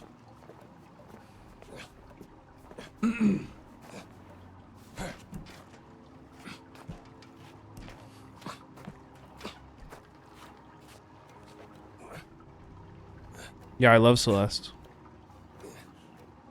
I played a lot of Isaac. Oh yeah.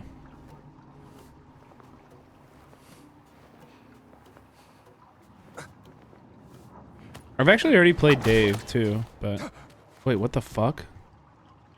What just happened? Uh-oh.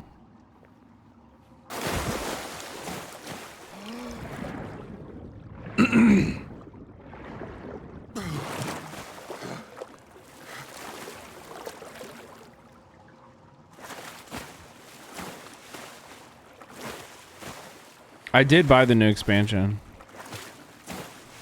Because Majima is in it.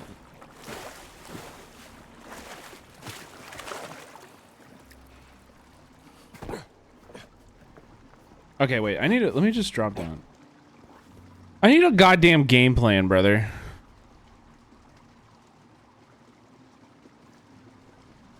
Why does it tell me to climb this?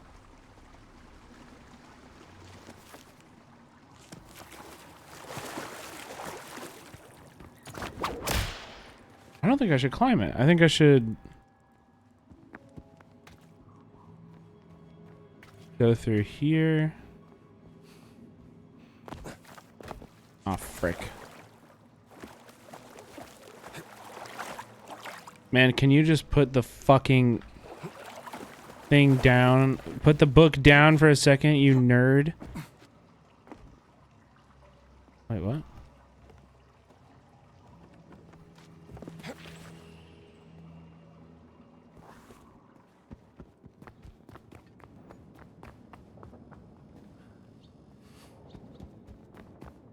Oh, it's literally this.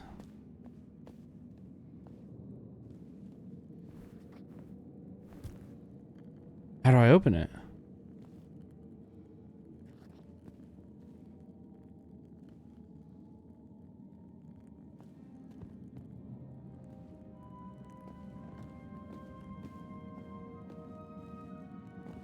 With blood, you're right. I need the stigmata.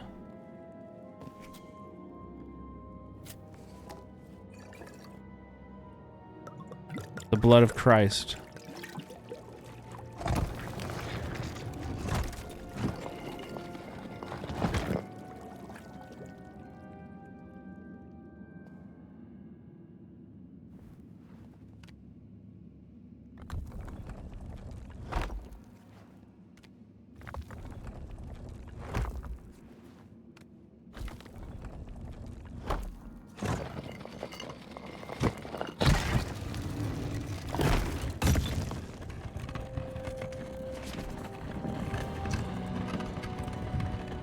I need a candle.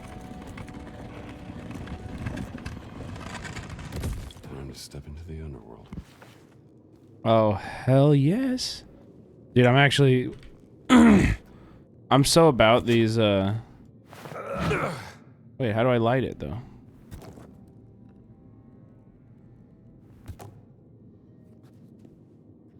Can I not light this on fire?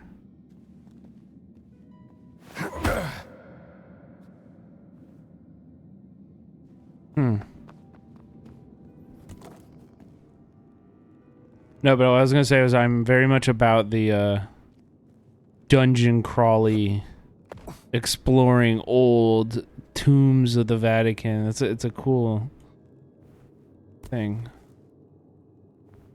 Man, light the torch, you dingus. Oh, there we go. Hell yeah! Now we're exploring.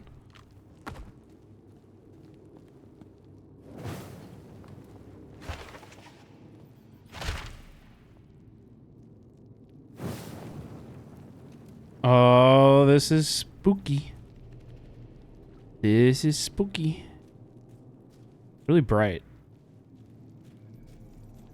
And imagine if we didn't have this.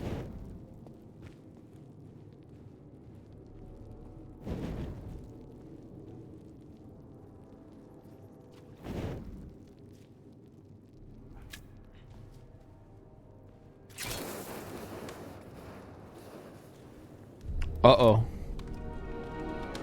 Motion activated lights? I don't like the sound of that. A picture? This is it. Jesus on the cross. 5 sacred wounds.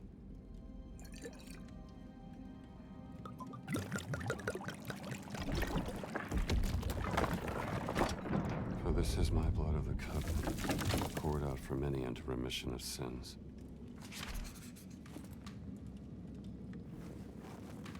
Solve the sacred wounds puzzle. Oh yeah? Let's get this out of the way. I mean, I don't want to hint yet.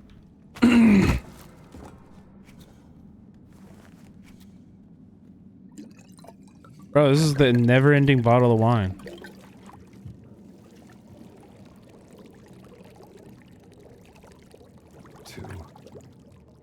Two. Some kind of chemical reaction to the wine. 2, and the left hand is showing. Okay.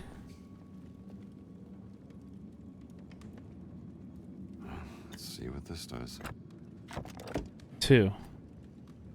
Okay, I think I get it.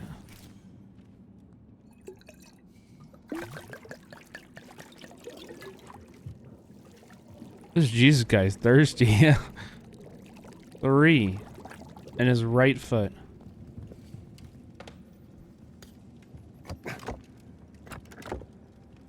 Easy.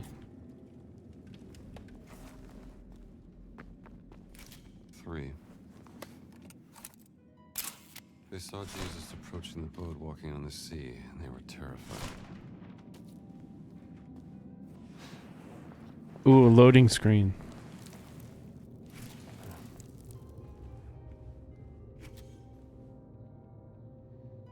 That's his hand, right?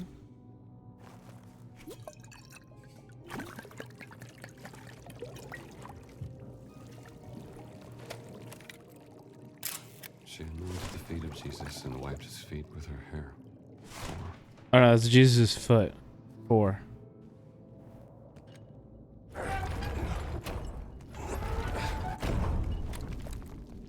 Ah, dude, what am I doing? I need to put headphones on. This show would be so much more immersive if I had headphones on. Wait, it didn't switch over. Frick.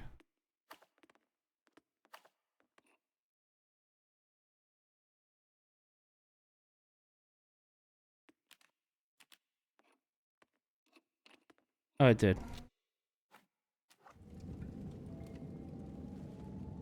Okay, so that one was 4.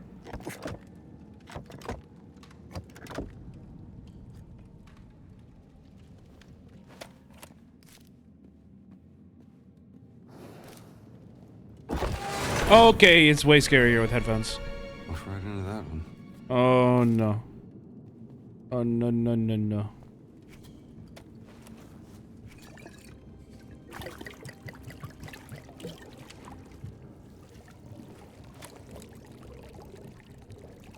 Two.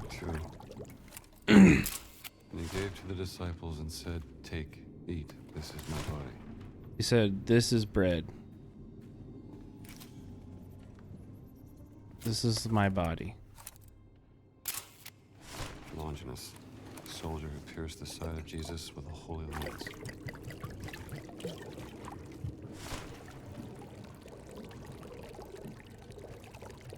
3. Wait, you can break down walls. I knew it. I'm sure someone will fix that. Bro, you're that guy. You're the someone. Okay, this one was 3.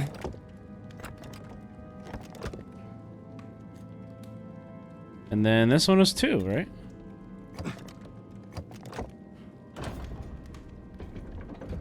Fucking easy, dude.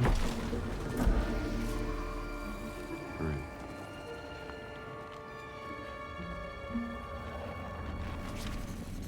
Oh Lord, show us the way. Don't talk to him, bro. You're a scientist. You know better than that.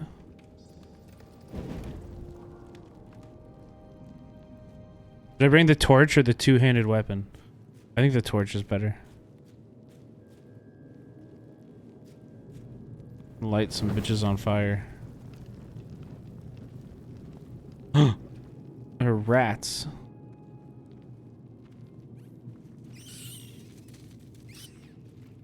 Oh, dude, this is Indiana Jones shit.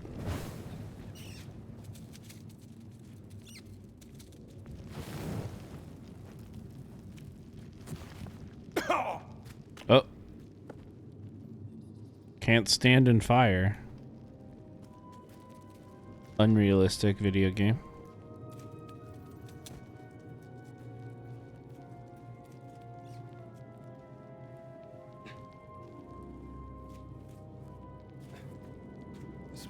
Hey yo, watch your step. That's my alarm clock. Likely an ancient Roman burial. I'll take that. A burial chamber key? This anymore. Yeah, you're dead, dude. You don't need that key. Fine now. Wait, where should we go? Let's go in this tomb. Oh my god.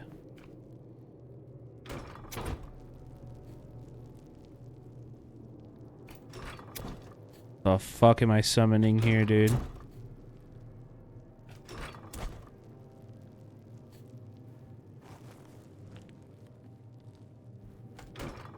I gotta do it.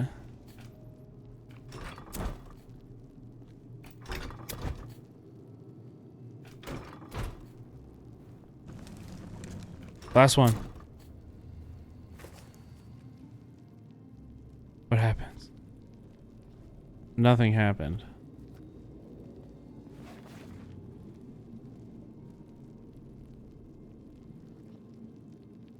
Oh, 1, 2, 3, 4, 5, 6, 7, 8, 9, 10. Okay. There's a puzzle afoot. There be a riddle here.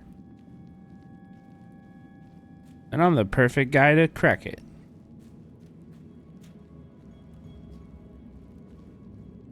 Wait, don't get distracted. Let's go over here.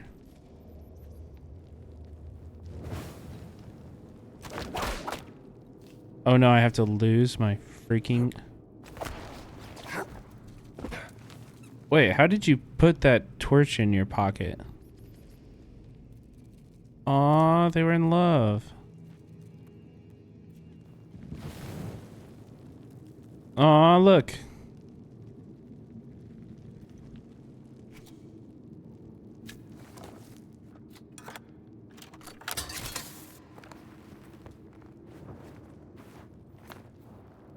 Wait, did I just change clothes? Okay, I feel like we're leaving the puzzle. This music is too scary. No, no, no, no, no, no. We need to go back to the puzzle. Oh.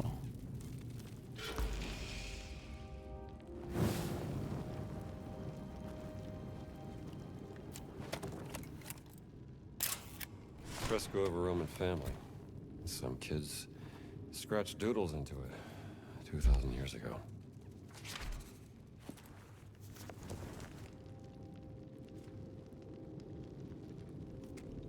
That's it? That's all that's in here? A goddamn picture? Where's the gold, Indy?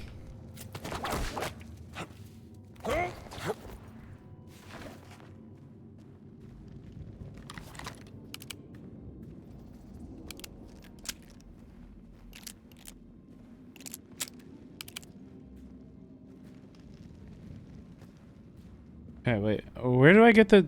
Wait. No. Maybe down here.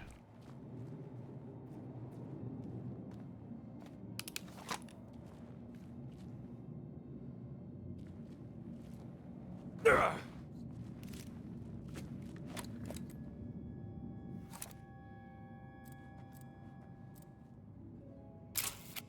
five-folded Jerusalem cross, symbolizing the 5 sacred wounds.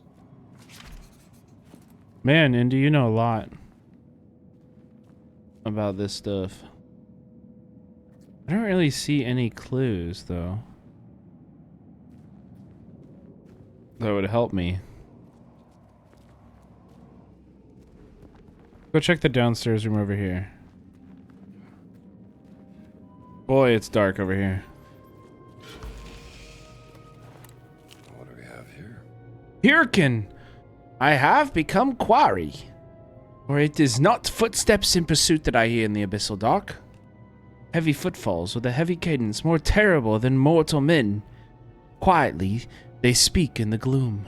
What blasphemous words slip between their lips I cannot say, for it is not in the tongue of man. Yet they refrain from drawing too close, seemingly content with observing. Giant fiends of the infernal dark. Page from a journal. Medieval. This is what I was telling you guys about. Giants. Boy, I wish I had a torch. Oh boy, if I had a torch, you know what I mean? Oh, I could read everything here. I think I need to go get a torch and come back.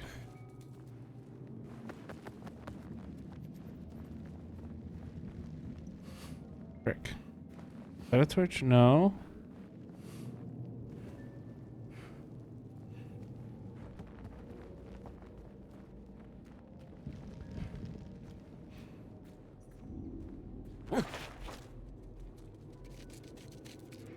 Oh. Spooky. Where the fuck is the last torch? Wait, we can get in there somehow.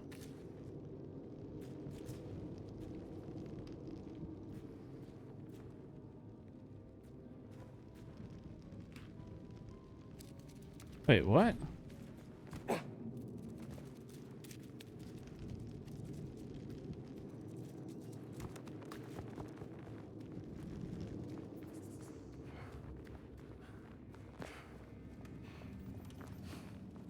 Surely there's a torch in here. Give me that.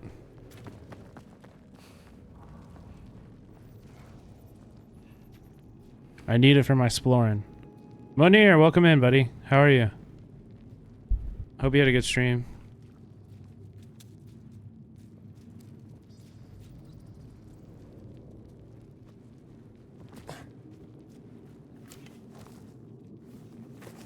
Drop it.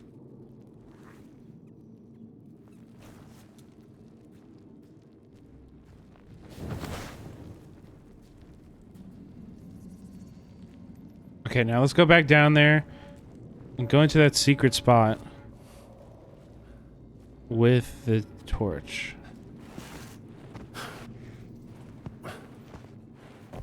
Because I think there's something down here we're missing. Wait, what the frick? There's nothing. Oh, there is.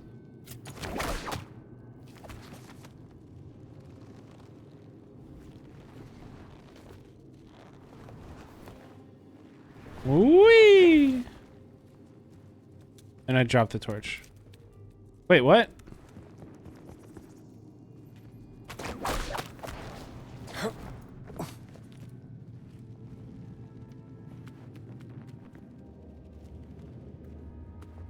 Wait, what?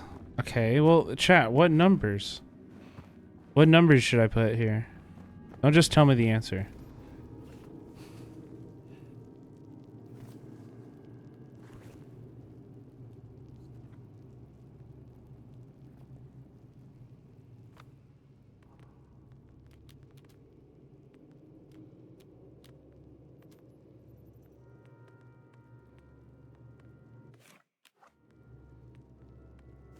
Bible verse? Maybe. I don't know.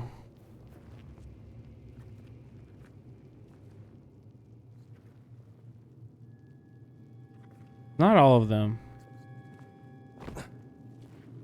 69? Okay, I'll try it.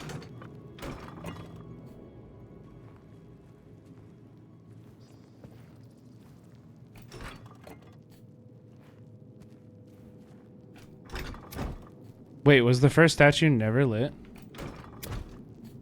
Surely it's not simple as.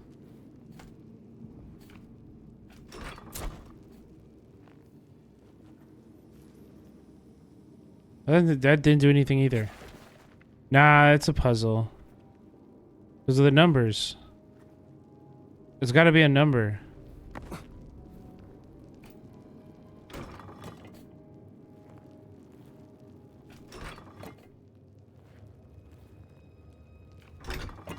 Whoa. Right wire or right brain TV? Interesting. Maybe you have to kiss the statue? Maybe. What's like the holiest number, chat? I'm trying 69 now, so don't worry.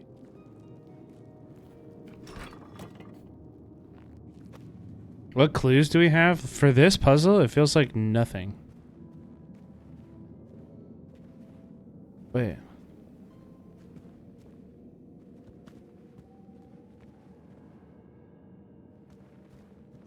For this puzzle, I feel like we have no clues. Maybe I need to come back. I don't know. Maybe I'll come back.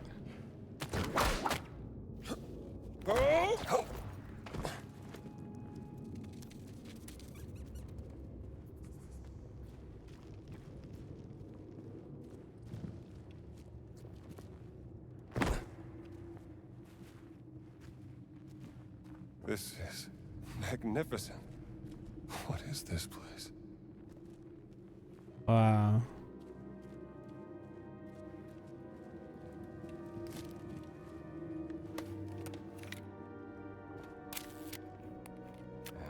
Bad angle. Shut the fuck up. I need a better angle. Tomb of Walker the Giant, who died in the service of God in Escalon. A warrior giant. I found it. Gonna fuck up your... desecrate your grave real quick. Too heavy. Maybe there's another way to open it.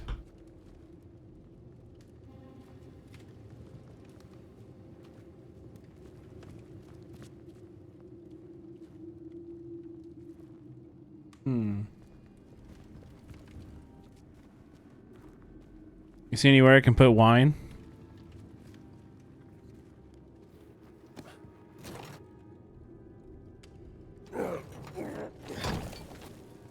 That didn't work. Should check the other side.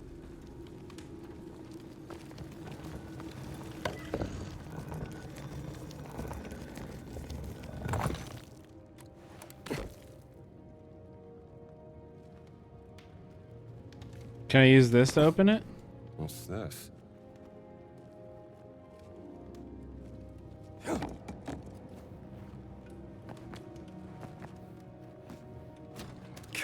Ah!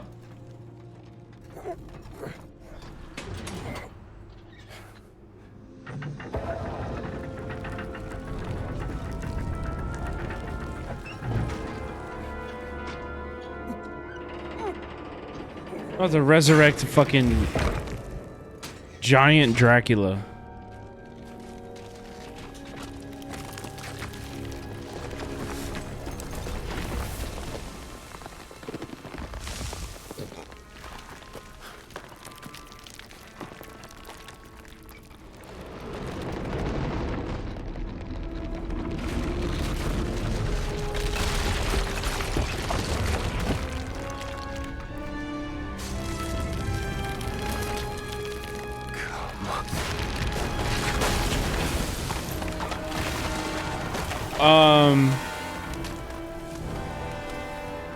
You have fucked up, Indy.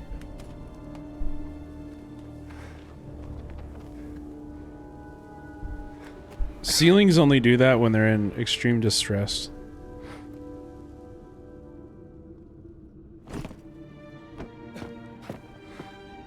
You are a big fella, aren't you?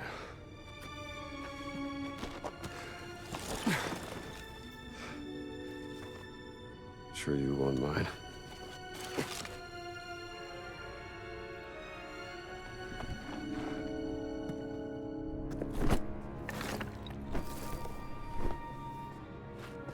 The fuck is that? Fountain of Confession. Entrance to the sacred monastery of the Nephilim Order. The Nephilim. There it is.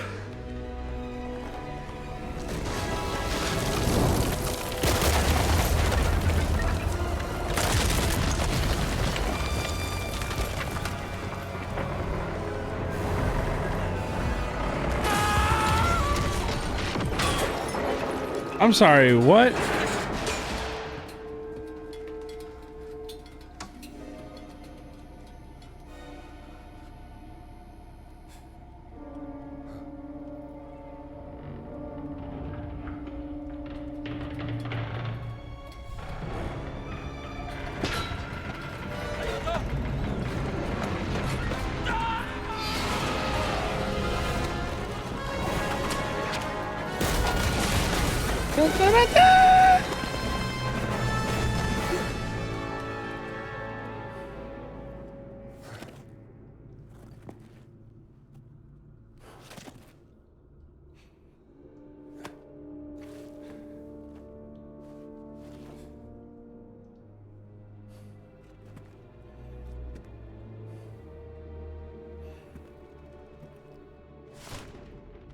Nice. Great. I'll just have to find another way out. We're never getting to that. Oh man, that's really scary. Oh man, why would you carve it like that? That's so scary. Ain't no way that's not a picture. Wait, no way.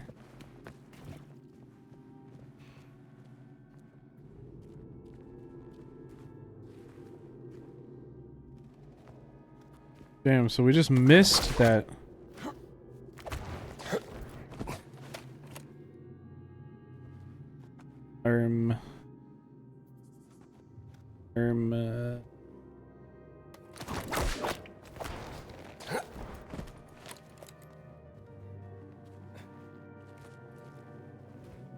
Wait, what?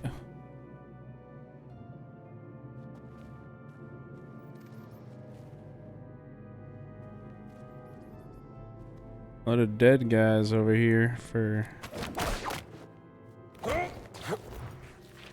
Oof.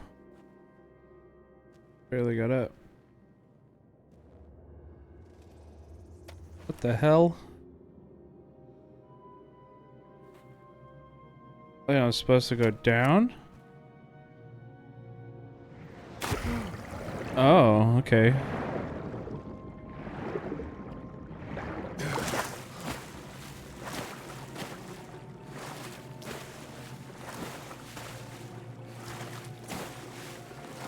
Kind of bummed we didn't get to do that secret. I like the optional puzzles.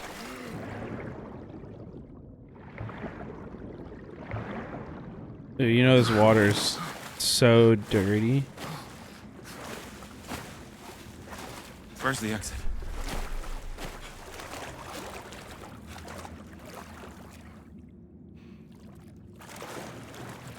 Calm down, Indy. You're just swimming. I know it's icky. I know, Maya. There's been one female character in this game, and it was an old nun. Which is awesome. The only women I respect. I don't have any. I don't have any attitudes or feelings about Catholics.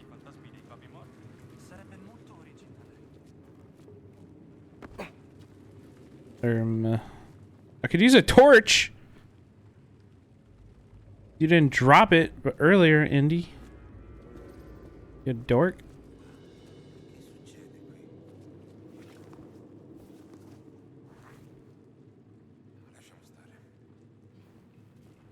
Come here, dork. Hey. Yeah, come open this door. You won't. Come open the door. You won't. Oh, no way.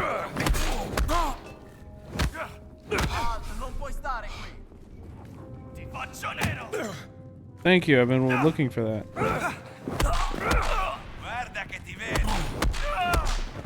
Huh?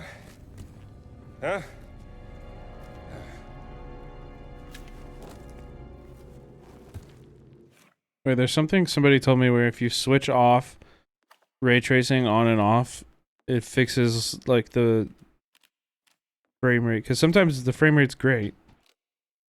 And then other times it just like goes really bad. Look, I immediately go back to 120. Yeah.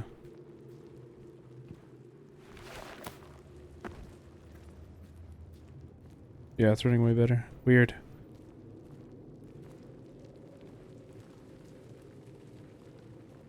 I like having a torch because we can see all the environments.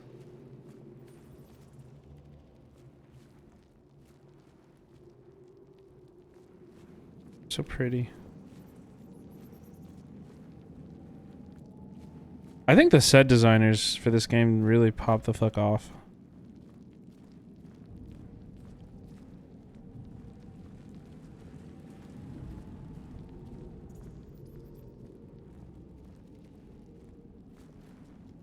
Audio design too.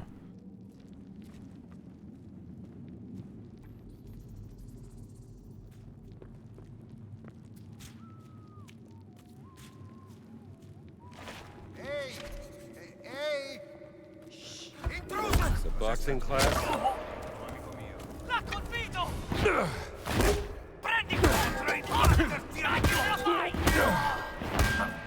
Oh my god.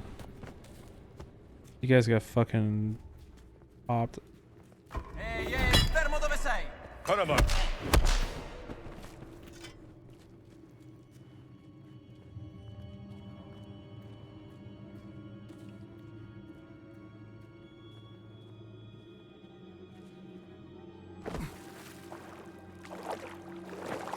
Oh no, I dropped my shovel. Terrible.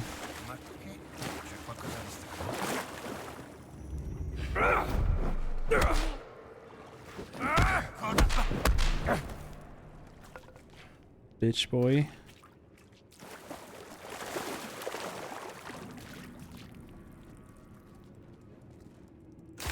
Okay. Again, I can't see.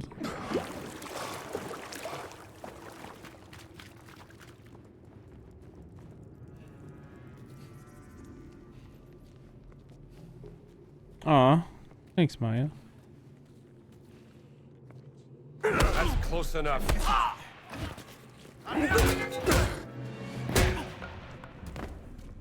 Damn, is this... Why is this thing making a metal sound? Oh, there's like a pot. Or maybe his helmet. Also, what the fuck are the Nazis doing down here? Or the black shirts? Italian Nazis.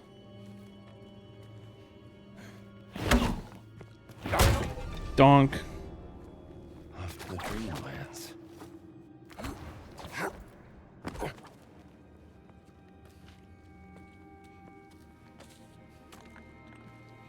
Ehi!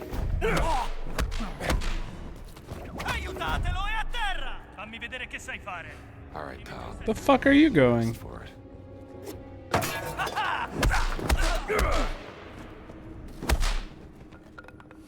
Where the fuck did he think he was going?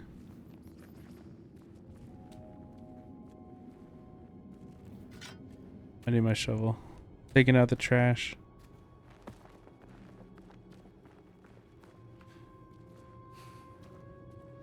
He wanted to run away. He should have thought about that before he fucking started being a fascist.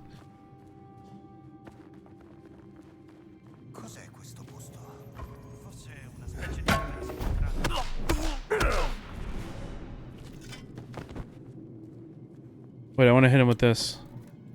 Look at the. Look at this piece of art.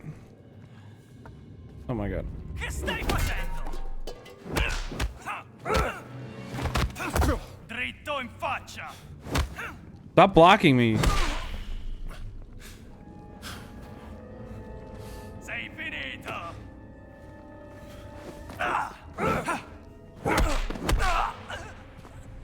Loser. Oh, he has bandages. Nice.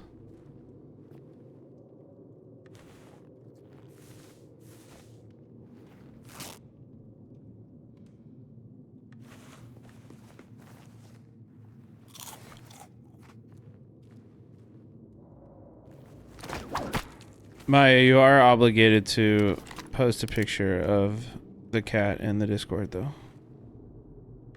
I don't make the rules.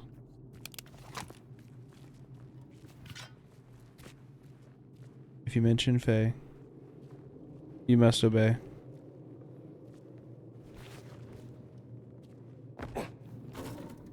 Is this what I'm supposed to do? Oh, yeah.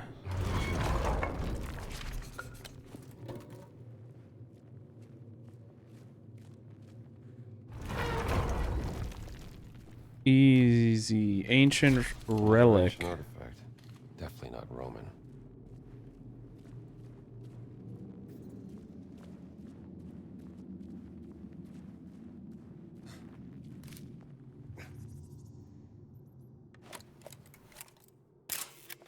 Even death can tear them apart.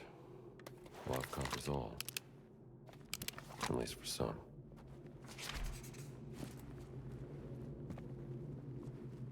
Wait, that's it? Why does this have gas around it like it's gonna break?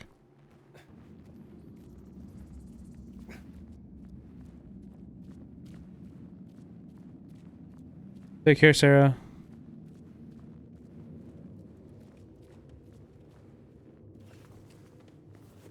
Okay, Dude, how do I get the fucking map out? Oh my god.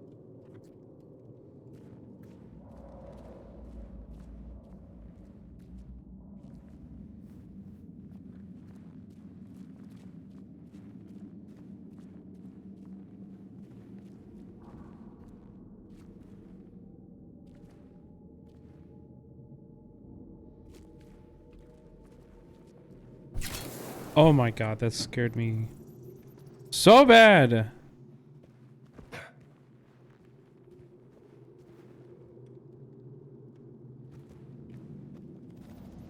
What are these pipes with fire in it? That's weird, right?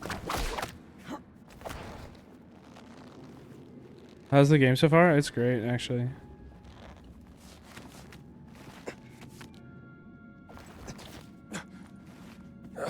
It's really fun.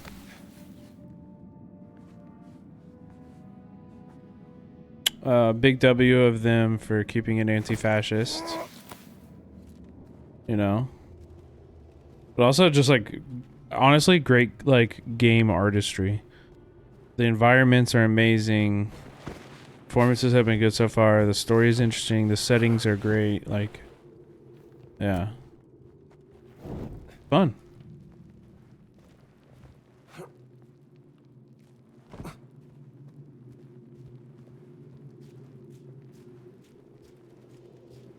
Okay.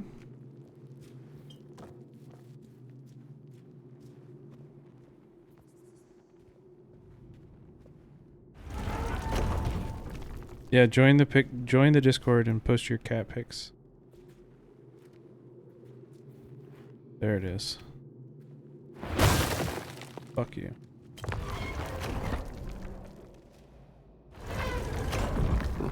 One word. How did this end up in the Vatican? Another relic. Alright, where's that torch I dropped? Shit, was it there?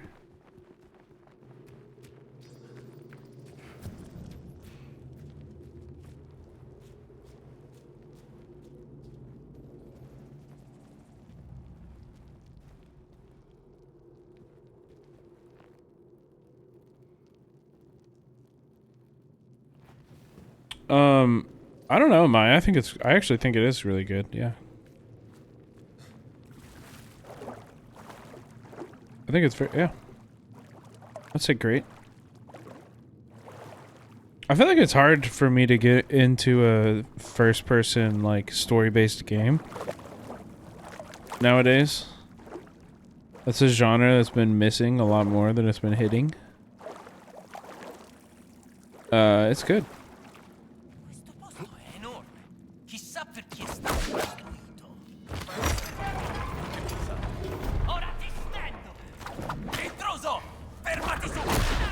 Keep your distance, pal.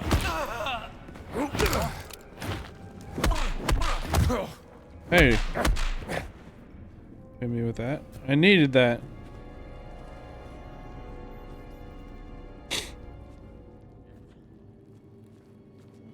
Too many rooms with nothing in them, though.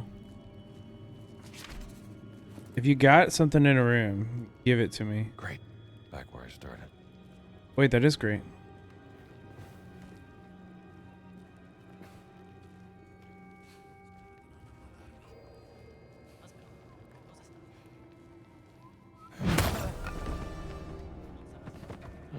Excuse me.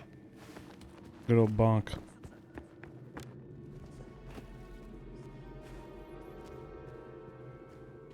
Oh, this is where I was.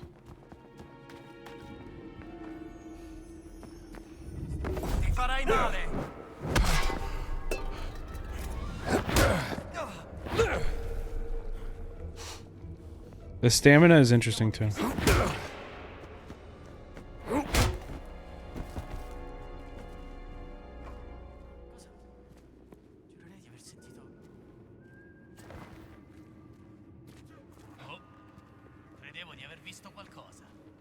They're also stupid. Just canonically accurate. Too easy.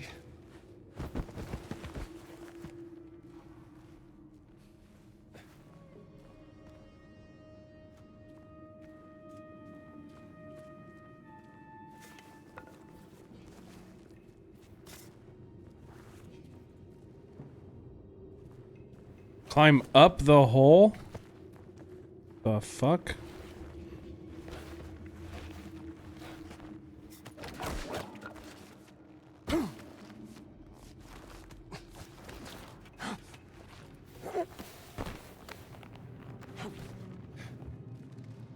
Oh, that's one way to leave.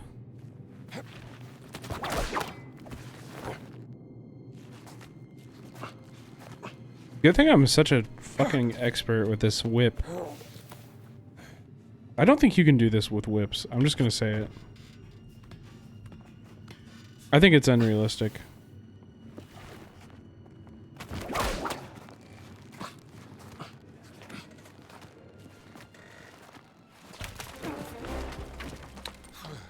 Yeah, I agree, Maya. I mean, it's also like, but that was really only in the first movie, right? Did Nazis come back? I can't remember. Because the other two are like in like India and stuff. Oh yeah, and the third one.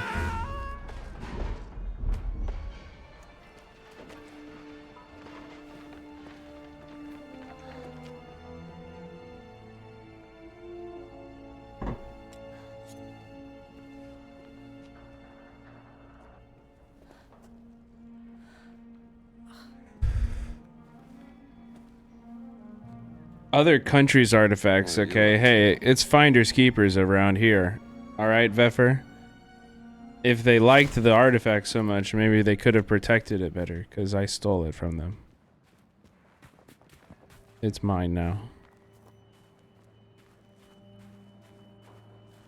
Oh yeah, the fourth one. I forgot about that. Did anyone at all see the new one? I didn't see it. Wait, I was supposed to follow a nun? What the fuck? Where'd she go?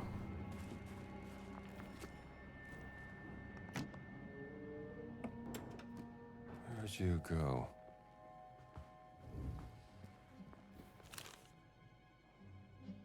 Non-Tao. Surprised by a lack of warning. Japanese air raid has shocked Nantao, a district in the city of Shanghai, killing hundreds of Chinese civilians and wounding many hundreds more. No warning had been issued by the Japanese army.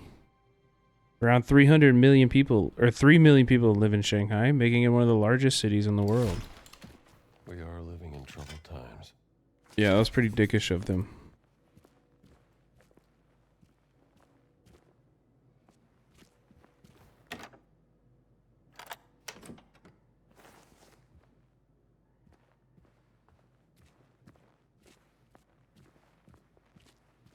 You thought I was reading Italian fluently? That'd be cool.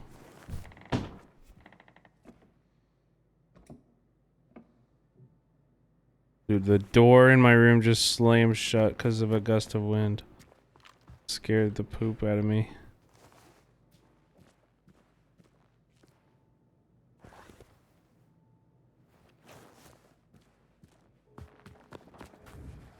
This is where I came from.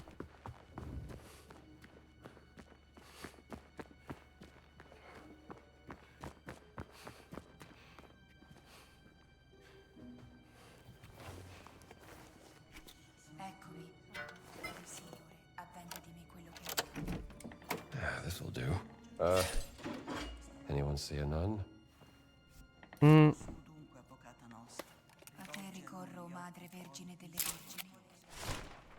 Wait, can't I spend those? Oh yeah, the books.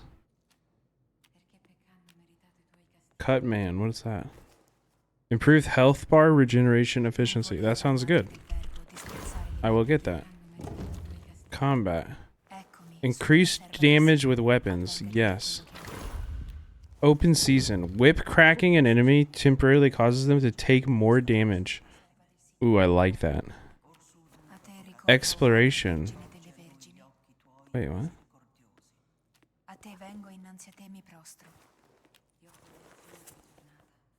The last hit before a weapon breaks deals additional damage or open season. I can only get one. I think whip cracking sounds fucking sick.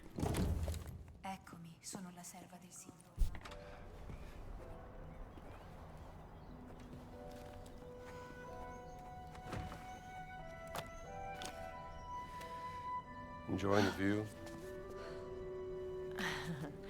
Excuse me, Father... Gallagher, is spying on people part of your daily nun routine, sister? I was actually just... bird watching.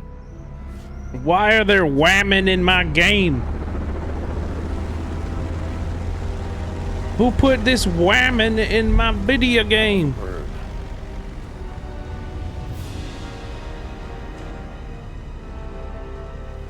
Give me that.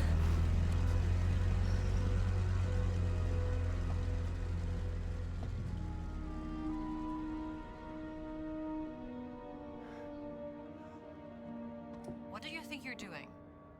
I'm looking. Those are my binoculars. I'm looking. Oh, that's the guy. Wait, that's the priest guy. And he's talking with fascists. What the hell are you doing here?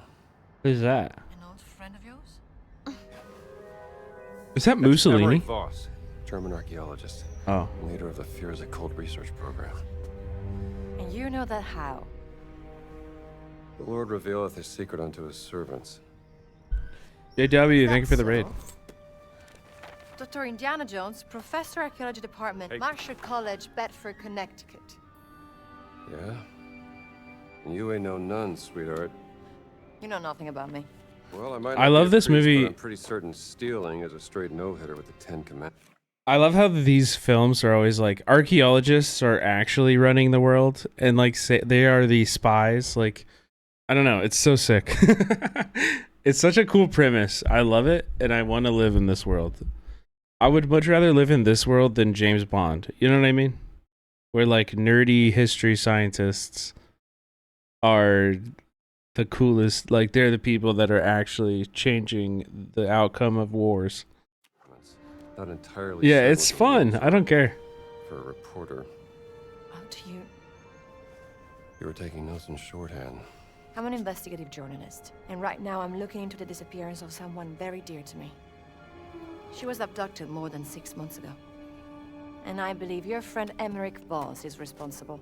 It's Dr. Laura Lombardi. Do you know her? She's one of the world's leading experts in ancient languages.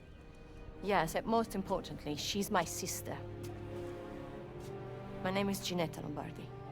What's your business here? I'm looking for a cat. A cat? A mummy. A mummy or a cat? It's a cat mummy. I haven't seen the third one in Why? probably over Giant 10, from the 15 Vatican years. Stole it from me, and I need to figure out why. You're profoundly strange, Dr. Jones. The answer you give me stirs up more questions. Like last time I watched number 3, I probably rented it from Family Video on DVD. So don't ask. What about this? We hear anything that could be interest to the other. We trade information. Deal? Yeah, all right. Miss Lombardi, deal. Good. You can call me Gina. See you around, Strambo.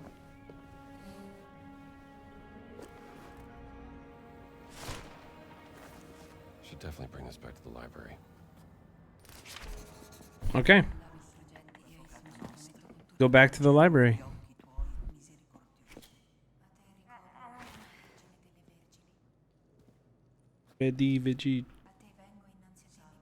Arrivederci.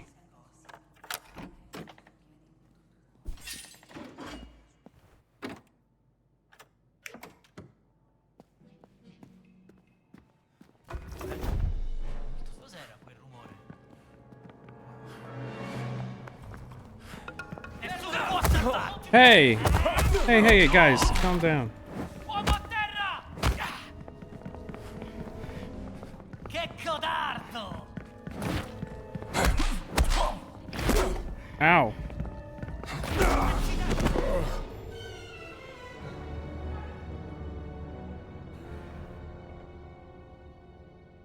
Okay, can't go in there. I need to heal up first.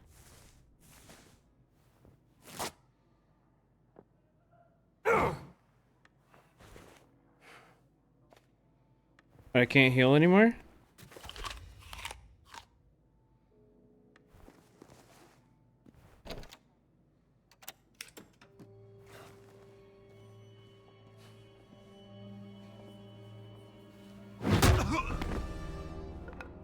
Fair and square.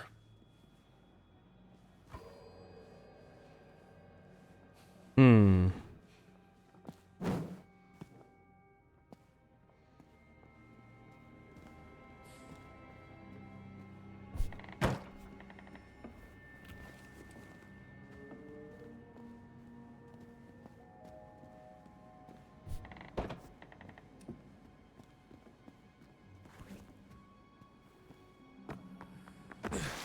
Mi piace quel suono.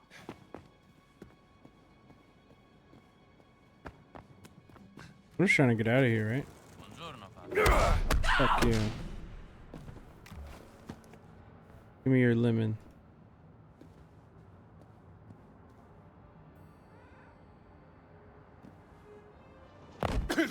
I actually have only played...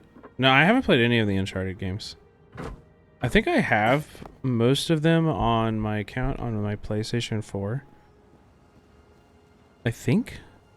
But I need to play them.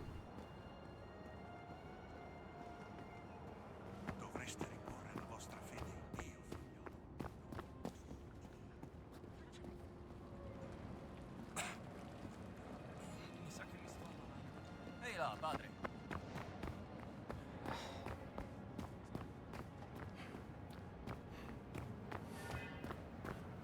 Oh, that's not a door. Biblioteca. Antonio ci è stato di grande aiuto. Già. I think I need to do...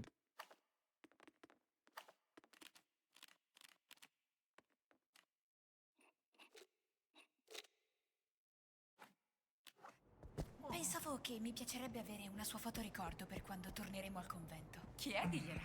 Ne sarà sicuramente felice.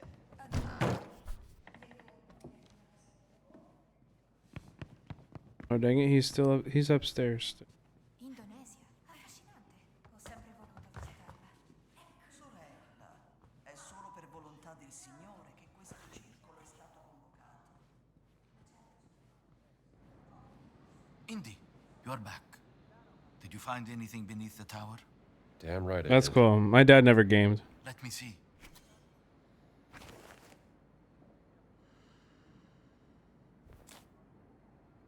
A leather parchment from the First Crusade concerning a secret order right here in the Vatican. This is astounding. Grazie, Indy. So where are you going next? They're gonna kill you for From the this. confession. Be careful, my friend. You might be going down a rabbit hole. No telling where it might lead.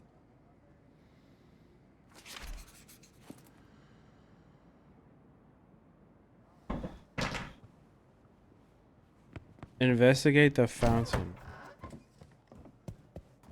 Un pochino a sinistra. Oh, that's awesome, Maya. Padre Antonio ci è stato di grande aiuto. Già, pensavo che mi Yeah, my parents Loose ends in the Vatican. lost it at like 3D stuff. They love Super Mario 3D. They would play that with me as a kid because that was like my first. You know, the N64 is my first gaming console. And so they were really happy that they were able to get it for me and stuff. And so they would play it all the time with me. And that shit lasts me for fucking 10 years probably. I played the shit out of the Nintendo 64. Wait, is this the wrong fountain? Yes. Don't talk to me. She loves Spyro. Yeah, I could see that being that too. Same thing.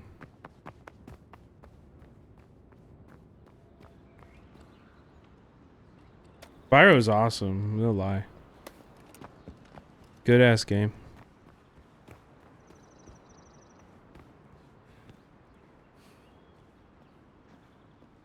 I used to always like. Yeah, it's funny like how when you're a kid you have relationships with games. Like for me. There it is. Spyro, Crash Bandicoot. I never had a PlayStation. Didn't look like this back in the days of Oh, and Resident Evil too. So these were all games that I would like play at friends' houses. They would let me play them. Because I never could play them at my house.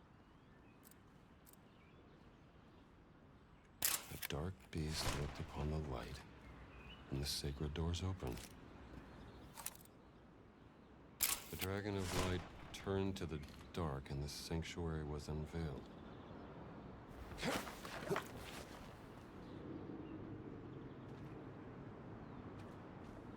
Dragon of Light. Turn to the dark.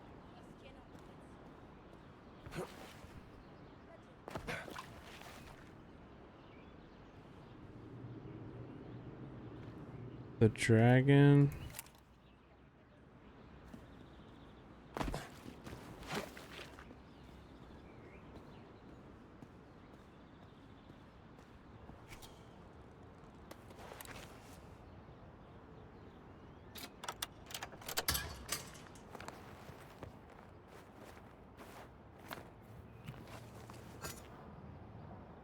Why does he have to change? He always be changing clothes. That's what he does when he's like rubbing his... Like I'm changing out of my priest outfit and into my explorer outfit. Okay, we're just gonna turn off.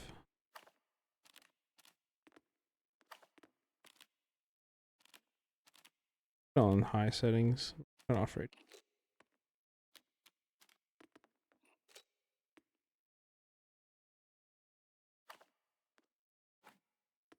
Okay, no ray tracing ultra settings though.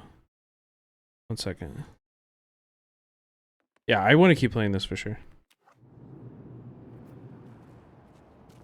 Let me get to a checkpoint real quick. Actually, there's 2 minutes ago. That's not that bad.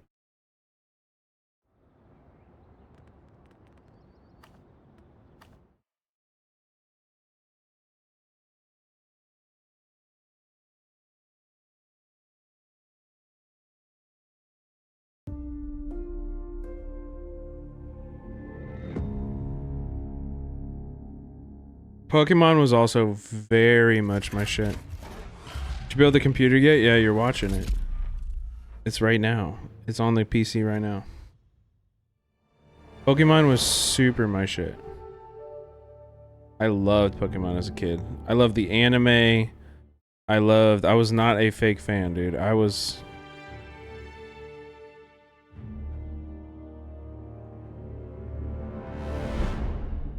I had the trading cards.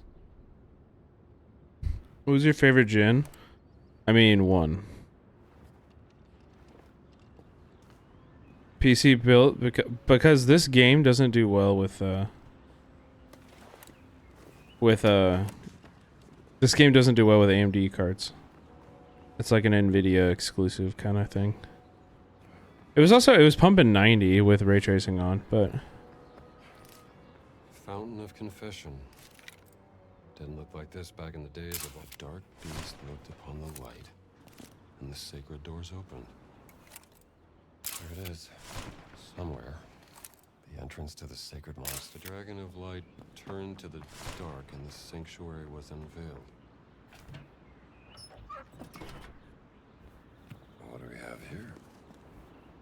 oh yeah, I made terrible trades.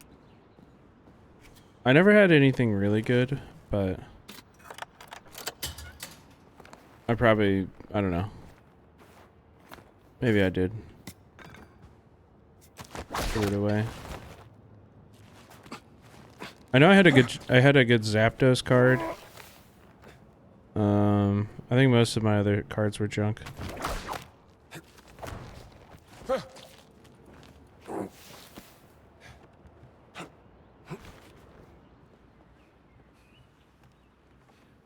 Okay, so another dragon.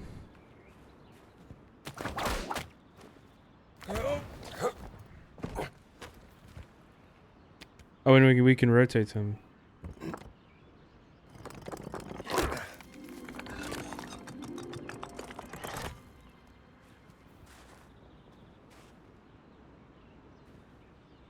How are they different from each other? Oh, this one said... Oh, I think maybe it's just like the pillars they're on, right?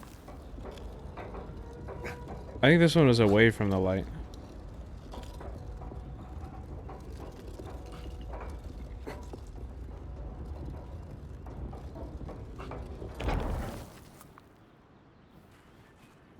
Right?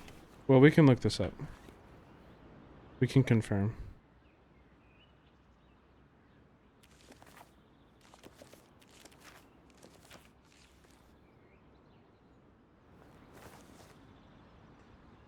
Wait, this is the first time I noticed you can actually look at your pictures. I thought they kind of just went into a vault.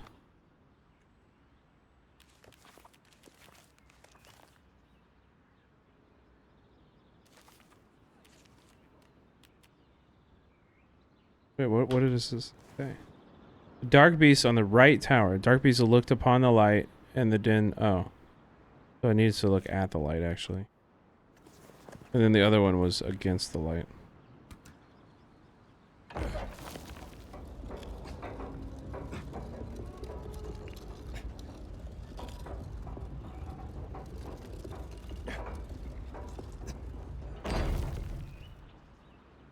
Okay, Andy.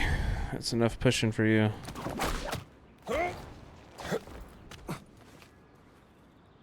He doesn't have a fucking hand. Well, how am I supposed to twist it?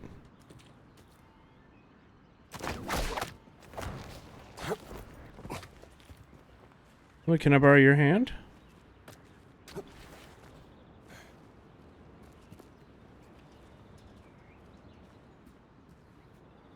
Ah, freak.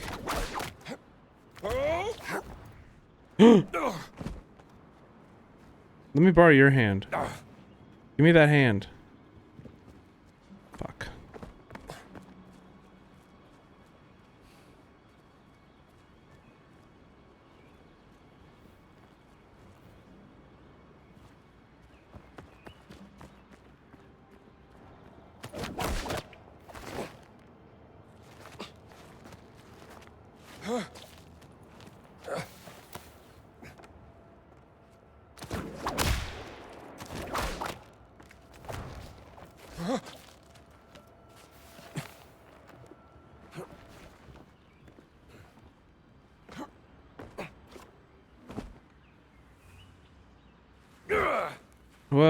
in the heck am I supposed to do about this? Oh, what the oh. Hello, hand. Speaking of hand, disarming an enemy with a whip's crack causes their weapon to fly my way. Oh yeah, baby. Interesting. I love that. Somebody. Hey, Stramble! Jesus! You spooked him.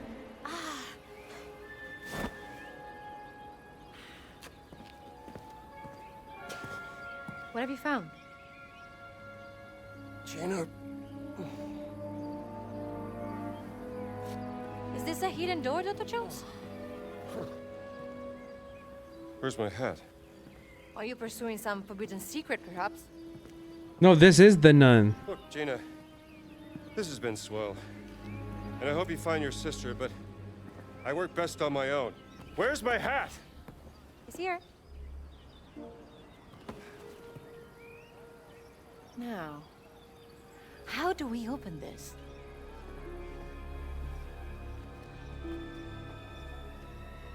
I already know how. It was doing a lot. I was doing great before I had a, you know. Now what do we do? I know what to do. Stop. This fountain must be hundreds of years old. Telling me to be careful. Perfect. Knows we get in something.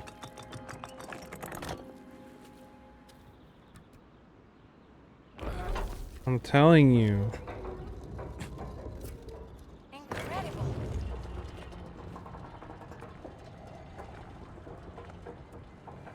We sure we want to show her this and do this in like broad daylight?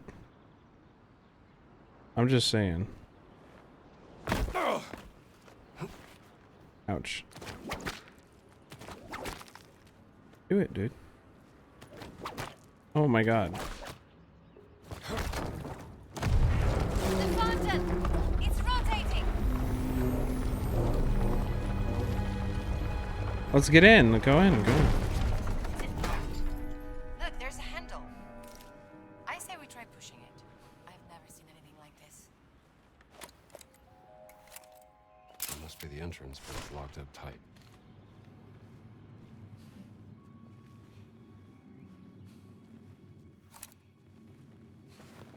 The handle.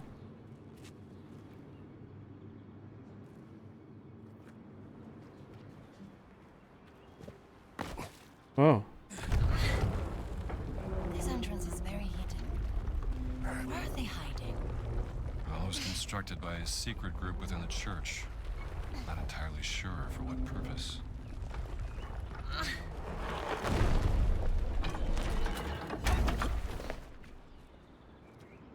Why is that man holding a bucket? It's a receptacle to carry holy water for baptizing.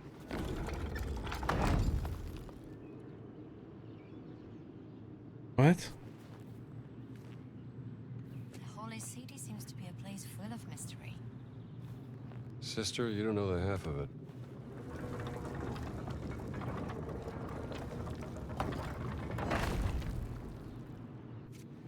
Baptize his baby. Oh shit, he needs water.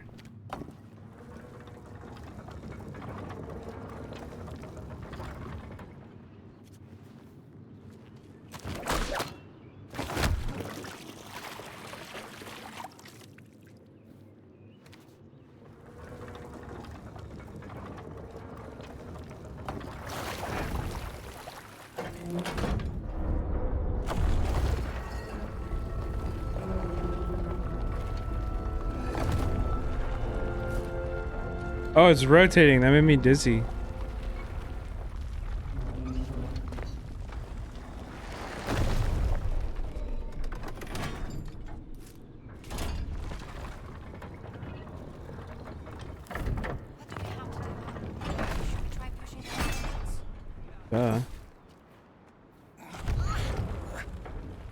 Handle time, baby.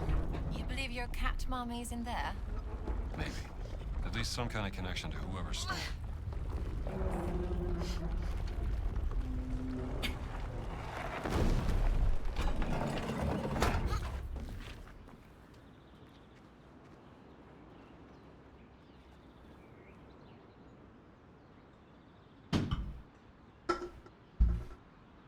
Cat mommies. Cat daddies. Cat inbies. They are bulrushes.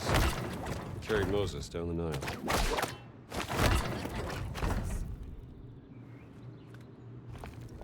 But no cat nimbies. I'll tell you that. How did you find this place? Yo, Rhizome, welcome in, man. There was a old Playing scroll inside Indiana the, Jones. chest. Let's just save it for another time.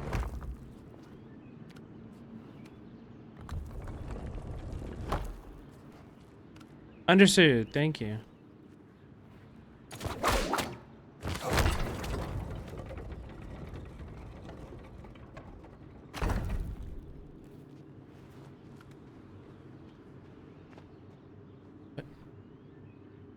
Wait, what? Oh, here we go.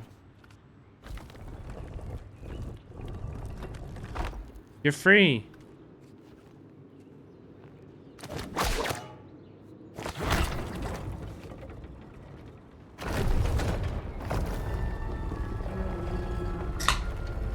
We slonked our junk. We slonked our junk. That's the raid message. Sure did. I love it. As always. I was hanging out with y'all earlier when you were watching Asmon and that extremism thing.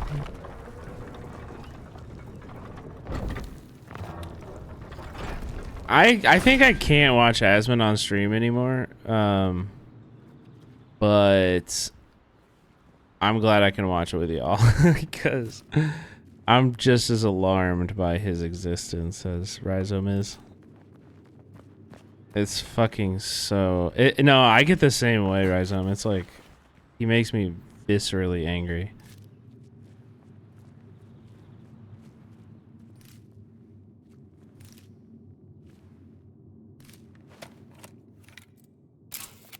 Baptism. To be cleansed of sin. Okay, get out of the way, dude. Open the door. Wait, we did the puzzle. What do you mean? Is there more puzzle? Is there more puzzle? What do you think? Lady? Gina?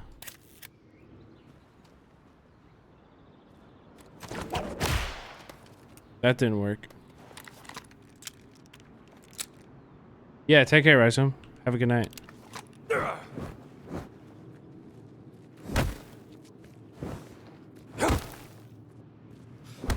I knew I could punch the baby.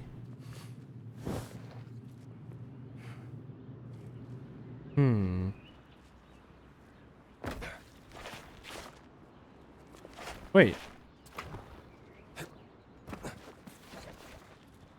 Wait. Did you see that? What is that?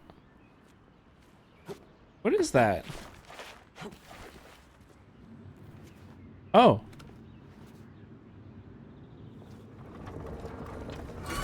Push the baby.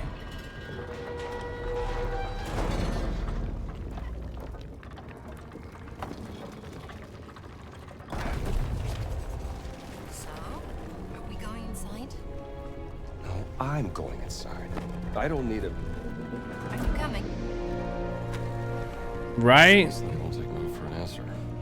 Tell her, Indy. Say, we don't want no girls going on our adventure. It's spooky. There's spiders down here and rats. Just be careful. We don't need no whamming. I'm always careful.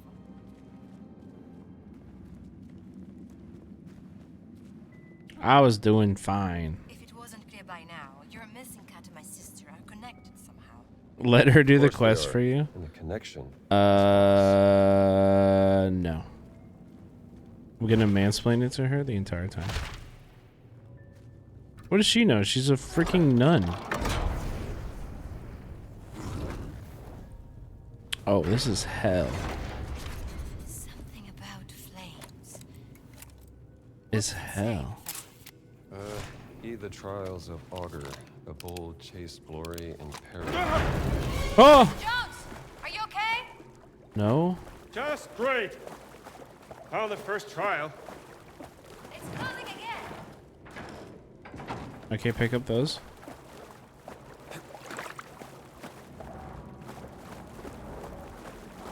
Doesn't feel like the water's There you are. that. Get up here. Yes, ma'am. I don't know if you need to be stepping like that. This seems like some kind of test.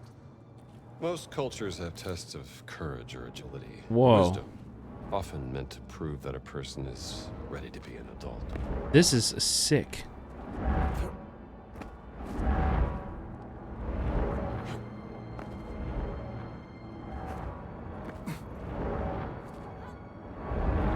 Watch it. Easy. Oh, you made it fine? Nice, good job. It was made for giants. Oh, thank God. That wasn't so bad, was it? It's the Nephilim. A gate this big must be guarding something important. More dragons. The Nephilim. Need some kind of key to open. Key or keys? Where'd you put them?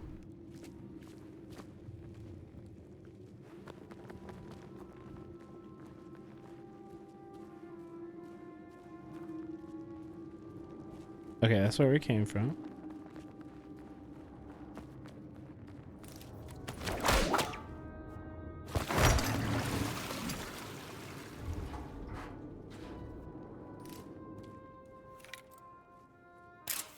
Face the challenges of silver and gold. Forge the sacred keys.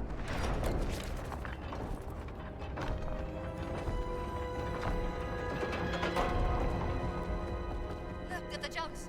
The shield on the statue moved. Oh, yeah, I'm going in. Challenges? How did the clergy manage to keep all of this secret? Common priest. These guys have no idea how long I studied Whatever the archaeology. secret order is, it's strictly for the Vatican's inner circle. Clearly. What does it say? When thou passeth through the fires of sin, forsake not this secret, and the flame shall not kindle upon thee. Okay. What is that? Beats me. Must be part of his challenge.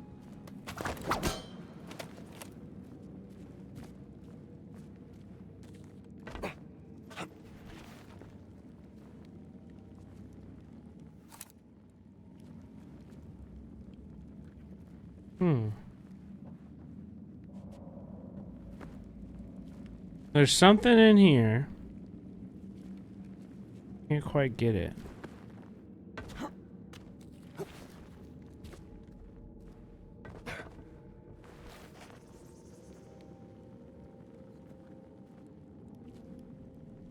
And that fell over here.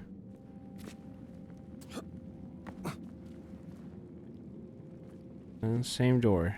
Still closed. Okay.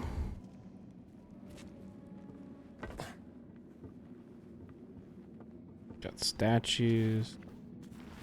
Oh, we have this. We don't need to do. But. Okay. Could do it. There's one over there too. But I have to do something there.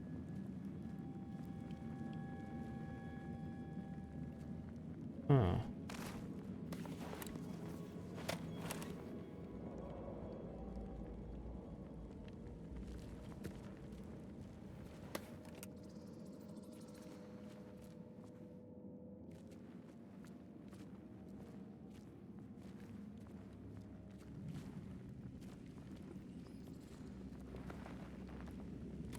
Mind if I borrow this? Ooh, a stone tablet.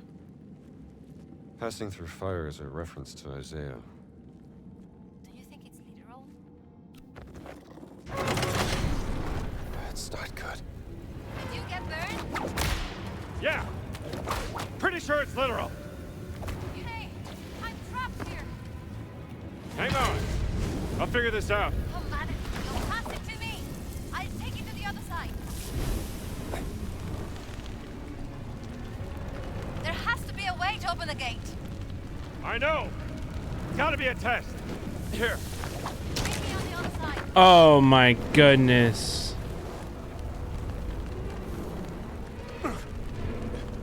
Easy. That's called problem solving. You don't get that in your first year at grad school. Okay, I'll tell you that much.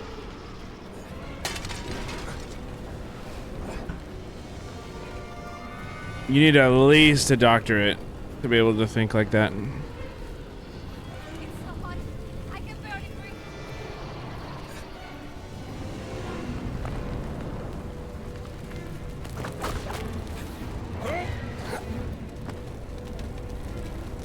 There. Thanks for the help.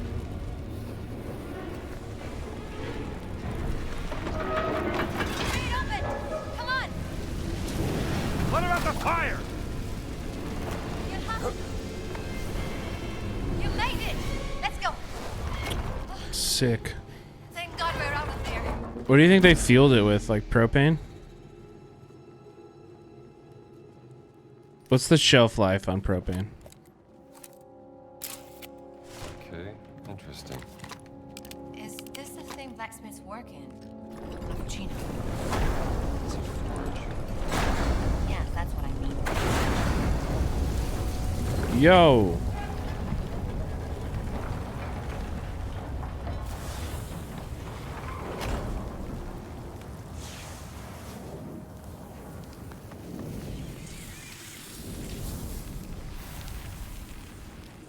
Cool. Metal is flowing into the mold.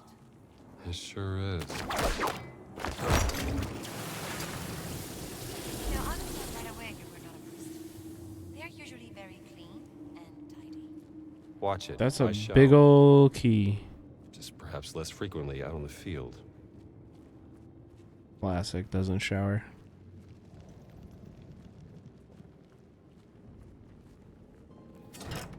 That's one. The keys of St. Peter. A symbol of the Holy See. Of course, the keys to heaven. I've seen them in Vatican.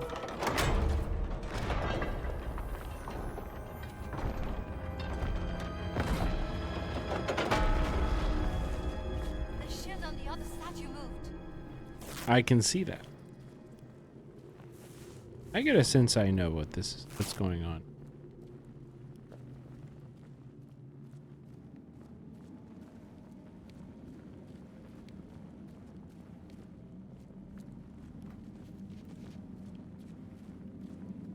I've never seen a place like this. Probably not par for the course in journalism to explore hidden catacombs. But she's a journalist. Usually it's things like spying on secret fascist meetings and reporting from the... Let the light guide your path. She's an anti-fascist journalist. It's a bit hot in here. What's wrong? Bothered by a little heat? Of course not. I'm a journalist. Good. Because it's gonna get a hell of a lot hotter than this. Are you sure about this? Watch out! I feel like fine, the I'm statues fine. are judging me. Dear me. They don't Wait, want what? people to get in, do they? Just another day in the office. Let's try something else.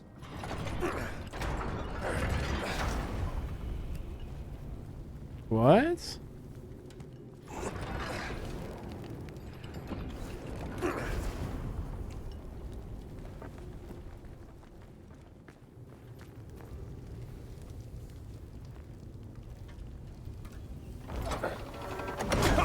Get away from there! I'm okay. But I can't look behind you. Just another day in the office. Let's try something else. Wait, what?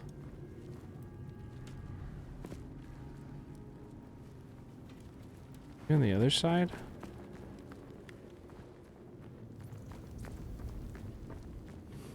Oh shit, there's no other side. Unless...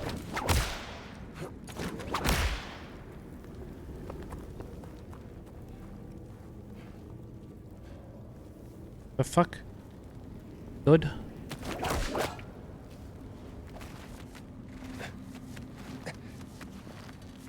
Oh, I see.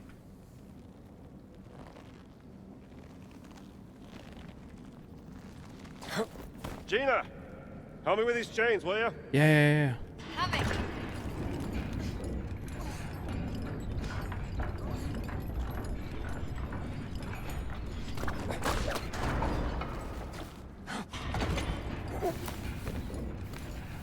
Nice work.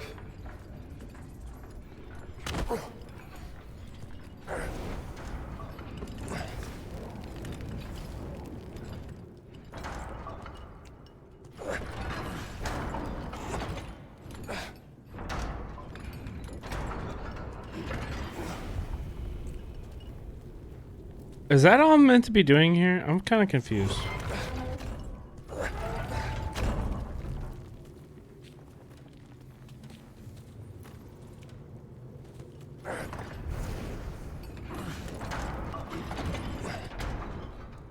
Like it only lights on the one, right? So that's the right one, huh?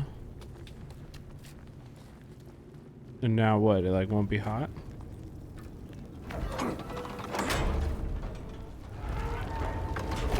Okay. You actually did it. Oh, you had doubts? Yeah, this is what archaeologists really do. Without a doubt. I mean, they literally made a movie about it. Guarding Another forge. Like, how do you think movies are made? Do you think somebody just like made it up? You think this is just like made up? Like everything just like somebody just thought about it one day? Don't be silly.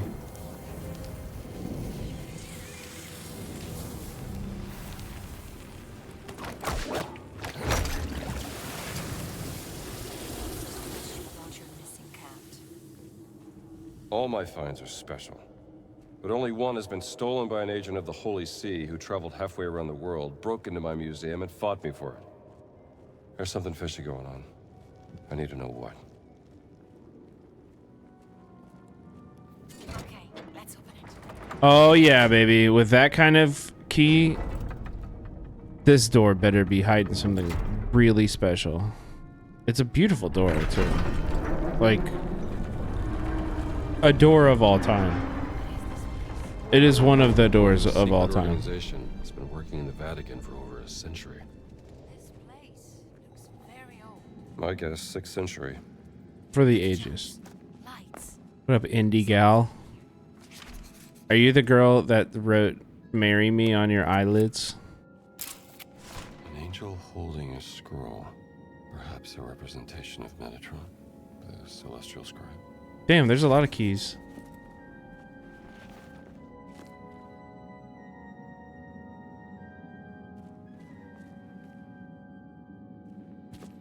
Oh, I'm one of Rise Raiders? No, I was just joking. It's in the movie.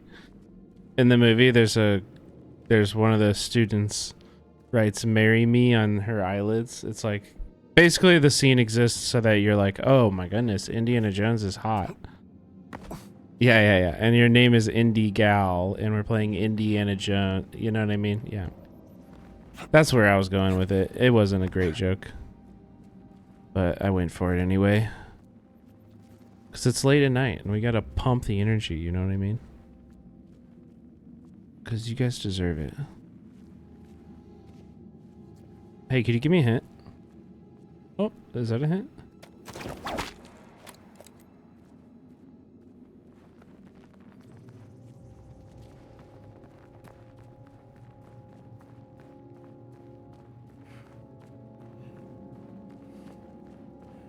I'll enjoy the joke. Dude, I used to be such a late night streamer. Wait, what?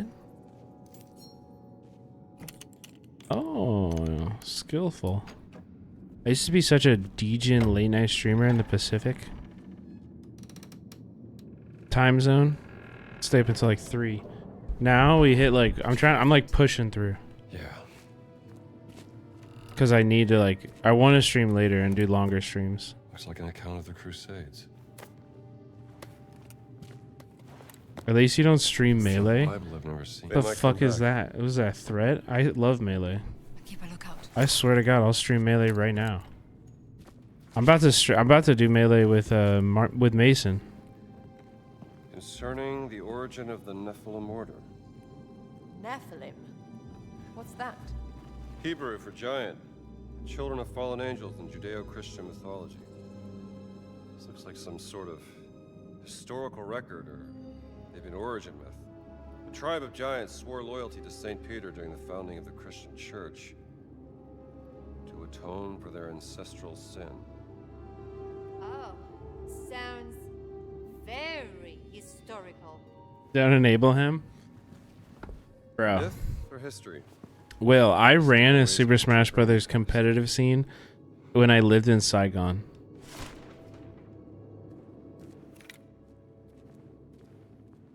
Like it was a pretty fucking awesome, healthy scene. I feel really good about it. It was fun. Made lifelong friends. I would 1v1 you in any Smash Bros. Besides Melee, you would lose. Do you know it? You would lose. Familiar. Parts of it look like cuneiform. I thought you were an expert, Dr. Jones. I am. Only one person in the world that knows more about dead languages than me. We used to do like viewer lobbies. Your sister. It was fun. Laura Lombardi. We could do it again. Something strange about this painting. Okay, so yeah, chat. Oh, yeah? Italian fascists are invading the Vatican, and Indiana Jones is here to save us. Brother Locus. Traveled to the New World and located the word in a school. Locus, huh? Brother Locus received minimal injuries during retrieval. I don't know about minimal. It appears in the form of a cat and has been placed in the treasury of esoteric artifacts. That's my cat. We have to find this treasury, Gina. Maybe there's some clues in here. Wait, there is something behind the painting. Yeah. Behind the painting. Secret door. Oh, go ahead. Open it.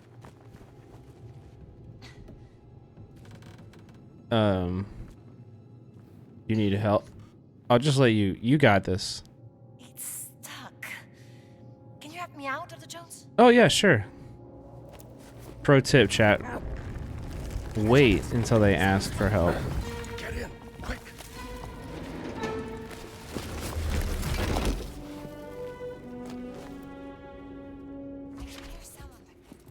Let's keep See going. that? There's got to be an exit up ahead. That's because I am not a misogynist. In the Book of Enoch, the Nephilim corrupted God's creation, triggering the Great Flood, which cleansed the earth. I hope I never meet one of those.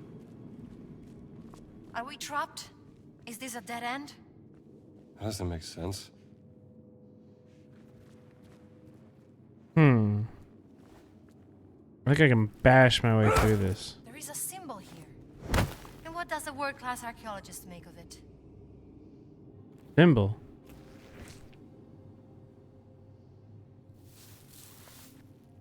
It's the same symbol Antonio and I found in the library. Antonio? I do have friends.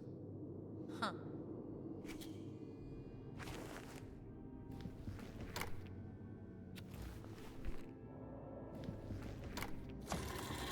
How did you... Nice. Cutscene. Give you the Vatican's treasury of esoteric artifacts.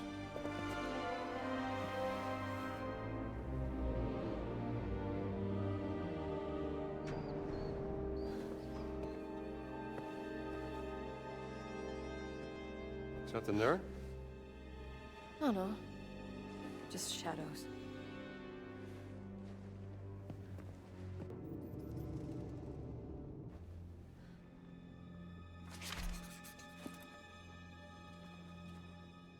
built quite the collection here. Is this your cut, Mummy? What did you just call me? Never seen anything like this. Looks like the lost Nurgle clay idol of Edu. They say touching it summons a Sumerian death curse. If you believe that sort of thing. Of course not. Bro, why the fuck would you touch that? Stop. How about you just stop touching things? That would be great.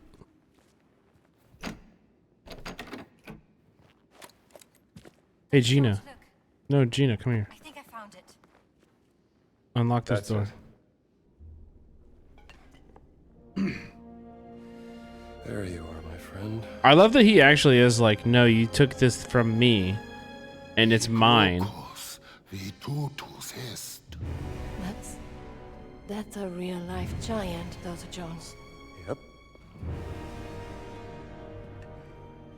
You're Locust, right?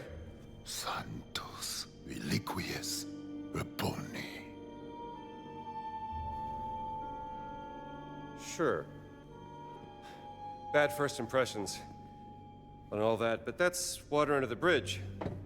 Doesn't mean that we can't still talk this out like civilized. I guess not. No. No, this guy's huge. I keep distracting him. The distraction worked.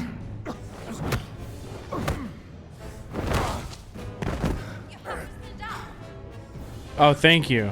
I need to stand up. That's your big advice. I can take you out. Thank you so much for that.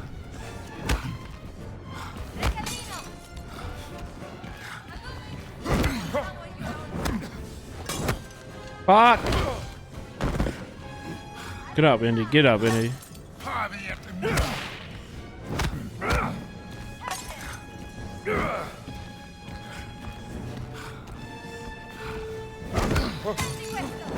God damn it.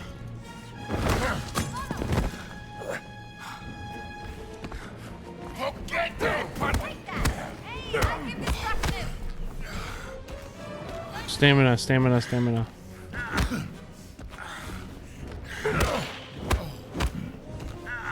You only get one punch in, bro.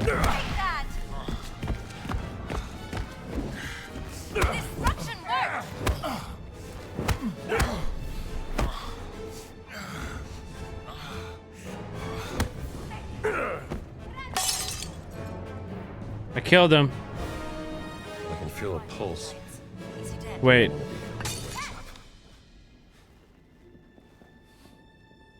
The last of the giants, and I killed him.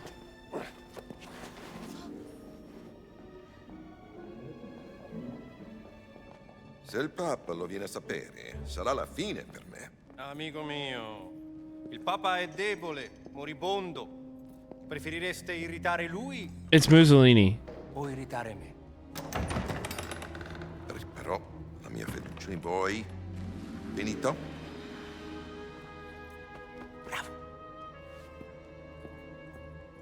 Vertrauen. Ein wunderbares Konzept. Nicht wahr, Herr Voss? Vertrauen, Exzellenz, ist unabdingbar für den Sieg. Das verstehen Sie sicherlich, Pater Ventura. Ho accettato di mostrarvi la sala del tesoro segreta, ma non si può prendere niente. Mio vecchio caro amico, non vorrete certo deludermi, vero? Herr Voss prenderà quello che gli serve. Ma Benito, il Papa mi ucciderà. Ich glaube, es gibt schlimmere Dinge als den Tod, Pater Ventura. Was meinen Sie damit? Kommen Sie kurz. So this is like a priest that's been allowing the fascists in and facilitating like anti-communist censorship among other priests and stuff like that. Wenn sein Privates an die Öffentlichkeit gelangt. Die allerschlimmsten Sünden, die Gott mit dem Tod bestraft, vor aller Augen offengelegt. Was hat man Ihnen erzählt? Ich vertraue nicht auf bloßen Klatsch und Tratsch. Why is he doing that? Ich vertraue ihr darauf, wie die Muskeln um ihren Mund zucken. Wie sich ihr orbicularis oris zusammenzieht. Ihre himmelschreienden Sünden stehen ihr buchstäblich ins Gesicht geschrieben. Widerwärtige Verbrechen gegen den Heiligen Geist. Geben Sie mir, was ich will, oder Sie werden zum Ausgestoßenen. Ein Schandfleck auf dem Antlitz der Kirche. Haben Sie das verstanden?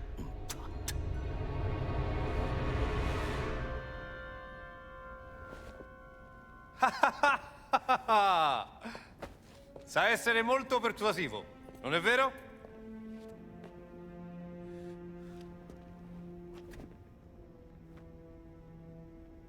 Na gut. Folgen Sie mir.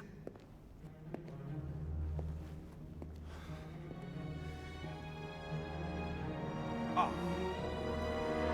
Sind das die Schätze, die Berlin haben will, Herr Voss?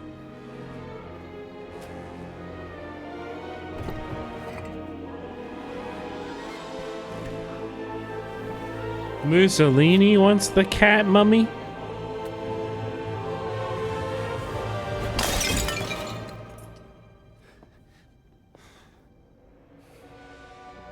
That's what bothers Indiana Jones.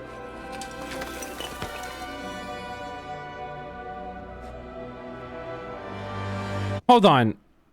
What kind of archaeology is he doing? He didn't x-ray this thing? They don't even know that a cat is inside? Hold on. Wouldn't that be like the first thing you do is do some kind of like imaging?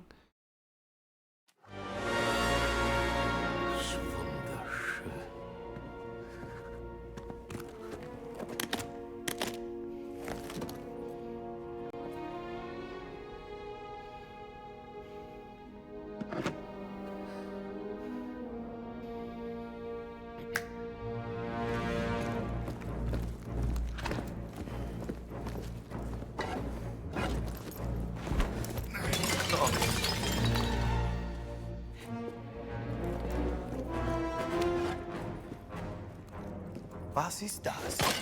Die Relikte des großen Kreises, Exzellenz. The Great Circle. Die Kirche soll Jahrhunderte gebraucht haben, diese dreisten Relikte des großen Kreises zu finden. Und es sind nicht mal alle. Oh, keine Sorge, Pater. Es sind nur noch 4 Stück, die gefunden werden müssen. Was dank der systematischen Effizienz deutscher Archäologen nur eine Frage von Wochen sein wird.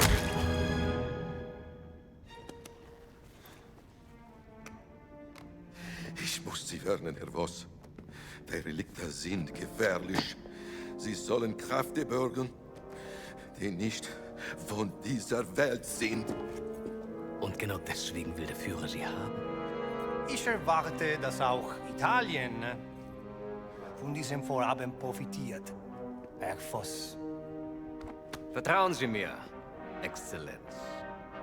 Sobald wir alle Relikte haben, werden unser beider Nationen unaufhaltsam sein. Molto bene!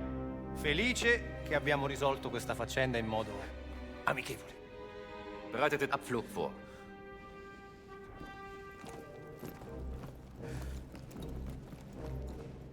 Danke für Ihre Mitarbeit. Arrivederci. That guy's fucking terrifying. Bravo. And it's only in like facial performance. That's kind of impressive.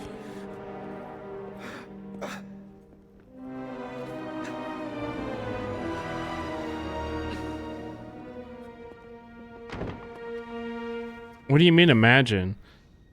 The Nazis actually were doing research into this dumbass occult shit. Like, they were conspiracy theorists too.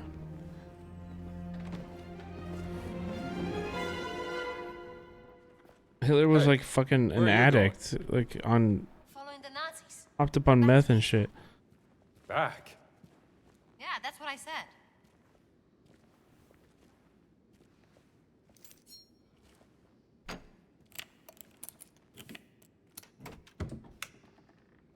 Click.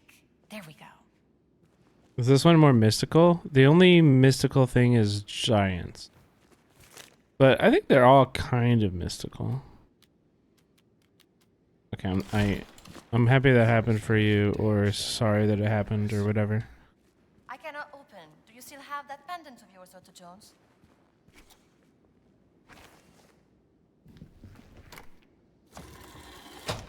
I'm doing this alone. You're in way over your head, Gina. You found your cat. In pieces. Now I want to find Laura. You have any idea of the archaeological significance of the Great Circle? I'm not letting this one go. I don't care about your gray circle. I just care about my sister. I've had a run-in with the Nazis before, and trust me, it ain't a walk in the park. Okay, then. Let's see if you can keep up. Fine. What do you mean if I can keep up?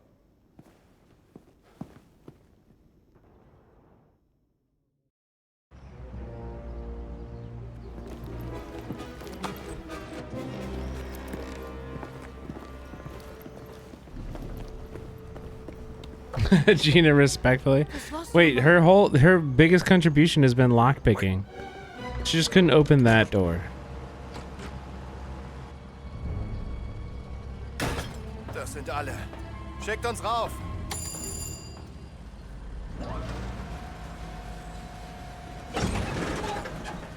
Was war das? Gott will nicht, dass wir die Stadt verlassen, Franz. Hör auf. War nur Spaß. Ist wahrscheinlich nur die miese italienische Technik. War Leonardo da Vinci nicht Italiener? Wer? Nichts. Nur der größte Erfinder aller Zeiten. Nie von ihm gehört. Wie kann man mit so wenig Hirn überhaupt leben?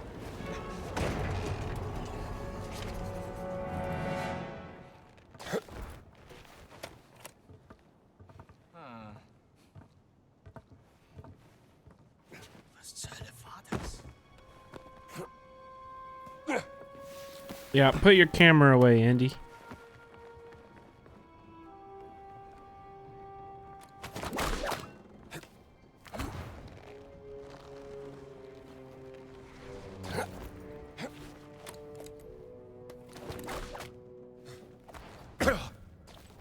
Uh-oh. What am I standing on?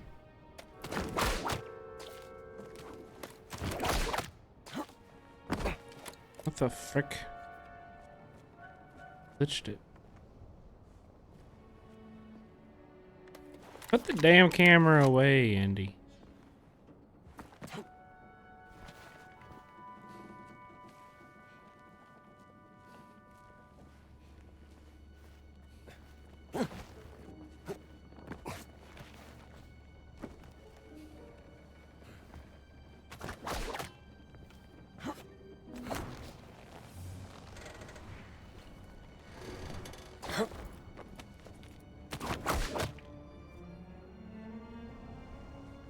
I don't really know where I'm going. Oh, I guess I...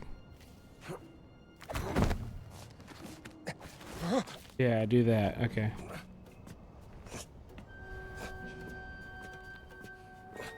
All this to catch an airship. Pretty, though.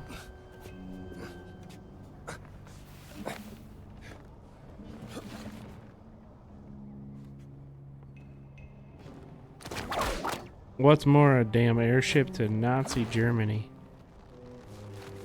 No, thank you.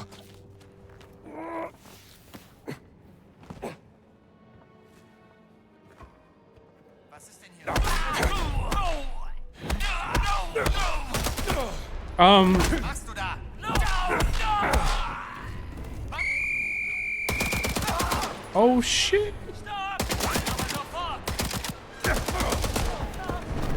I died. Wait, where'd my hat go?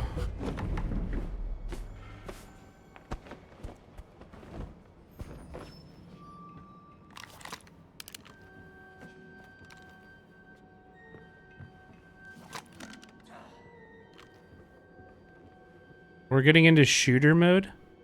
The Italians don't have guns, I guess.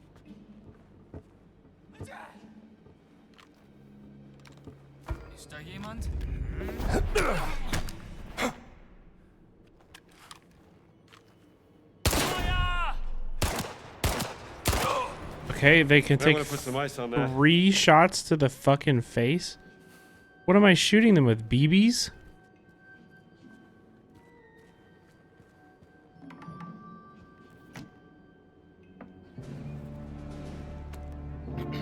Hallo, schneller, ihr verzögert unseren Abflug.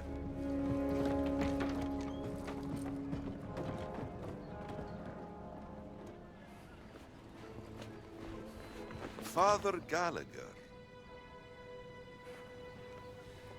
Oh, hi there. Why are you not in your cassock? And not in the library with Father Antonio? Just want to check out the view. You know, us Americans always nosing about. With a gun and a whip.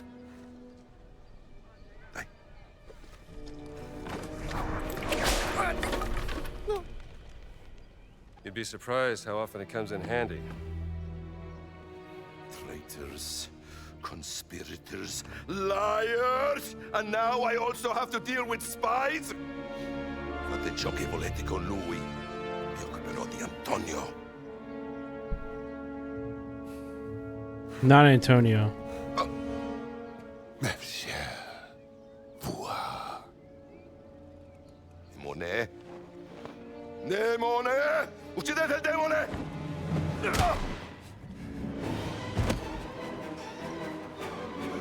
Let's go. Bereit machen zum Abflug.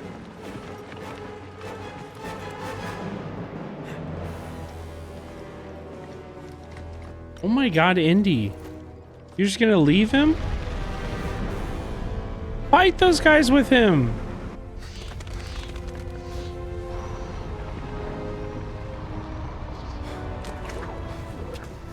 Ain't no way.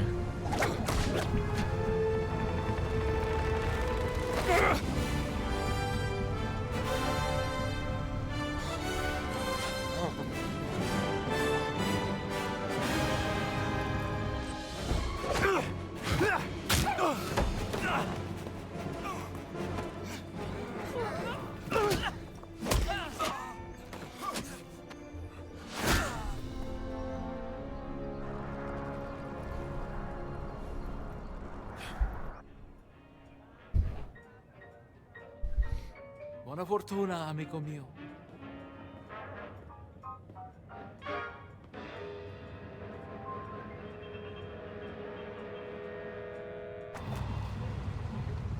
Oh my god.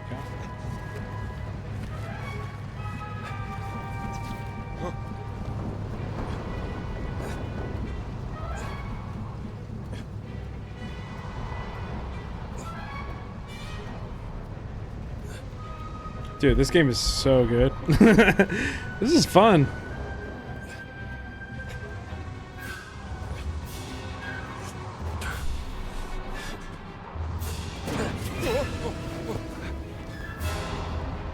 You again? Yes, me again! Help me up! Wait! Don't move!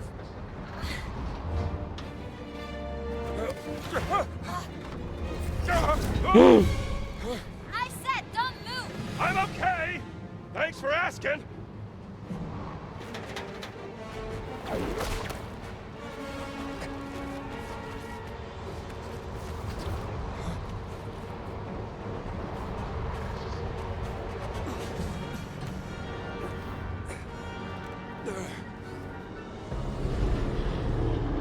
Sheesh. Wow. What were you doing out there? Fresh air. Why are you following me, Strambo? Oh, don't flatter yourself. The Great Circle's the biggest mystery in all of archaeology. Do you even know what it is?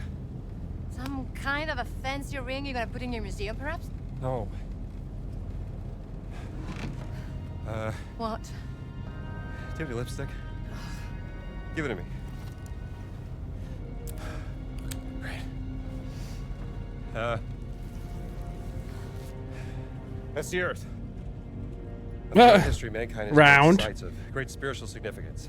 Siwa, Giza, Persepolis, Mohenjo-Daro, Sukhothai, Nazca, Machu Picchu. Now, here's the strange part. If you were to draw a line through these ancient sites around the globe, you get a perfectly aligned circle. The Great Circle. Exactly. Sounds like a coincidence to me. Maybe you're right. Maybe it's just a fluke. Or maybe Voss found something that connects these stone relics to the Great Circle. Nazis don't care about history, Dr. Jones. They only care about power. Legend says that the Great Circle does have some power, something about its geometry, a deeper force that connects these sites. Yeah, but that's superstition. And I don't believe in superstition. Neither do I. But if Voss thinks those stone relics can help the Reich, then we have to find them before he does. No, you have to find them. That's Saturn, true.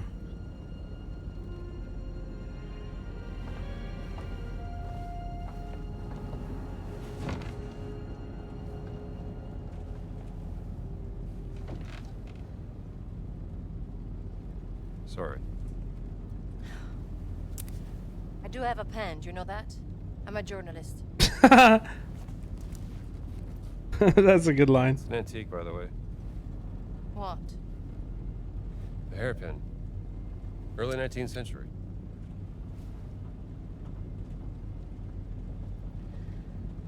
That was a gift from my sister. Yeah.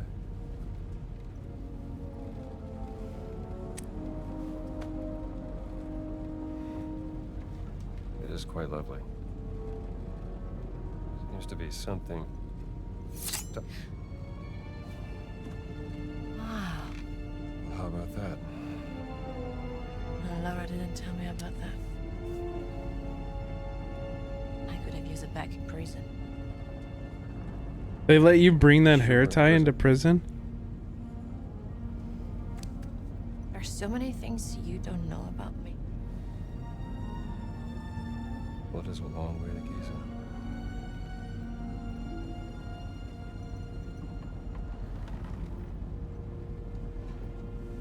Right.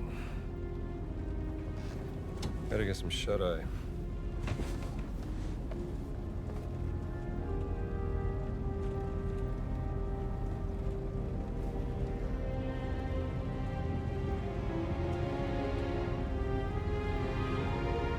Saturn.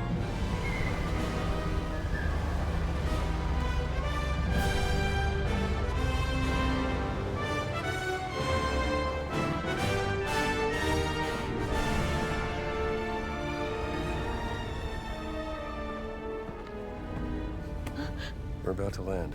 This place will be crawling with Nazis any second. Okay, let's go.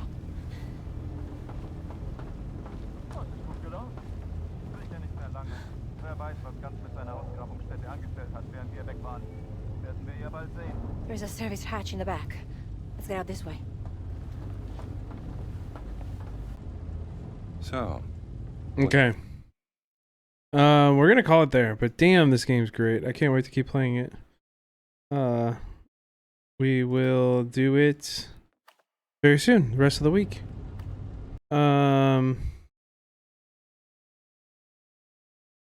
I'd like to stream tomorrow. I think it'd be fun. We'll figure it out. I'll let you guys know in the Discord. Follow us in the Discord. And one more thing. Chat. Community building. Give me a feeling word. Something that you're feeling recently. Give me a word for something you're feeling. I want to know. What are you feeling?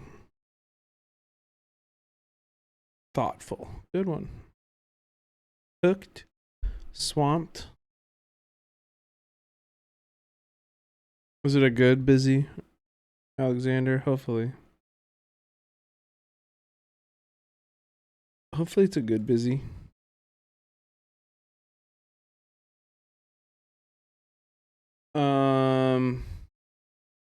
Okay, chat. Tell me something you're appreciative for. Something you appreciate.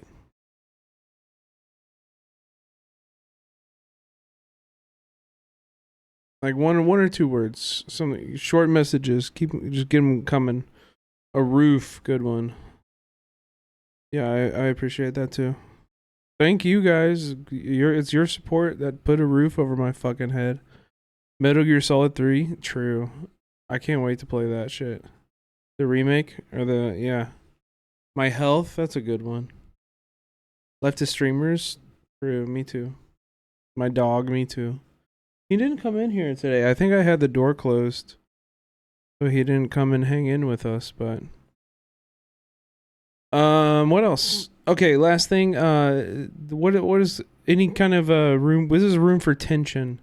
Could be with the stream, with something said, or something, anything, or it could just be something in your own life. But we just have a little space here at the very end of stream for people to air out tensions and feel heard. We might not solve the tensions tonight, but you know, this is an opportunity to let them out.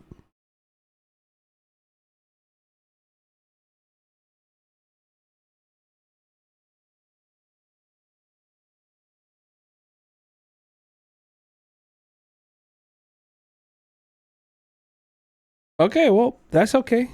No tensions, that's a good thing. That's a good thing. We're gonna raid out. We're gonna raid over to Complainy Laney, who's talking with Andromeda. Complainy Laney has been doing a Fem NB takeover on her stream lately, which I think is a great idea. I think we should all do more to make Twitch an awesome space for women to stream on, and it's not. If you don't know, it's not. So, you know, let's go support Lainey tonight in this raid and hang out for a while, and then also support Lainey in other times too, whenever you know you see that she's live and stuff. So we're gonna raid over there now. Enjoy.